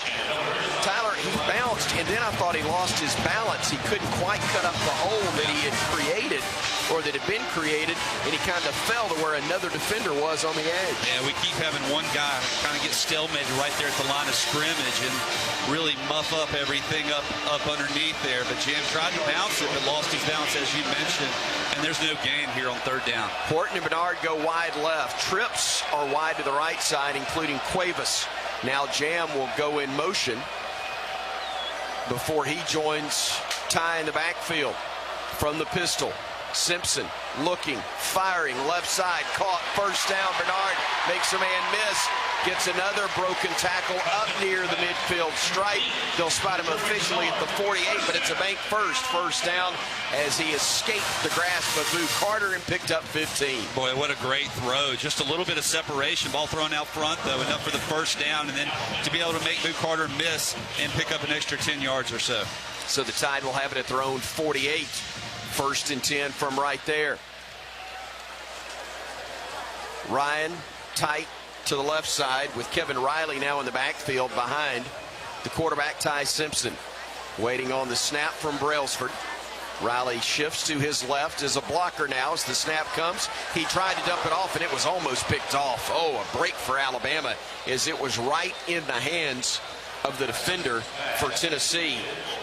That was Edwin Spillman, the linebacker, who almost picked it off. He wanted to dump it off to Riley, but Spillman had it go right into and then out of his hands, thankfully. Yeah, fortunately, trying to hit the check down, and Kevin Riley coming out of the backfield as they brought a free runner on Ty Simpson. We didn't see him in the first half. Roger reminds me that he was out for targeting in the game against Arkansas and had to miss the first half, but he almost made a massive play right there early. Simpson with time fires. Ryan Williams goes loaded. He makes the catch. He did. Ryan Williams, another spectacular grab in this football game, setting up third and about a foot. Bama hurries to the line of scrimmage. Jam in the backfield to the right of Ty, who works from the pistol. Tennessee late getting their defenders on, making substitution. And the Bama faithful are pretty reckless about it, or restless about it. From the pistol, now they're just getting another guy out there. They may have too many. Handoff to Jam. He goes right up the gut. He'll get the first down and more right to the 40-yard line of the Volunteers. A bank first down. That didn't look good for Tennessee in any way, shape, form, or fashion. No, it's frustrating, but it's all orchestrated. Anytime you make a substitution, that defense wants to try to milk as much of the clock, making their substitutions as they can. But they did have a little bit of confusion as to trying to get enough players back out onto the field. So Bama will have it at the Tennessee 40. on top 23-13 with 8:08 ticking time left here in the third quarter. Tide moving to our right, the north end of the stadium, as Simpson will work under center right now. Sends William in motion all alone to the right side. They'll roll the pocket to him. He'll look. He almost threw it away again. He did hit a Tennessee player right in the chest, and again, Nathan Robinson this time is the one who could not hang on to it. We're really fortunate. A couple times we're trying to set up this screen, and it's just getting batted down right at the line of scrimmage. Lyman got to hold on to those blocks just a little bit more. Now Nathan Robinson doing a heck of a job of reading the quarterback's eyes and going up high and batting it down. Hit him right in the face mask from about 3 feet away. Daniel Hill in the backfield now for Bama to the left of Ty. He's got 2 wideouts left. He's got 2 to the right, including the tight end Cuevas. 2nd down and 10, Alabama from the Tennessee 40-yard line. Play clock is at 5. Now it's at 3. Simpson will get the snap, wants to throw, fires left side. That's going to be incomplete. Jeremy Bernard had a defender on him, but no flag came out as Colton Hood was doing a good job in coverage to the corner. And now Bama's got a 3rd and 10 once more at the Volunteer 40-yard line. Yeah, still, you're just probably trying to split the difference here and get a positive play to potentially go for it on 4th down. Certainly seen that from Kalen DeBoer as of late, as the Tide does have the 3rd and 10. 3 wideouts, 1 left, 2 right. That's the near side of the field. Simpson getting the snap, looking, pressure coming. Ball's batted into the air and falls incomplete, thankfully. And Simpson, did they call it an incomplete pass? They've signaled nothing yet. Tennessee says they have it, and the officials initially say that they do, as they had to play on, and now we've got to wait on the official review. Covered by the defense, 1st down. The officials called it a fumble, and boy, Kalen DeBoer is livid at his team for not falling on the football. And that's the hustle that you're talking about regardless. You always play to the whistle. That ball's on the ground. You ought to be fighting for it. Coach DeBoer absolutely upset with his own squad, but we're going to hope for a favorable review here. Well, and what's unfortunate is Ty Simpson's hand actually hit Caden Proctor on the shoulder pad. Oh, wow. Sure did. I think it's going to be an incomplete pass. Well, his arm was going forward. The ball went forward. Corey, what'd you see? Boy, that's going to be close. Yeah, it is. It's going to be real close. The referee on the Alabama sideline dropped the beanbag immediately like it was a turnover call. There was no doubt he was waiting for Tennessee guys to fall on it, pick it up, start running with it. There was no point where he was calling it an incomplete pass. Well, Ty almost had it. And in fact, if he stays there on it, he would have. But Tennessee's Tyree Weathersby is the one who came up with a football. That one is going to sting. It is Tennessee ball all the way. That's the right call. Open hand. Yeah, Tide fans don't like it, I understand, but it was the right call. And because we didn't fall on it, Vols have it right around midfield. In a 1st and 10, trailing 23-13, 7:42 to go in this third quarter. Starting to feel a little bit like Georgia last year. Yes. And again, that turned out fine, but it got a bit nauseating before then. Deshaun Bishop in the backfield to the right of Joey Aguilar, the quarterback. He'll sling it out left side. It's incomplete.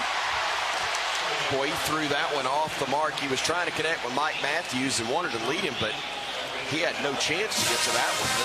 They've thrown this little quick hitter to the outside receiver probably 4 or 5 times right now because of the cushion that the Alabama DBs have. They're just trying to pick up using an extended handoff. Brazel and Kitselman go wide to the right. They've got 2 men wide to the left side of the formation, Matthews and Staley. Single setback is Bishop as they work from the pistol again. Bama with a 4-man front. They'll hand it off left side. They've got good running room across the 40 inside the Bama 35. That's Deshaun Bishop again on a big carry, and the Vols starting to get after us with the run game, which we knew was going to be dangerous coming in. That is another big gain, 19 yards on that carry. Quick to the line of scrimmage, Tennessee. They swing it out, catch is made, and that is going to be a catch, but shy of the 1st down mark. Braylon Staley is the one who made the grab. Second down and 11. My mistake. They lost a yard on the play. I mistakenly forgot to announce that it was 1st and 10 on that one. So it was a loss of a yard. Now 2nd and 11. We owe you an ID, and we'll take it as soon as we can. Ball on the deck. Aguilar falls on it as near disaster almost struck again for the Volunteers. And let's pause 10 seconds for station identification on the Crimson Tide Sports Network.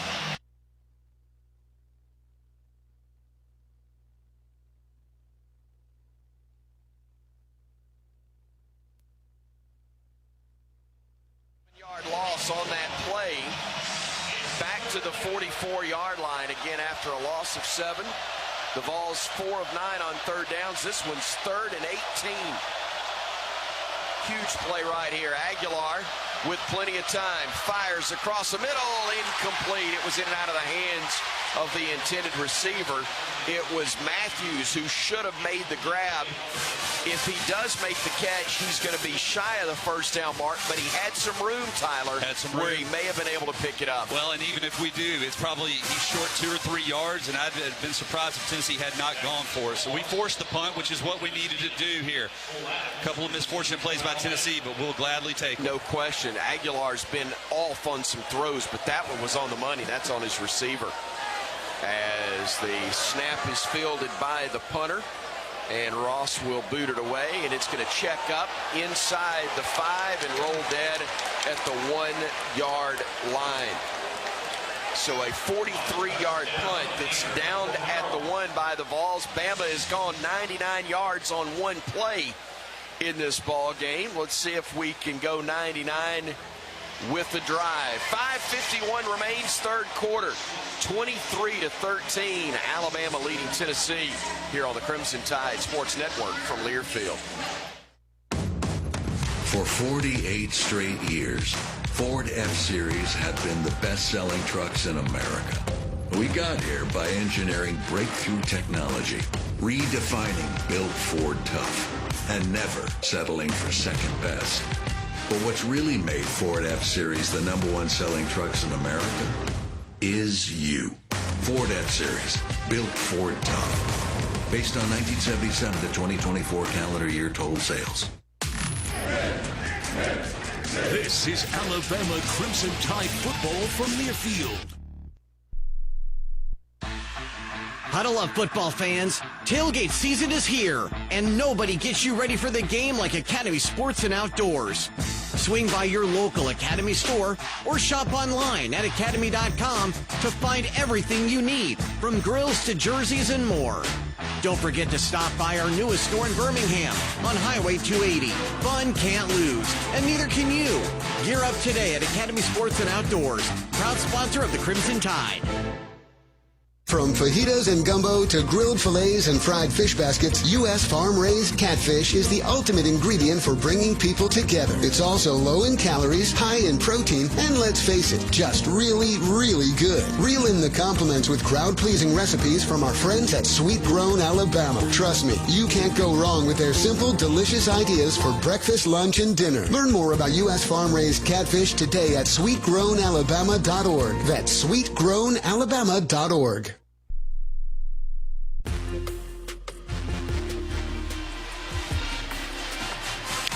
5 minutes, 51 seconds remaining in the third quarter. The score, Alabama 23 and Tennessee 13. Big shout out to Big Mike Steakhouse for taking care of our broadcast crew this season. A big thank you to Big Mike, Scott, Kane, Michael, Brad, Casey, and the whole staff for the great food and the warm Southern hospitality.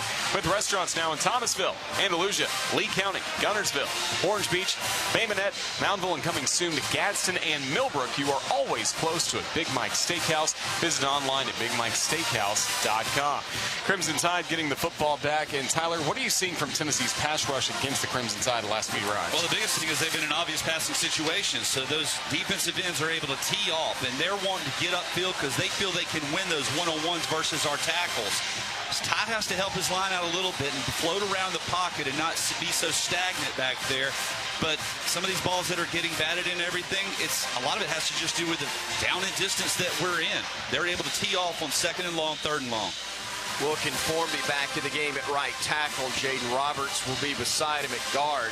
We're also going to see the new left guard, or back in at left guard, Cam Dewberry, with Caden Proctor again at left tackle, of course, and Brailsford as the center. Bama's going to go from the pistol with a line of scrimmage right at the 1-yard line. Miller's in the backfield behind the quarterback Simpson. He's got Ryan Williams to his left. We substitute somebody late. Now we got Brooks going to the left side. Ty waiting on the snap. Gets it. Wants to throw. Does. Catches made. Ryan Williams makes one man miss. They will bring 3 or 4 volunteers over there to make sure the deuce gets down at the 15-yard line. Move the sticks on a bank first down. Well, you got your little bit of a cushion now, and now you can kind of get into some sort of a rhythm. Takes guts to throw it out of the end zone, but that's the right call. The safety, Farouk, got him down after initially it was Redmond who got spun around into the dirt. Simpson again from the pistol. Hands it off to Jam this time. Gets it back up the middle and gets across the 20 to about the 21-yard line. A nice gain of 6 on 1st down. Nice patience by Jam Miller pressing the outside edge. Caden Proctor, Cam Dewberry doing a good job, but then sticking that foot into the turf and cutting it back upfield for more positive yardage. Farouk, another stop as Bama will go with a single wide out right in Ryan Williams. Pistol formation again. Handoff again to Jam. Is met at the line of scrimmage, but pushes forward for about a yard, I believe. Jalen McMurray, the star in the secondary, steps up to make the hit. Andre Turntine also coming up from that DB position. But now you got a 3rd and short. You do indeed. 3rd and pass available. 2 wide outs right, 1 left. Tight end left. Cuevas is split off the line of scrimmage as well. Jams in the backfield. Ty will walk up to the line of scrimmage and change the play. We got to get right to the 25. Empty set now as Jam goes wide right. Ty still, yeah, he's got 2 seconds. He's got 1, and we got to burn a timeout right here. So Bama will use the timeout, and we'll take the break as well. 4:06 to go, Alabama. 3rd quarter. Huge play coming up, a 3rd and 2. Just shy of their own 25-yard line. Bama on top, though, 23-13 over Tennessee here on the Crimson Tide Sports Network from Learfield. Are you ready for your winning moment? Find it at Wynn Creek Casino, where the action never stops. Hottest games, loosest spins, more ways to win. We've got the highest payouts and the most epic rewards. At Wind Creek, there's a win waiting for you around every corner. Wind Creek Casino. Find your winning moment. Gambling problem? Call 1-800-GAMBLER. From Bart and Joe Willie to Mac and Tua, this is Alabama Crimson Tide football from Learfield. Hey, Crimson Tide fans, it's college football season, and SeatGeek is the official ticket marketplace of Hail Marys and walk-on heroes. SeatGeek makes it easy to find tickets so you can be a part of all the action this season. Whether you're buying or selling tickets to Alabama football games or to any other live event in your area, SeatGeek is the place to do it. SeatGeek is the official ticket marketplace of the Alabama Crimson Tide. Let's go Crimson Tide. SeatGeek. A lot goes into taking care of your property. You need equipment with more reliability and versatility built in. Like Kubota BX and L-Series compact tractors that get the job done right. Z-Series mowers that deliver a quality cut, and Sidekick utility vehicles where durability meets speed. Visit your local Kubota dealer for a demo today. Visit rolltide.com/Kubota for a list of statewide participating dealers.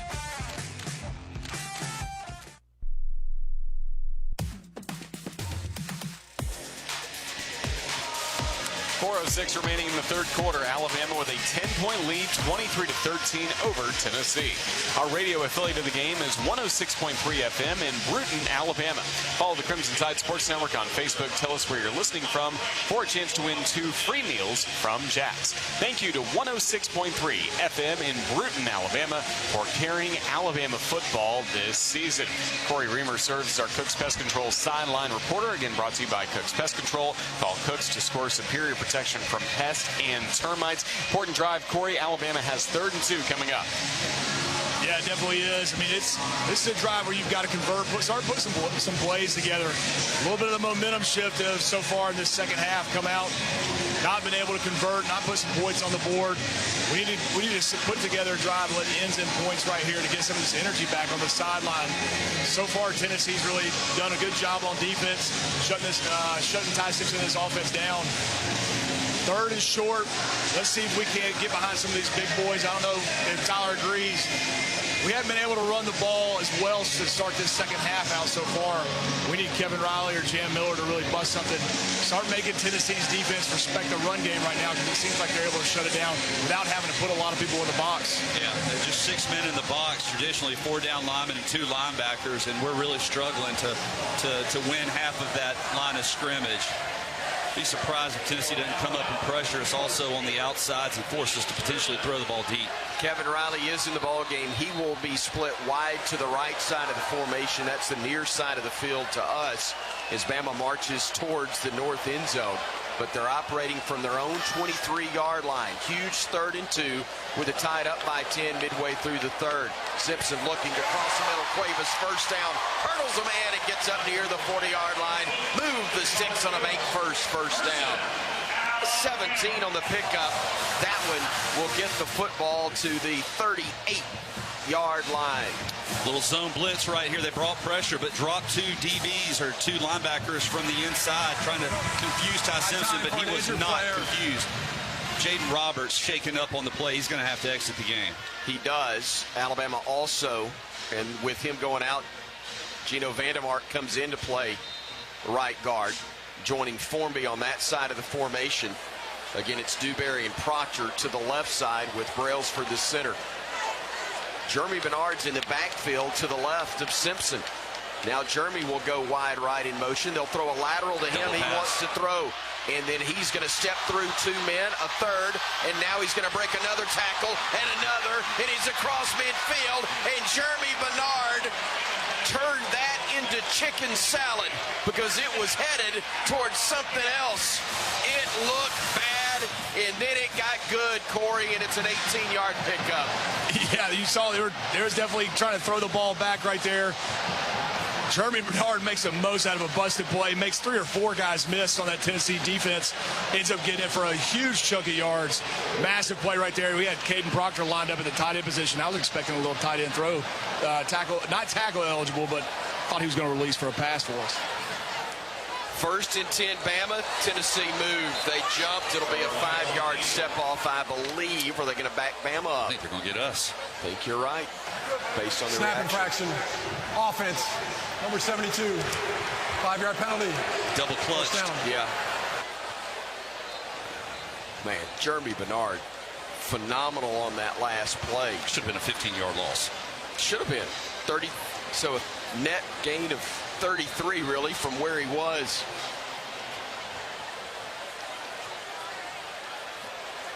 Daniel Hill in the backfield. Simpson looking, dumps it off on the screen to Hill. Hill across the 40, bounces off a man, stays on his feet, gets to the 35 before getting knocked out of bounds. Again, a bank first down for Alabama. Brailsford, guilty of the snap infraction on the previous play, comes out to run interference on that screen for Hill on the next one, Corey. Yeah, you saw Tennessee's defensive ends right there, giving the signal that they knew that there was going to be a screen coming, and they still couldn't stop it. Great job right there, getting Lyman out front, picking up making a huge first down after that penalty. 2 men in tight to the left side of the formation. That's Williams and Horton. You got Jeremy to the right side. But the handoff will go to Hill, trying to get to the edge. He does, glides through the air and gets across the 30 to the 27-yard line of Tennessee. Bernard is the one that sealed off, and then Daniel Hill literally just took off and started gliding, jumped over, I believe, Colton Hood, the corner. Well, the good thing is he's picked up 5 yards. So we're ahead of the chains once again as we near the red zone. 2nd and 5, Bama from the Tennessee 28. Hill still in the ball game in the backfield to the left of Simpson, facing the 4-man front from the Vols.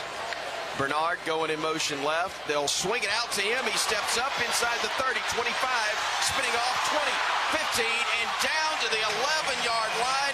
That was, I thought, going to be a pick 6, Tyler, in the backfield. And instead, Bernard made the grab and took it down to the 11, but we've got a flag down or an injured Tennessee player. Thankfully, it's not a flag. It's a Vol, and I mean, no harm towards him, but I was afraid that was going to be a penalty. Well, let me tell you how good the fake was. I thought Daniel Hill had the ball the whole time, and I'm watching him going, yeah, he got a big hole here. I tell you, Jeremy Bernard has been the workhorse all season long. He's been a little quiet in this game, couple of catches, but here on this drive has really put the yoke on his shoulders and is carrying this offense. It's a gassed Tennessee defense right now as we've got a Andrews Sports Medicine injury timeout. Andrews Sports Medicine, whose team of doctors help you achieve victory over injury. Andrews Sports Medicine, the official sports medicine provider for the Crimson Tide. Also, Hampton Inn, a partner of the Crimson Tide Sports Network. Good place to get a nap. Official hotel, one of our partners. Vols with a man seated at the 25. I guess it's Eason who's got a cramp in the leg. They're attending to him. See how quickly he gets back in the game. Now, in his defense, he does have a leg brace on. He does. But if you're going to act, you put on a show. 9th play of the drive. Taking almost 5 minutes off the clock, Butch tells me.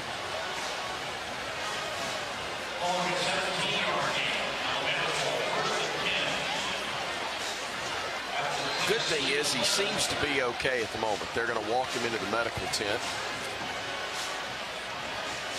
Hopefully he is all right. Bama will run to the line of scrimmage and hurry there with Simpson working under center, Hill in the backfield. Play action to Hill, rolling, firing, near side. Catch made at the 5, at the goal line, and in. Touchdown, Alabama. Rico Scott.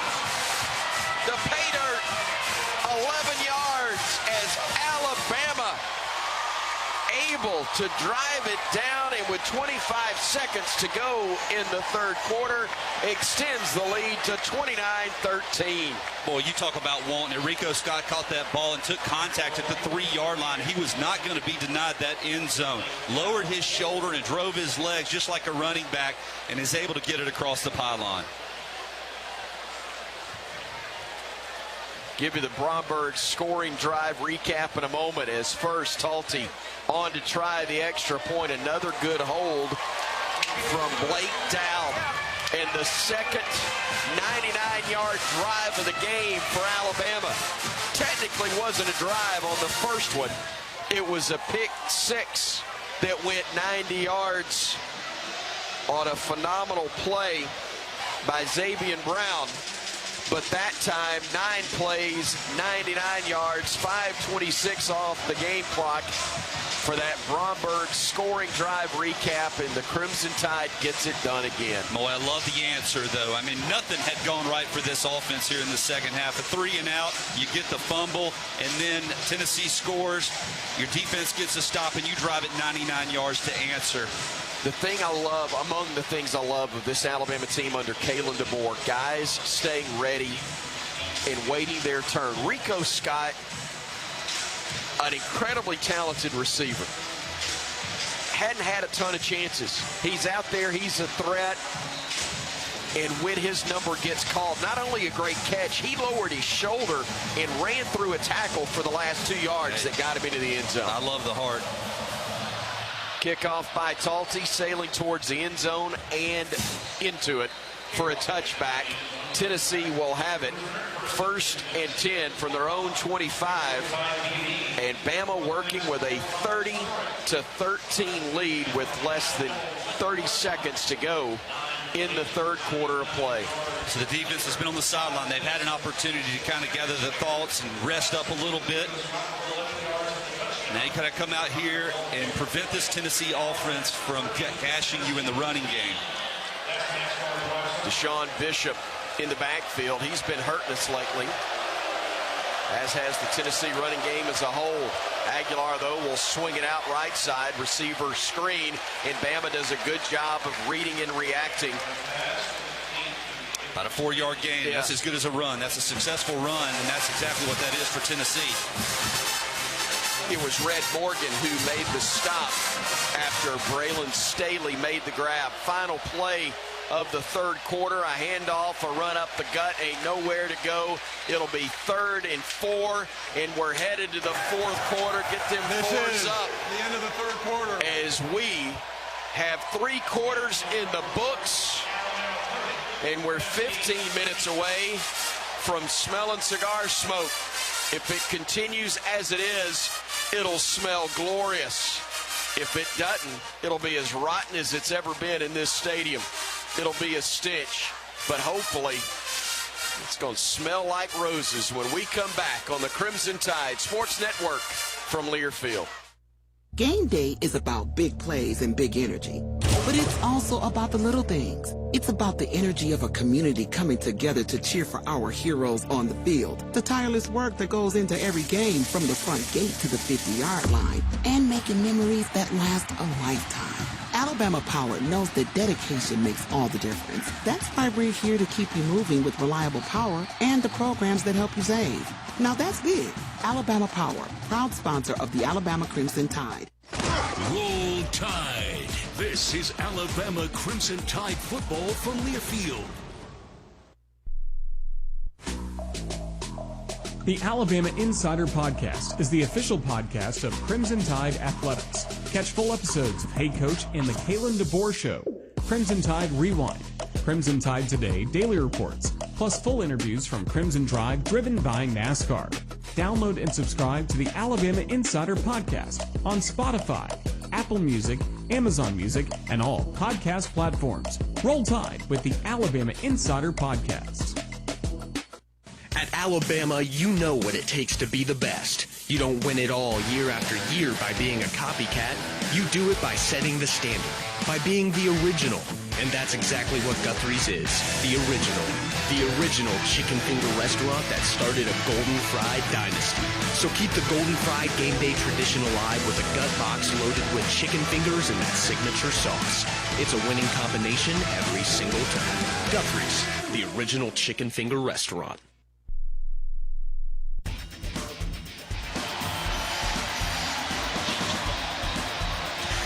Alabama 30 and Tennessee 13. We just have 15 minutes left in this game as we start the fourth quarter. Roger Hoover with a look at the Alabama Power scoreboard update. Games in the SEC still in progress right now. Just 1 minute to go in Lexington. A tie score at 10 between Texas and Kentucky. They're also at the end of the third on the Plains. It's Auburn 14 and Mizzou 10. Then earlier it was Arkansas falling at home to Texas A&M 45-42. Georgia rallies to beat Ole Miss 43-35. Vanderbilt a home winner by a touchdown 31-24 over LSU. Oklahoma wins at South Carolina 26-7. Then the Florida Gators survive against Mississippi State 23-21, the final score. Coming to you live inside the Alabama Credit Union broadcast booth, proudly serving Alabama communities for over 67 years. It's the third Saturday in October. It's Alabama with a lead against Tennessee, again 30-13. We'd like to thank Coca-Cola for being today's game sponsor. Passionate fans and an ice-cold Coca-Cola. Now that's a winning combo. Fan work is thirsty work. Enjoy a Coca-Cola.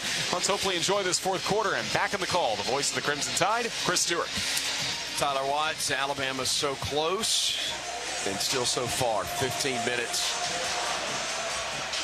can go the wrong way in a hurry if you let Tennessee get this first down, up 30-13 as we start quarter number 4. This is a big down right here, 3rd and 4. And you got to think, Josh Heupel's thinking, how many more possessions am I going to have in this game? 4-man front for Alabama. Aguilar looking to throw. Fires across the middle, in and out of the hands of his tight end, Miles Kitzelman. Dropped it. That's at least the 4th play this half where Tennessee has had the football right in their hands and dropped it. 2 offensively, 2 defensively, and the Vols are saying, we're going all in on the chips right here. It's 4th and 4 at their own 31, and they're going to go for it. They've got 2 wideouts to each side. Aguilar, pressure coming, rolling to his left, looking, firing, catches made. First down, Vols at the 44 of Tennessee. And a flex and an odd one for Mike Matthews. Well, just so much time, and Aguilar's forced out of the pocket. We lose containment just a hair on that left side, and he's able, that's awful long time for the DB to have to cover. 14:28 left to go. Aguilar firing, catches made near side at the 45 of Alabama. Chris Brazel went to a knee to make certain of that one. And they'll move the 6 again with another first down, a gain of 12 right there. Knew they weren't going to go away. Bama up 17 with 14 minutes to go. Tennessee driving, though, on Bama's half of midfield. Aguilar scrambling left now as the pocket breaks down. He'll run, he'll slide, and he'll be marked down after a gain of 1. It's where you start your slide. Yes. You know the philosophy now of Tennessee, though. They're going to go for it on 4th down regardless from here on out. Again, reminiscent as we referenced Georgia in the second half a year ago. Right. Having to, with virtually all of their opportunities. 2nd and 9. They'll hand it off right side. They'll cut it up. They'll break a tackle. They'll get into the open field. They'll get a first down and a whole lot more on the carry again from Deshaun Bishop, and we can't bring him down. And it's one of those things where we talked about. You're not going to get a ton of safety support in the run game. And once they're able to break that initial line of scrimmage, Keon Sabb is awfully slow in getting up there. He's hurt, as well as Deshaun Bishop. And Tennessee has another man who has gone down. And this one's legit. He got rolled up versus Arkansas last year. Yeah. I say that. This does preserve time. And it's sad that we're at a point in the game where we have to even question every injury.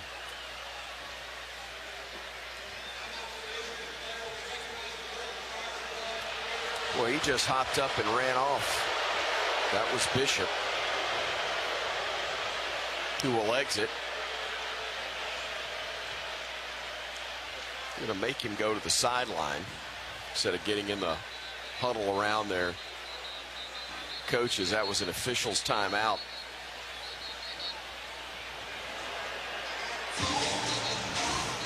He hopped up just fine.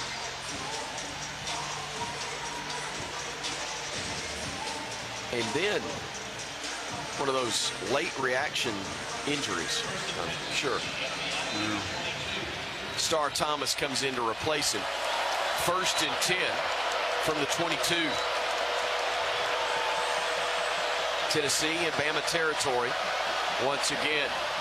They'll run it right up the gut with Thomas, and he'll get knocked down after he gains 5 yards. Bray Hubbard makes the stop. 12:39 and ticking. Time left to go in the ball game. But Tennessee on the march. They hurry to the line of scrimmage.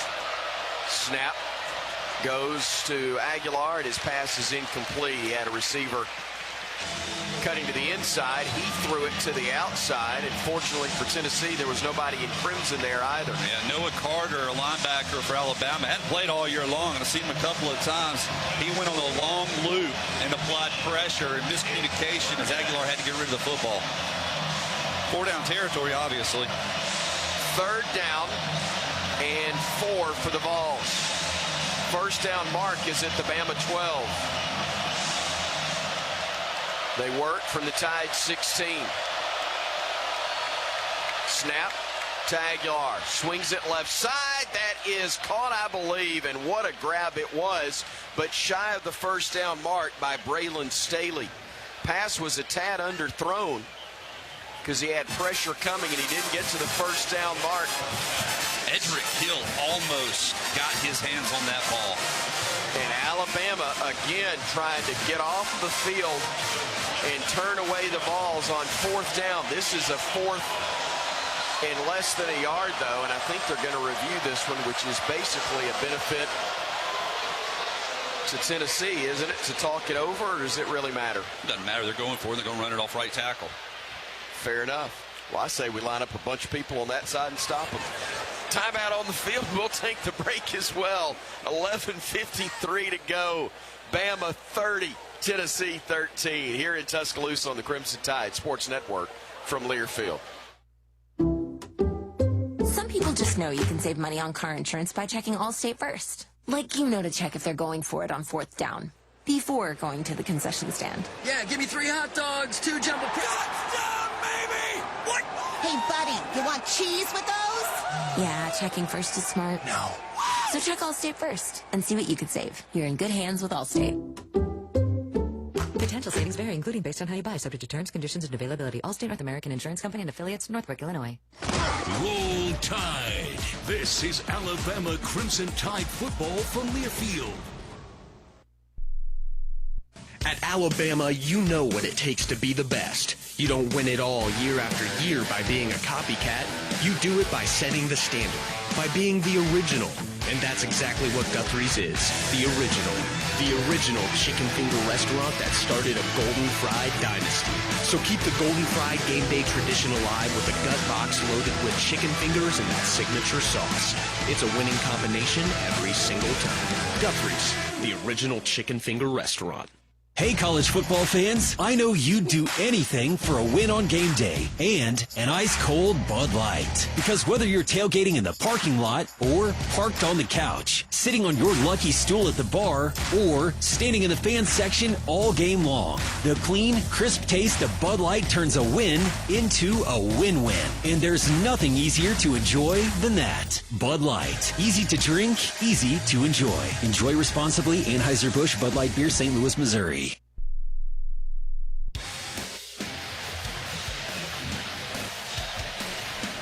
11:53 left to go in this game. Alabama 30 and Tennessee 13. We just had a play under review presented by Ziegler Meats. Pick up the same Ziegler Jumbo Franks served at Saban Field at Bryant-Denny Stadium at your local grocery store. Ziegler Meats, a tradition of great taste for over 90 years. Proud to be the official hot dog of the Crimson Tide. After review, it was determined that Braylon Staley did make the catch enough for a first down to the Alabama 12-yard line, so it will be 1st and 10. But as we check in with our Cooks Pest Control sideline reporter Corey Reamer. Corey, it's the running game for Tennessee that's right now giving Alabama some problems. Yeah, we've seen it all game. We know Josh Heupel, the way he likes to split his wide receivers outside. I mean, you got 2 guys outside the numbers on both sides of the ball. That puts a lot of pressure on this defense, especially in the run game. If you've got contain inside, trying to turn the ball back, you got to get some good alley runners from your safety, but they're so far away from the play by these receiver splits, it's really difficult if you can't get stops with your guys up front. But we've seen that a lot in the second half. They're going to it pretty frequently, and that's where they've had the most success in this run game. Big stop right here needed by this defense. 1st and 10, have a chance to get a first down at the 1-yard line, it looks like. But this will be massive if they continue to step up like they did in the first half. After the review, it is a first down, and the Vols have it at the 11-yard line. Bama showing blitz as Tennessee worked from the pistol. Now Bama drops back. Couple of chest moves there, one from each side. They'll hand it off. They'll run it up the gut. They'll get 5 yards again, maybe more. They do. Got 8. Yeah, they did. Down to the 4 of the Crimson Tide, Deshaun Bishop. You know, Tim Keenan's taking on a double team every time, but he's got to have some help from the linebackers who are also getting bodies on them. Hand it off to Bishop again. He runs into the heart of the line, but Bama's able to get the stop. Justin Jefferson was hanging on for dear life till Bray Hubbard could get there and help get him to the ground. It is a first down, however, so first and goal from the 1-yard line. 11 minutes to play. They operate from the 1. It is first and goal. They hand it off to Bishop, pushes forward and into the end zone for a Tennessee touchdown. 10:51 to go, and the Vols going on the field is a touchdown. Have cut this back to a 30-19 ball game, and they will kick the extra point, I believe.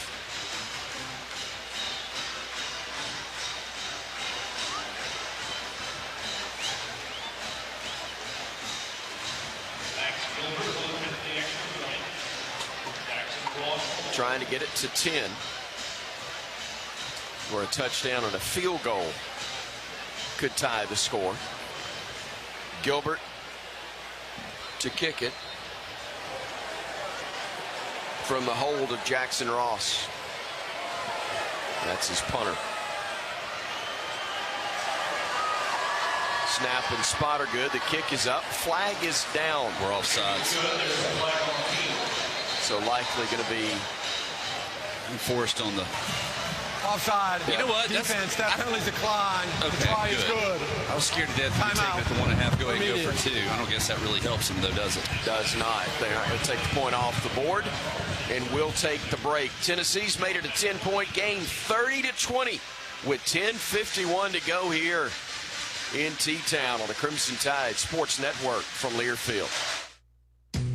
Fall is in season at Kohl's, and you know what that means. Pumpkins, plaid, and anything that smells like cinnamon.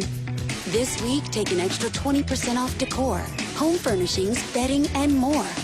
So whether fall is your entire personality or you're just a casual pumpkin enthusiast, the deals at Kohl's are here for your seasonal style.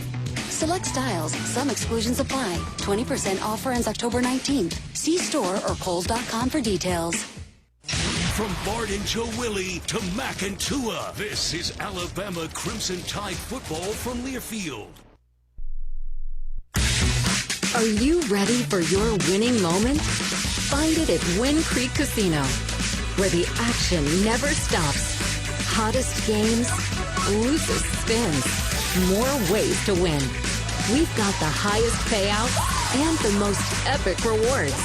At Wind Creek, there's a win waiting for you around every corner. Wind Creek Casino. Find your winning moment. Gambling problem? Call 1-800-GAMBLER. Planning a tailgate in the quad before the big game? Watching with friends at home? Sack the stress of what to serve and make Foosackly's part of your game plan. Whether you want to roll on through the drive-thru or order from the Foo app, we've got you covered. Our hand-battered chicken fingers, house-made sauces, and gallons of fresh squeezed lemonade are the perfect play call for your party. So, before kickoff, remember that football starts with Foo. Foosackly's, proud partner of the Crimson Tide.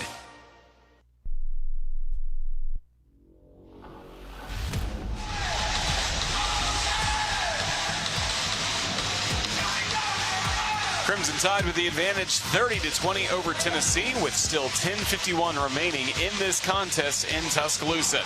Best move of the game is presented by Old Dominion Freight Line. Old Dominion Freight Line works hard to be the best in the game and is proud to support those striving to be the best in theirs. Let's go to that last drive for Alabama. Rico Scott on the 11-yard touchdown, especially that last move he had to get into the end zone. That is our best move of the game, again presented by Old Dominion Freight Line.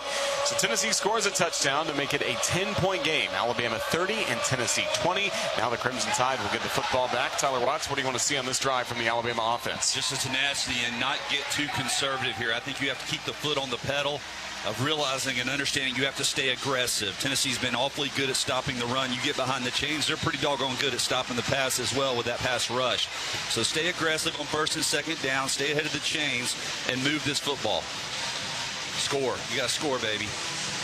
Turbeville will kick it off. Azir Brooks, deep man for the Tide, along with Cole Adams. Even though he's kicking into a breeze now, I would imagine this one will sail into the end zone unless the ball's trying to get cute right here. Got to be wary of the onside kick. Trying to steal a possession. Bama appears to be alert. Let's see if They do pooch it or squib it or just go the traditional onside. Nope, they're going to kick it away and boot it all the way through the back of the end zone. That's a powerful weapon. And that leg, as the Tide will have another very important offensive drive. And look, we've been real fortunate with some throws that could have gone the other way. Sure with the football, but also not lose our aggressiveness, right?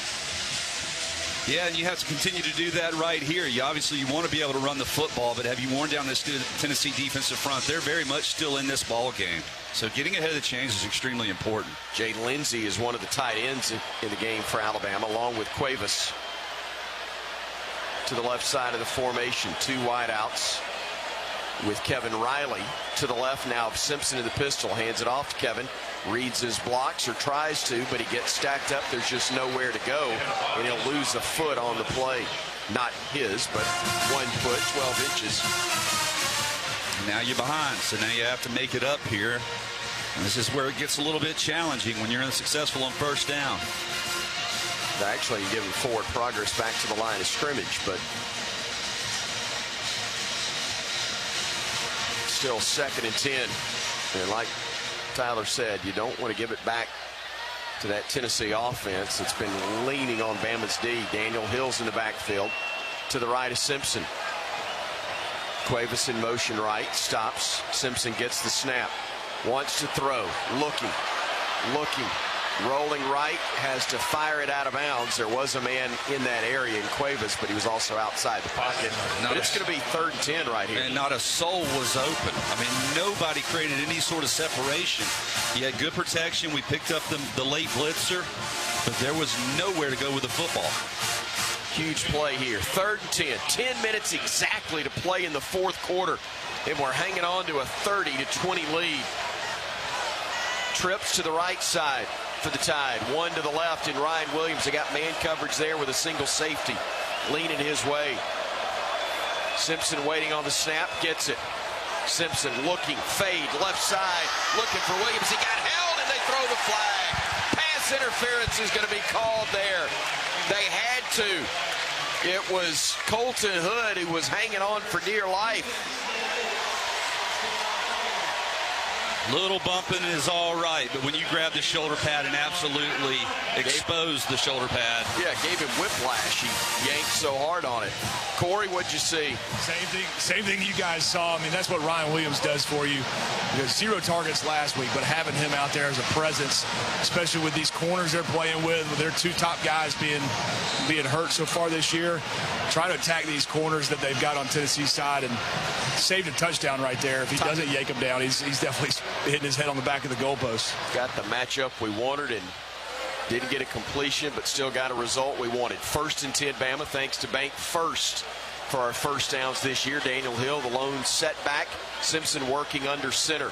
Gets the snap, tall sweep left side. Got blockers, gets across the 45, dragging Volunteers to the midfield stripe. Move those sticks again. Another Bank first down. Brailsford and Dewberry springing him. And, man, that was old school right there. Toss sweep, and he just got it done. Well, Tennessee had about 9 guys inside the box. The only chance we were going to have being success was gaining the edge, and we pulled 2 guys and are able to get out there and move the chains once again. Bama's got everybody in fairly tight once again, including Ryan Williams to the left side of the formation. Hill still in the backfield, now lining up to the left of Simpson. They'll bring Bernard in motion to the left as well. Ty wants to throw it, has time, steps up, wants to go deep, has a man in Brooks. He's well covered, incomplete, 2 flags out, pass interference on Tennessee again. William Wright was there. The pass was underthrown a bit. Pass interference. Defense, number 0. 15-yard penalty from the previous spot. Automatic. 1st down. If he throws it earlier, he's got him. But throwing it underneath and a little late, we still got a great result. Yeah, you'll take it any way that you can get it. And this drive is all about a touchdown. 8 penalties, 59 yards on the Volunteers. And Bama in Tennessee territory at the 4-yard line of the Vols. Hill in the backfield to the right of Simpson. Brings Horton in motion to the right, one of 3 men there. Little bubble screen set up to Bernard. He gets whipped around, stays on his feet, gets to the 30. It'll be a gain of about 4. Thought initially that might have been a face mask, but instead I think he just got him on the shoulder pads. Extended handoff once again. We talked about in the pregame, getting the ball out in the perimeter and forcing these DBs to attack you in open field. And right now, Tennessee defense is starting to kind of wear down a little bit. Hill in the backfield, working from the pistol is Simpson. Directing traffic, he'll bring Horton to the left side, almost as an H-back. Actually has him now off the left side. And they'll hand it off right side to Hill, gashing through, inside the 25, still on his feet, breaking a tackle and getting to the 19 of the Volunteers. I've never seen a running back literally jump up to avoid a tackle as he's being tackled by another defender. But Daniel Hill does exactly that. Takes advantage, rides that offensive line to the edge. He's fighting off one guy, and he sees another defender coming in low, and he jumps over the top of him while he's still engaged. Pretty cool. Inside the Chick-fil-A red zone at the 19-yard line. Alabama, another bank first down. Setting it up there with Hill to the right of Simpson. Bernard in motion. They'll hand it off to Jeremy. He's got Daniel blocking. He'll get inside the 15. He'll get near the 10, and it's going to be close to another first down. He's about a yard shy, which is not a big deal. Another positive gain now. We're hitting them inside, outside. We'll hurry up to the line. Take our time. Need to be in a 4-minute offense here. A little slow it down just a hair. 7:27 and ticking. We're leading it by 10. Not ready to light them up, but if we could score here, we can certainly unwrap the cigars. As Hill will get the handoff, and he'll be brought down by Jackson Moy, the big defensive tackle. Looked like he kind of spun his wheels right there. And we finally substituted. This defense was exhausted. They're absolutely exhausted. We make the substitution, so now they'll get a fresh set, and they do a wholesale substitution on the defensive side. I think they just brought in 15 guys, it seemed like. Not really, but there's a bunch. Bama with a man split wide left in Horton. Single setback is Hill. Play action, rolling right.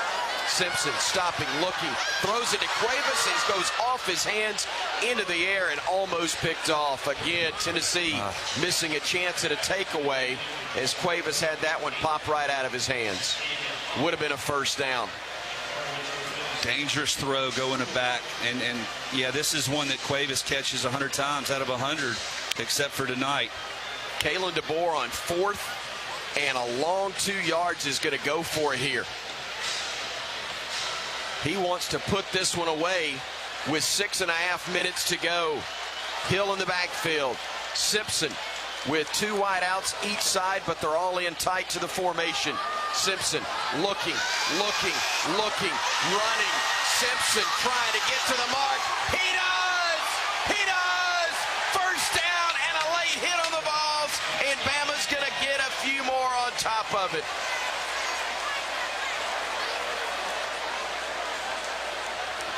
What a play. Result of the play is a first down. After the play, personal foul. Unnecessary roughness, defense. Number 22. Penalties half the distance to the goal. First down. Thielander guilty of the infraction, but Bama got the first down on a great play by Simpson. First and goal at the Tennessee 4. And Simpson is able to outrun the linebacker, Arian Carter. That ain't a matchup most quarterbacks win, but he's able to squeeze right around the edge and get just enough for the first down before drawing the late penalty. We're going heavy. We are going real heavy with Hill in the backfield. Simpson, the quarterback. Toss sweep. Daniel trying to get to the edge. Fighting in. Touchdown, Alabama.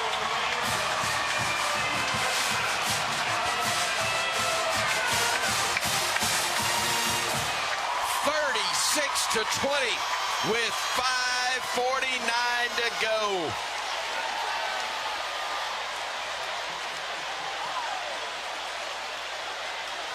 We had some big ones over there, including William Sanders, who was one of the capital H backs to the left side.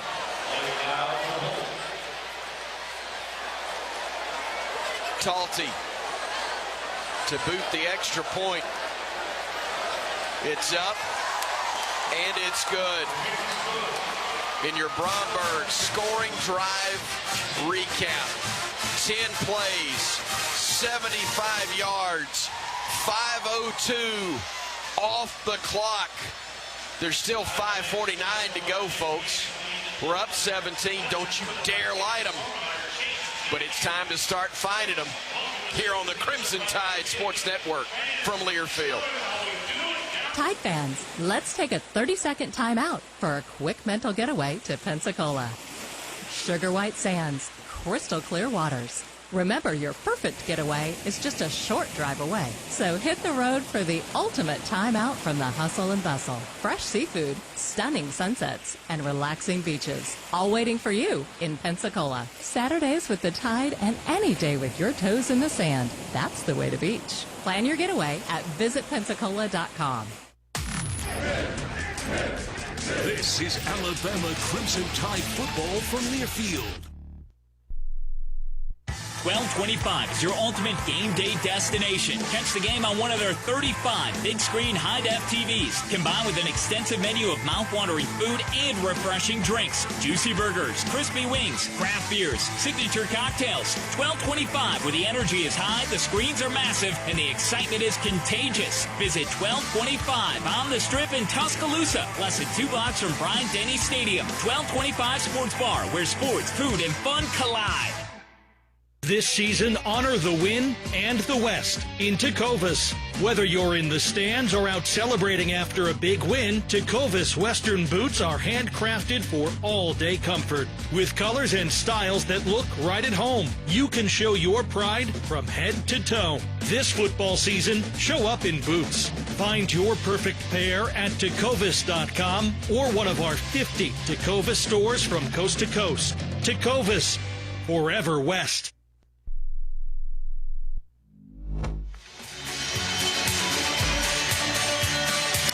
Dixieland Align playing in Tuscaloosa, Alabama. The score, Alabama 37 and Tennessee 20.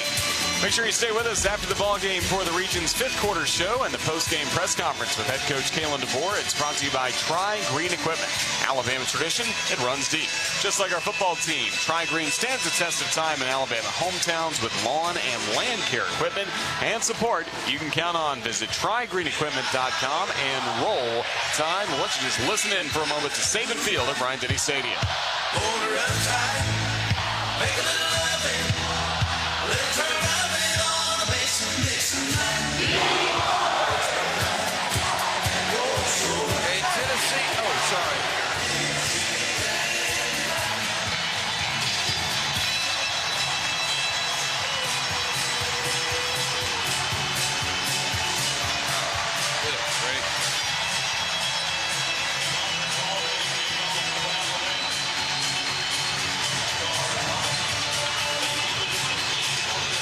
Well, back to work, as Tom Stipe reminds us, not only for us, but most importantly for the Crimson Tide. The fans, some of whom have already started to light up. We ain't there yet. I feel a lot better after one more stop. I would too. A 3 and out or a 4 and out would be glorious right here. Wind has picked up to the point that Connor Talty is going to need somebody to hold the football for him. So it's not falling over it. I think it's Xavier Mincy that's doing that, as the kick will be fair caught at the goal line by Peyton Lewis, so they'll bring it out to the 25. All right, now, you know that Tennessee obviously going to be thrown on every down. You can't just sit back in soft coverage the way that we did versus Missouri in that dime package. There's too many holes that'll open up. You have to be able to apply pressure, keep guys fresh. You're not going to have many opportunities to substitute in. So Keon Keeley comes in. He's your number one pass rusher. He's got one job. Go get quarterback. They don't even have a true running back in the ball game right now, I don't believe. Yes, they do. I'm sorry. Star Thomas is back there. I thought they had a wide out there. Pressure coming, but they'll throw it across the middle. The catch is made underneath and to the 35-yard line and close to and at the first down mark was Deshaun Brame. Son Brame making that grab for a gain of 10 exactly. Move the sticks. They'll swing it out near side. It's incomplete. They were trying to connect with Brame again, but it's incomplete. Stopping the clock with 5:26 to go, and Alabama leading it 37-20 over Tennessee here in Tuscaloosa. And Josh Heupel would rather have an incomplete pass than a pass for a 1-yard gain right now. He wants to preserve as much of that clock as he possibly can.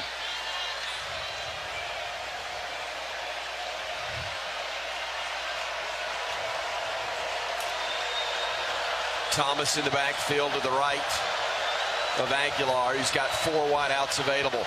Pressure coming. He'll roll to his left. He'll fire across his body. Catch is made and into Bama territory at the 45 is Braylon Staley for another first down.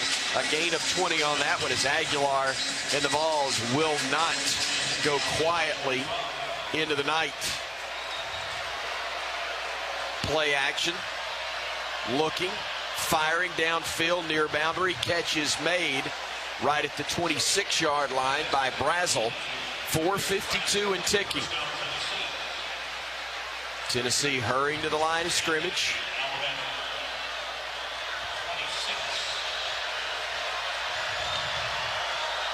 Looking to throw again, firing across the middle, in and out of the hands of the intended receiver. Now that was Brame. Now we'll make some changes on the defensive side. As a result of the incomplete pass, it gives us a little bit more time to substitute out. Isaiah Faga will check in the middle of that Bama defense. The redshirt freshman out of Central High School in Phoenix City. Smith along the front. A 3-man look for Alabama with 2 linebackers and 6 men in the secondary, including 3 safeties. Looking to throw. Firing across the middle, incomplete. Oh, and they're going to call pass interference. The official right in front of Josh Heupel threw the flag. Yeah. It was Xavier Mincy who was trying to reach over, and they say he went through the receiver. Pass interference. Defense. The ball be placed at the spot of the foul. First down. The foul was on number 12. Kind of had his right hand hooked around the receiver's waist. Yep, he did. That's the right call. There's a white glove on a white jersey, and I didn't see it in real time, but watching it on the replay, it's exactly the right call. Corey, what'd you see? Yeah, it's unfortunate because he was in great coverage, and he didn't have to put that right arm around him. He could have batted that ball without putting a hand on him at all. So 1st and 10 Vols at the Bama 15. 4.5 minutes to go, and Bama up 17. Gotta stop, fellas. They swing it, it's deflected, it's caught, but behind the line of scrimmage, and he stays in bounds, losing yards on the play was Brazel. It's a loss of 4, and the clock moves after the deflection from James Smith. We brought the house there trying to light up and just disrupt Aguilar, not allowing him to get in a rhythm. Kane Womack pushing the right button there. Let's see if we can do it again. 4-man rush. They'll throw a slant to the end zone. Incomplete. Another one that was in the hands of the Vols, but they couldn't hang on to it. It was Staley who dropped that one. Again, we had men closing in on him. He took a big hit anyway for Bray Hubbard, but although it was behind him, he should have caught it. That would have been a touchdown. The ball was from behind Staley, but that's a catch that he should make. Dodged the bullet. 3rd down and 14 from the Bama 19.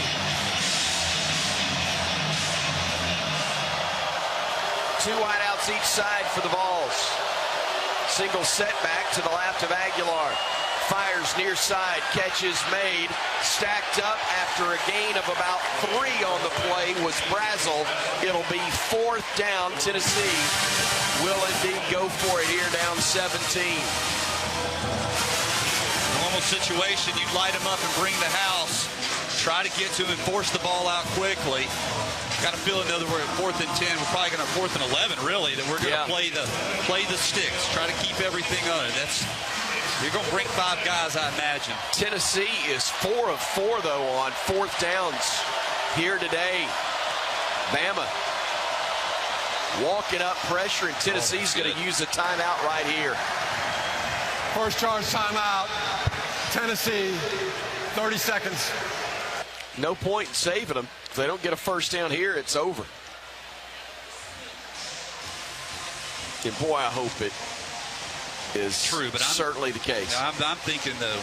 But hang on, hold that thought as we pause 10 seconds for station identification on the Crimson Tide Sports Network.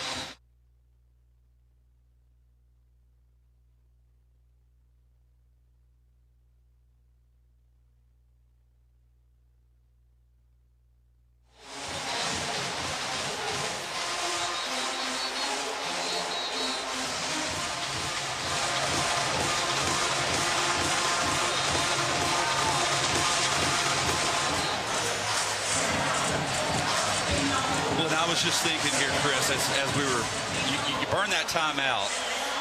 Should Tennessee score, they still got the 2 minutes, so they still got 3, but not 4 timeouts. And I'm just nervous wreck right now, man, even though we're up 17. I can tell.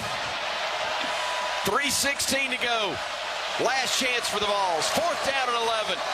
And a timeout, Bama, as the chess match continues. First charge timeout. Correction, second charge timeout. Alabama. 30 seconds. So again, Bama trying to match schemes and figure it out. Corey, what are you seeing us doing? I mean, it looks like we're trying. You think we're fainting here and we're going to pull everybody back and play zone? Yeah, the way we've been playing man covers. The thing is, Tennessee can get a first down, but do not have to get it into the end zone. So you got to be aware of the sticks as well. I'd like to see us bring some pressure if we can just go mano-a-mano on the edges, get some man coverage. Don't let Aguilar have some time back there to find it. If we're playing zone, they've been doing it all game. They've been able to find the open spots. Right. You don't want to allow them to do that. So I think we've got to get after him, force him off the spot. Well, the thing is, though, even when we're bringing 5, we're not necessarily getting to him. And if you do choose to go man, you have got to wrap up in the secondary. There's no doubt. You got to get them on the ground. It's a long 4th down, 4th and 11, 4th and 12 right now. Keep everything in front of you. Looks like all our guys are off. Looks like we got a little bit of a zone coverage, not a soft man. Last chance for the Vols. 4th and 11. Aguilar looking. Pressure coming. Fires. End zone. Incomplete. Incomplete. He tried to connect in the back of the end zone, but it was too high for Staley. It goes off his hands, and with 3:09 to go, Bama takes over, leading 37-20. Woo! Now you can breathe. No. Now you can start to find your cigars. Worry about breathing tomorrow.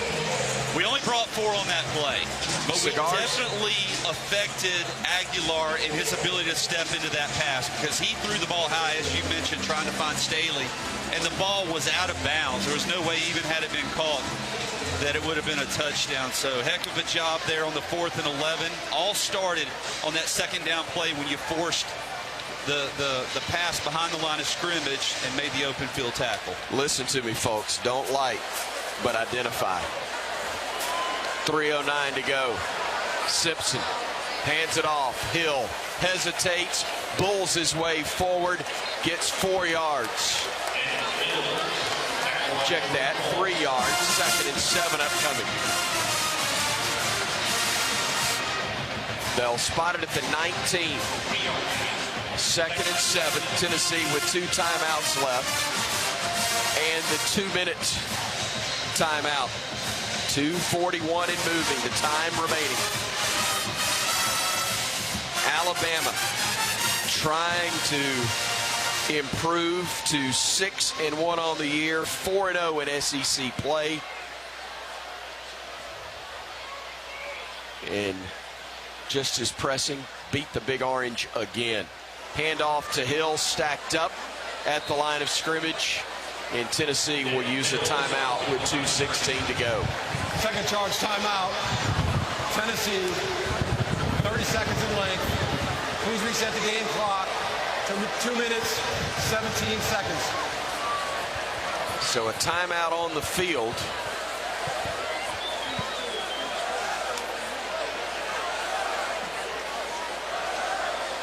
And Alabama, I would be shocked if they don't go conservative here. Oh, yeah. You're going to run the ball right here, take it down to the 2-minute timeout. Tennessee does have one timeout. They might call it one more time. They will. After this play, they'll call another timeout, force the punt, and get the ball at the 2-minute timeout. Yeah, you don't risk putting the ball in the air here. Yeah. Nothing good can happen. Other than a touchdown or a first down. Knowing the way this coaching staff, how aggressive they are. That's the only reason I asked the question. Put it past them. That's the only reason I asked the question. Tom Stipe, who's seen it all, says we have indeed seen it before, and he's right. Daniel Hill in the backfield. Ryan Williams is offsides. He is, isn't he? Looks like it. Fake the handoff, roll the pocket, wanting to throw. Simpson is going to run it, cuts it back up, and he's going to be shy of the first down mark by about 3 yards. Nice pickup. Ran some more clock off, their time off the clock, but 2:06 to go. And Tennessee burns their final timeout, which hopefully is the only thing they're going to be burning up tonight. You know, and it's one of those deals that's a little more aggressive, but it's still safe. The play is either there, you run it for a first down, or you eat it the way that Ty Simpson did, which is the exact same as running between the tackles. So you burned off a little bit more clock, and you gave yourself an opportunity to move the chains and in this game right here.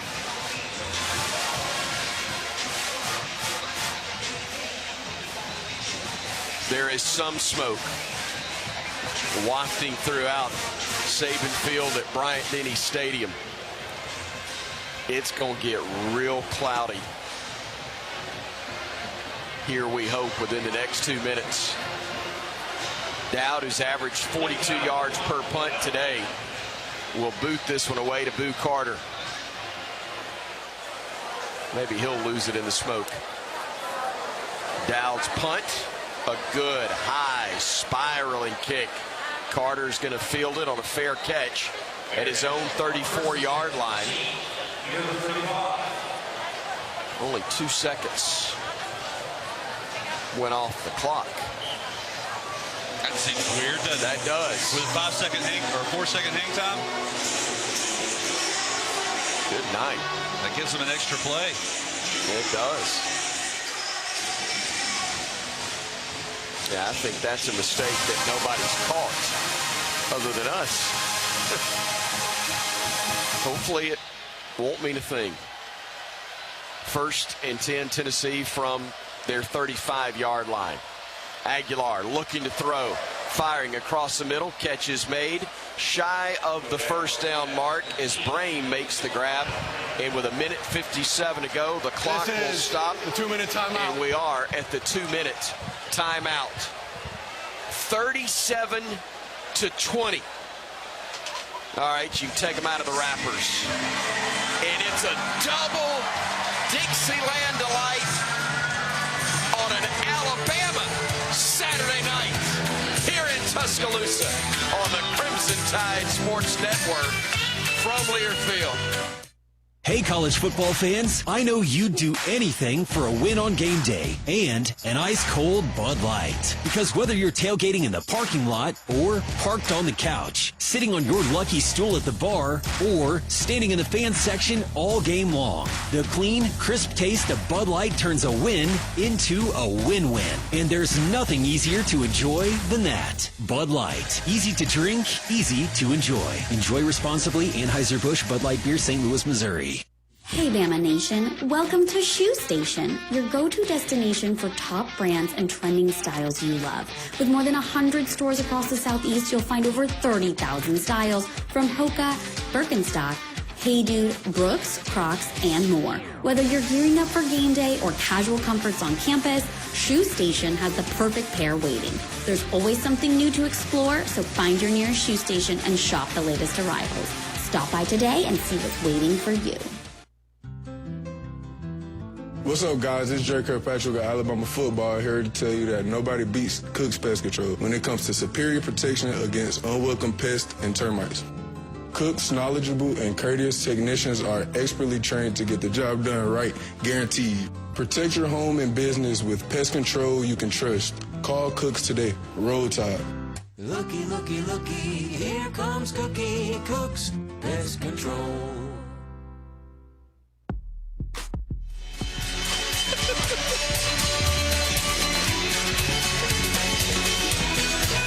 How sweet the sound from Saban Field at Bryant-Denny Stadium. Double Dixieland alive, 37-20.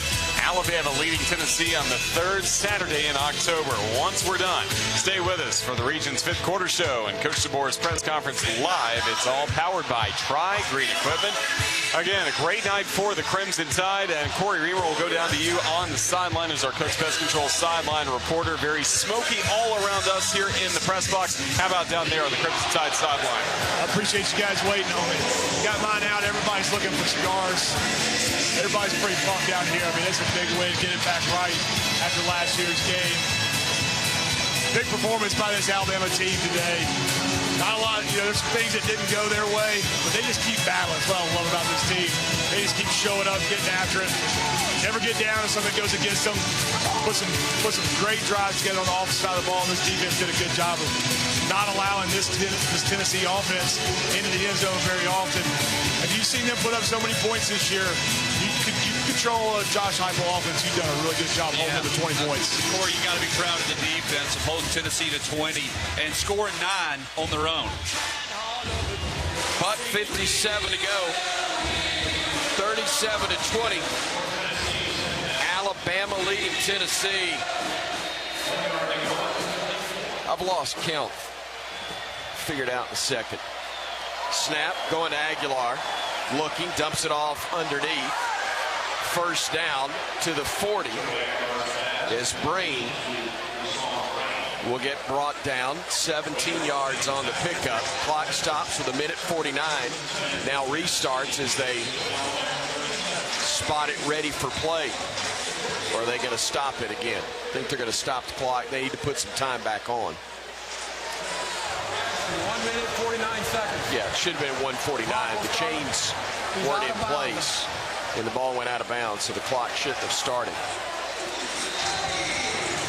Well, he stayed in bounds, so it'll start on the ready to play, won't it? They snap it.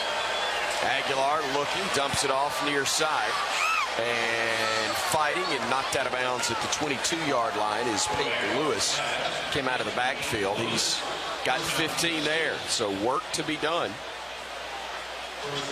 But they're keeping everything in, and the field's going to start shrinking now, and all these big gaping holes that Aguilar is able to take advantage of are about to get condensed. From the 22, Aguilar looking, pressure coming, scrambling, firing, flag down on the play, and it is incomplete. Two flags come in. Might have a hold on Damani Jackson. Holding, defense, number 10. 10-yard penalty, automatic, first down. Not Damani, they say Justin Jefferson. Kalen DeBoer. Not happy, but want this one to Get a stop, same from Kane Womack, his defensive coordinator, pacing the sidelines.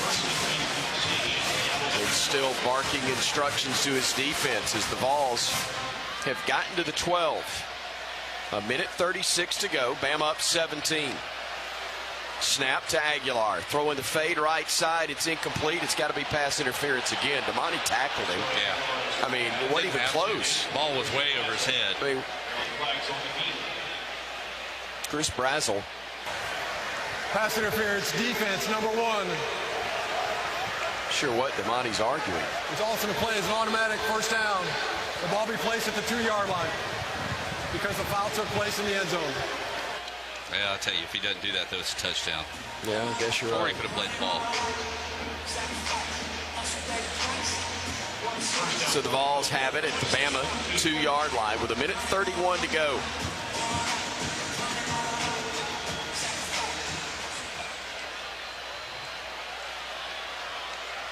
Snap, handoff, nowhere to go. Great job knifing his way through by Nakai Hill-Green, stopping Peyton Lewis for a loss of 3 on the play. Justin Hill also shot through a gap and took Aguilar, so there was nothing Aguilar could do but hand the ball off. Backs him up, takes more time off the clock, 1:11 to go. They throw the fade, and it's almost intercepted. Let's see if they call this one where they're going on this on Damani Jackson, or if it's on the offense. Their points, yeah, they are. Both of them were all over each other. Ball was thrown way upfield from where Chris Brazel was. Defense, number 1. Foul took place in the end zone with ball replaced at the 2-yard line. First down. down. Same as before, except it's a reset to first down. So he'll come out, Xavier Brown, and Dijon Lee will come in. Yep. Tennessee can run it here, though. With a minute 8 to go, they will try to run it. They'll go left side, and they'll get to the goal line. And did they get in? It's really close. You know what? That clock's still running. They hadn't signaled touchdown yet. He didn't get in. He did not get in, and that is more time going off the clock with a 17-point lead. Come on, keep him out of the end zone here, Alabama. Come on, let's go. Peyton Lewis in the backfield. They hand it off. There's flags down. They didn't get in. It may be procedure. Let's see. They didn't get in the end zone. They will stop the clock with 41 seconds.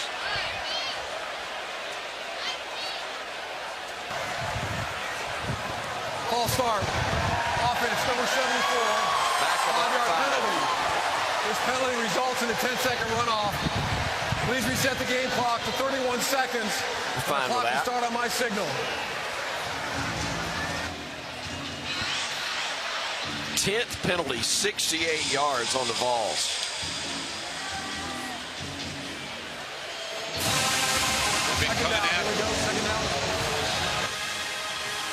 These type of situations have been lighting them up, playing man-to-man on the edges, and Aguilar's just been throwing 50-50 jump balls. Did you say light them up?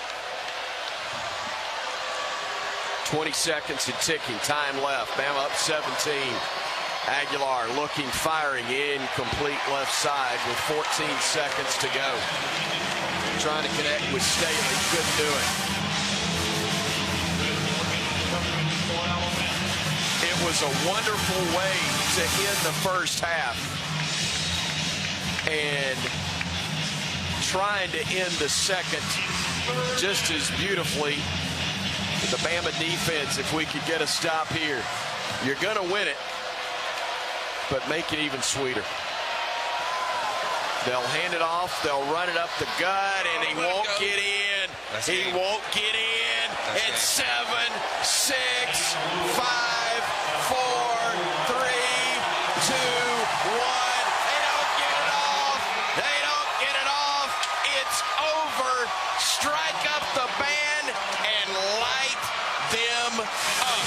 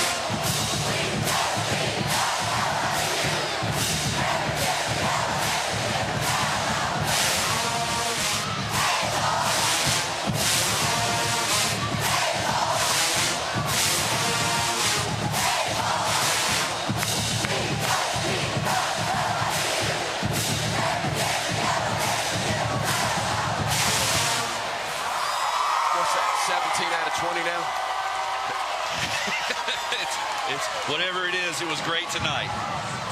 11 straight home wins, Roger reminds me, for Alabama in the rivalry. Tennessee's won 2 of the last 4, but it has been dominated for the last 2 decades by the Crimson Tide. Kalen DeBoer gets his first victory over the Vols. And the Tide, most importantly, Tyler Watts, goes to 6-1, 4-0 in SEC play. That was a huge win for this Alabama football team as far as the conference race goes. That puts you in the driver's seat as you now have one more road game before your off week versus South Carolina, who lost today at home to Oklahoma. They are not the same team. You got to keep your head screwed on right, though, going into the bye week, undefeated in conference play. 24-hour rule officially is underway. A big one next week in Columbia, but we're going to celebrate this one. Bama beats Tennessee by a final of 37-20. A lot of fantastic post-game discussion to come your way. I'm heading to a smoky locker room to talk with Coach Kalen DeBoer. We'll have that conversation for you coming up. Stay with us as the Tide rolls over the Big Orange once again on the Crimson Tide Sports Network from Learfield. Tide fans, let's take a 30-second time out for a quick mental getaway to Pensacola. Sugar White Sands, crystal clear waters. Remember, your perfect getaway is just a short drive away. So hit the road for the ultimate time out from the hustle and bustle. Fresh seafood, stunning sunsets, and relaxing beaches. All waiting for you in Pensacola. Saturdays with the Tide and any day with your toes in the sand. That's the way to beach. Plan your getaway at visitpensacola.com. In football, a triple threat is a player who can do it all. For barbecue, Dreamland is a triple threat. You can dine in, carry out, or let us cater your next event. For the ultimate tailgating experience, nothing beats a rack of legendary Dreamland ribs with your favorite sides. If you got a taste for winning, treat your team to Dreamland. There ain't nothing like them nowhere. A proud supporter of the Alabama Crimson Tide. Bama fans, why wait to start your college journey? With the University of Alabama Early College, high school students can earn college credit from UA now, online or on campus. Students are eligible after completing the 9th grade with a 3.0 GPA or higher. Thousands of students across Alabama and the United States are already part of the Crimson Tide tradition. So don't just cheer for the Tide, join it. UA Early College. Legends start here. Visit earlycollege.ua.edu to learn more. Roll Tide. Hey Bama Nation, welcome to Shoe Station, your go-to destination for top brands and trending styles you love. With more than 100 stores across the Southeast, you'll find over 30,000 styles from Hoka, Birkenstock, Hey Dude, Brooks, Crocs, and more. Whether you're gearing up for game day or casual comforts on campus, Shoe Station has the perfect pair waiting. There's always something new to explore, so find your nearest Shoe Station and shop the latest arrivals. Stop by today and see what's waiting for you. This is the Regions Fifth Quarter Show on the Crimson Tide Sports Network from Learfield. Alabama football is also brought to you by Cook's Pest Control, the South's most trusted name in pest control and proud sponsor of Alabama football. And by Barkley GMC, Barkley Buick GMC, where Barkley makes it easy. The Regions Fifth Quarter Show starts now. Crimson Tide fans do not want to leave. They have lit up the cigars, celebrating this win on the 3rd Saturday in October. Final score from here in Tuscaloosa. It's Alabama 37 and Tennessee 20. Roger Hoover, glad to welcome you to the Regions Fifth Quarter Show. Put an extra roll tide in your wallet with the University of Alabama Regions Visa debit card or prepaid Regions Now card. Order online at regions.com/GoBama. Regions, the official bank of the SEC. Tyler Watts, we saw some great plays for the Crimson Tide, help lead to victory, and then just a strong performance in the second half to make sure this one went in the win column. You know, this was a game, we talked about it at halftime. You're up big because of Xavier Brown's interception return for a touchdown with no time left in the first half. You go up big at halftime, you get the ball, and it was about finishing your opponent off. We go 3 and out. They go down and score. We get a fumble, but we hold them. And from that point on, this Alabama football team was focused in, ready to play on both sides. We drove the ball, used up clock the way this offense has done all season long, and defensively gave up a lot of yardage, but kept everything in front of us. One of the keys was preventing explosive plays. I don't think Tennessee had any explosive plays as far as initially over-the-top passes all night long. They might have had some 15, 20-yard in routes that were advanced, but none of the bombs that you've seen, Josh, and then throw over the years. Longest passing play was 30 yards in this game for Tennessee. There you go. Great performance for the Crimson Tide. Again, defensively did some nice things in order to close out this game and to win. The offense played well, especially when it had to as well. Another poised performance by Ty Simpson at quarterback. He made some key plays down the stretch there of converting some fourth down opportunities, keeping drives going.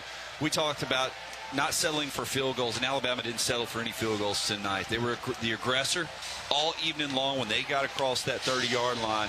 If it was 4th and short, Kalen DeBoer, true to form, as he has done the last several weeks, he's going for it. He is going for it because he trusts Ty Simpson. He believes in these wide receivers and the offensive line's ability to protect and how creative that they can be. So he believes in his coordinator, Ryan Grubb, as well.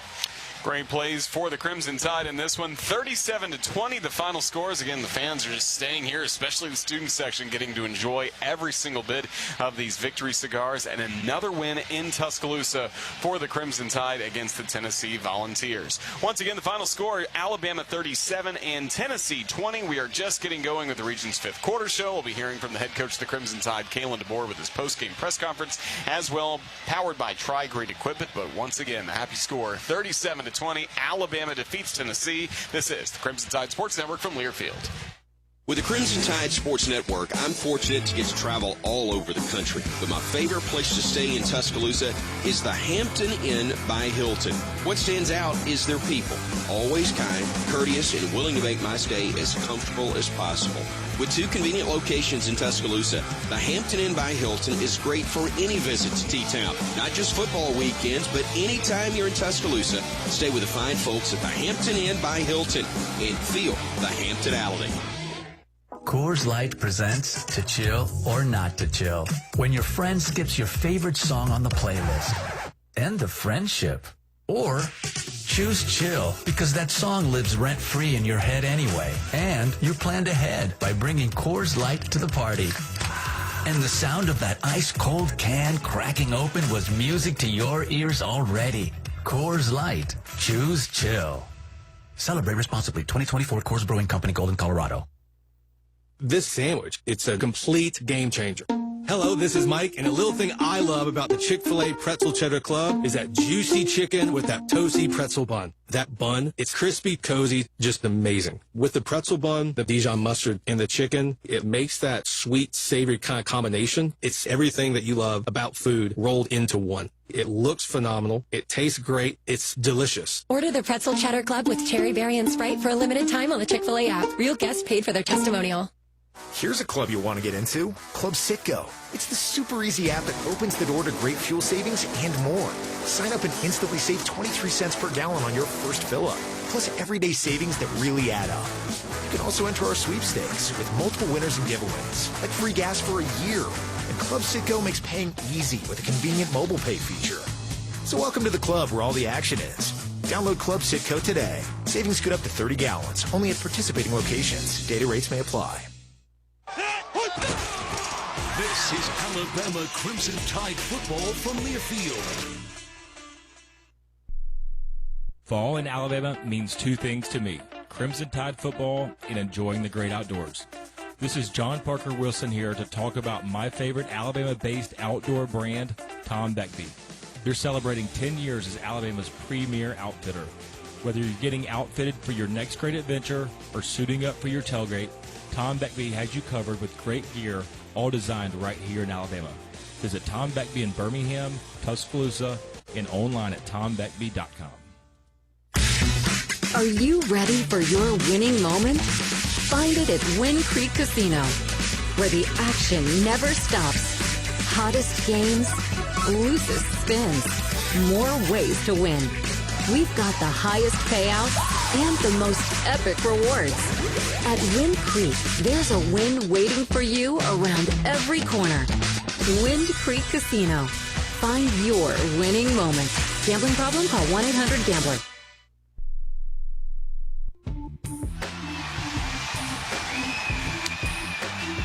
Cheering in the background here at Saban Field at Bryant-Denny Stadium because, yes, the students are still here, and they're being joined by some of their classmates, the Crimson Tide football players, making their way from the north end zone locker room all across Saban Field and getting to celebrate with them, several going into the stands right now.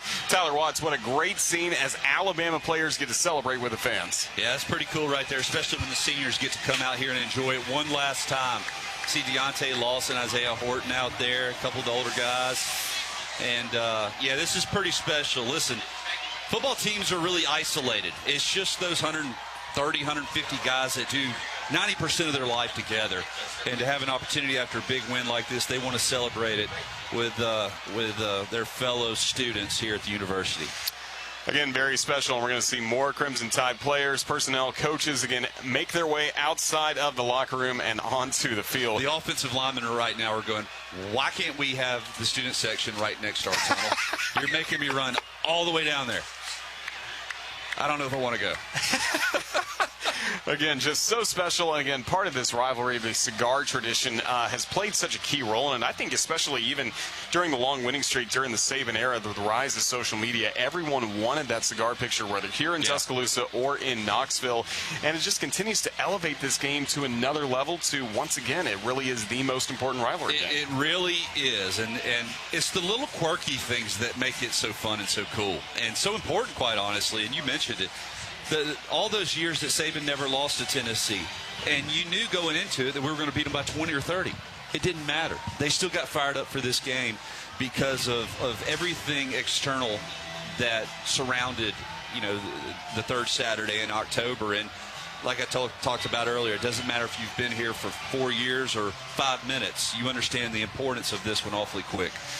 So the Crimson Tide continues spilling out of the locker room, getting to celebrate here at Saban Field at Bryant-Denny Stadium. And again, just so many fans, not just students, but sprinkled throughout the stands as well, just have not left and get to celebrate this moment. And really, Tyler, where this football team is. Think about the Week 1 loss to Florida State, and now we're looking at a 6-game winning streak, including 4 SEC wins. Yeah, this is awfully impressive, especially the fact that all 4 of those SEC teams were ranked highly, too, mind you, in good football teams.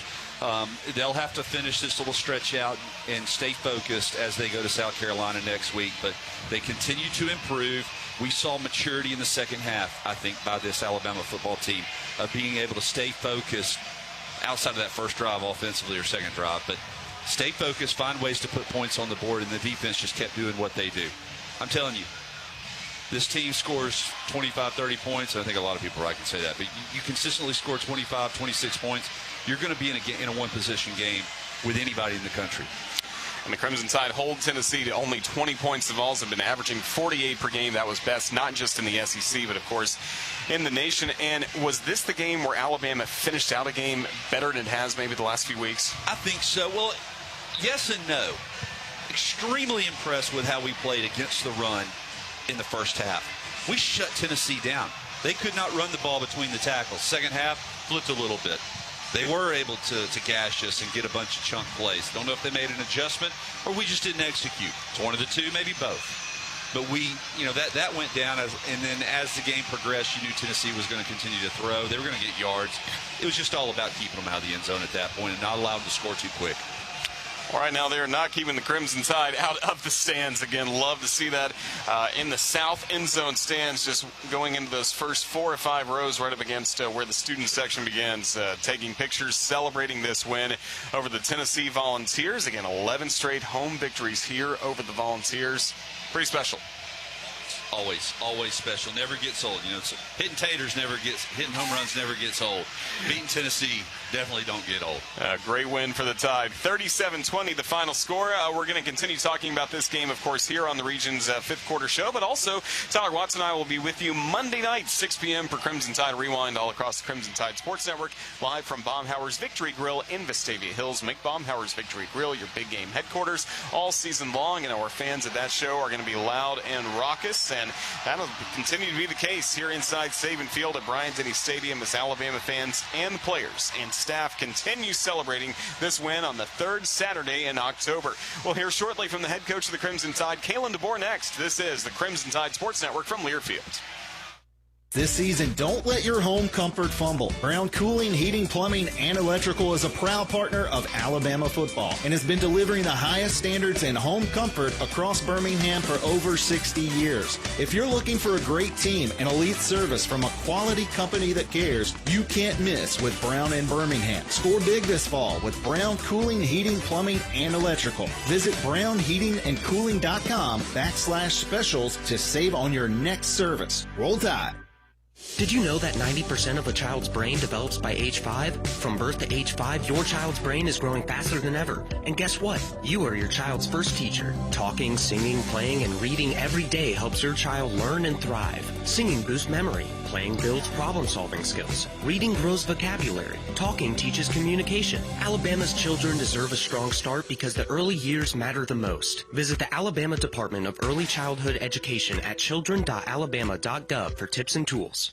Being a Chevron car these days has been quite the adventure. Miami to Seattle, ocean to ocean. I've stopped at so many states and collected so many bumper stickers. Sometimes I feel like a moving passport book. It's just so great what I can do with Chevron with Techron, because it gives me unbeatable mileage and keeps my engine clean. Plus, there are so many Chevrons along the way. Now the only thing I'm worried about is where to go next and where to put all my new bumper stickers. Chevron with Techron, fueled by possibility. This is Christian Miller for the Good Feet Store. I know from playing football at Alabama and in the NFL that if you have foot, knee, hip, or back pain, it can be a huge challenge. The Good Feet Store is designed to personally fit you with arch supports that alleviate and even eliminate your pain altogether. Try them before you buy them. They're in your free, no obligation, personalized fitting, and you can wear them home the same day. So if you're looking to improve your game, the Good Feet Store has you covered. Stop in for a free, personalized fitting today. Roll to victory at goodfeet.com. That's goodfeet.com. Roll Tide. Touchdown, Alabama! This is Alabama Crimson Tide football from Learfield. See the call as we make the call. Watch the booth cam for each and every Alabama game. Streaming live on all CTSN social media platforms, you can get a front row seat to every touchdown and every big play reaction from Chris Stewart, Tyler Watts, and the entire Alabama radio crew. Watch on YouTube, Facebook, and X at UA_CTSN.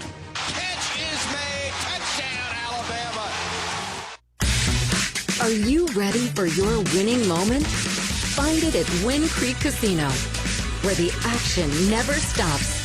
Hottest games, loosest spins, more ways to win. We've got the highest payouts and the most epic rewards. At Wind Creek, there's a win waiting for you around every corner.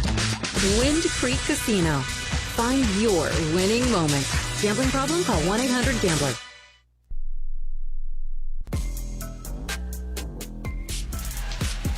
Coming up shortly, we'll hear from the head coach of the Crimson Tide, Kalen DeBoer. He may be on the field right now getting to celebrate with the players and the staff this win for Alabama against Tennessee.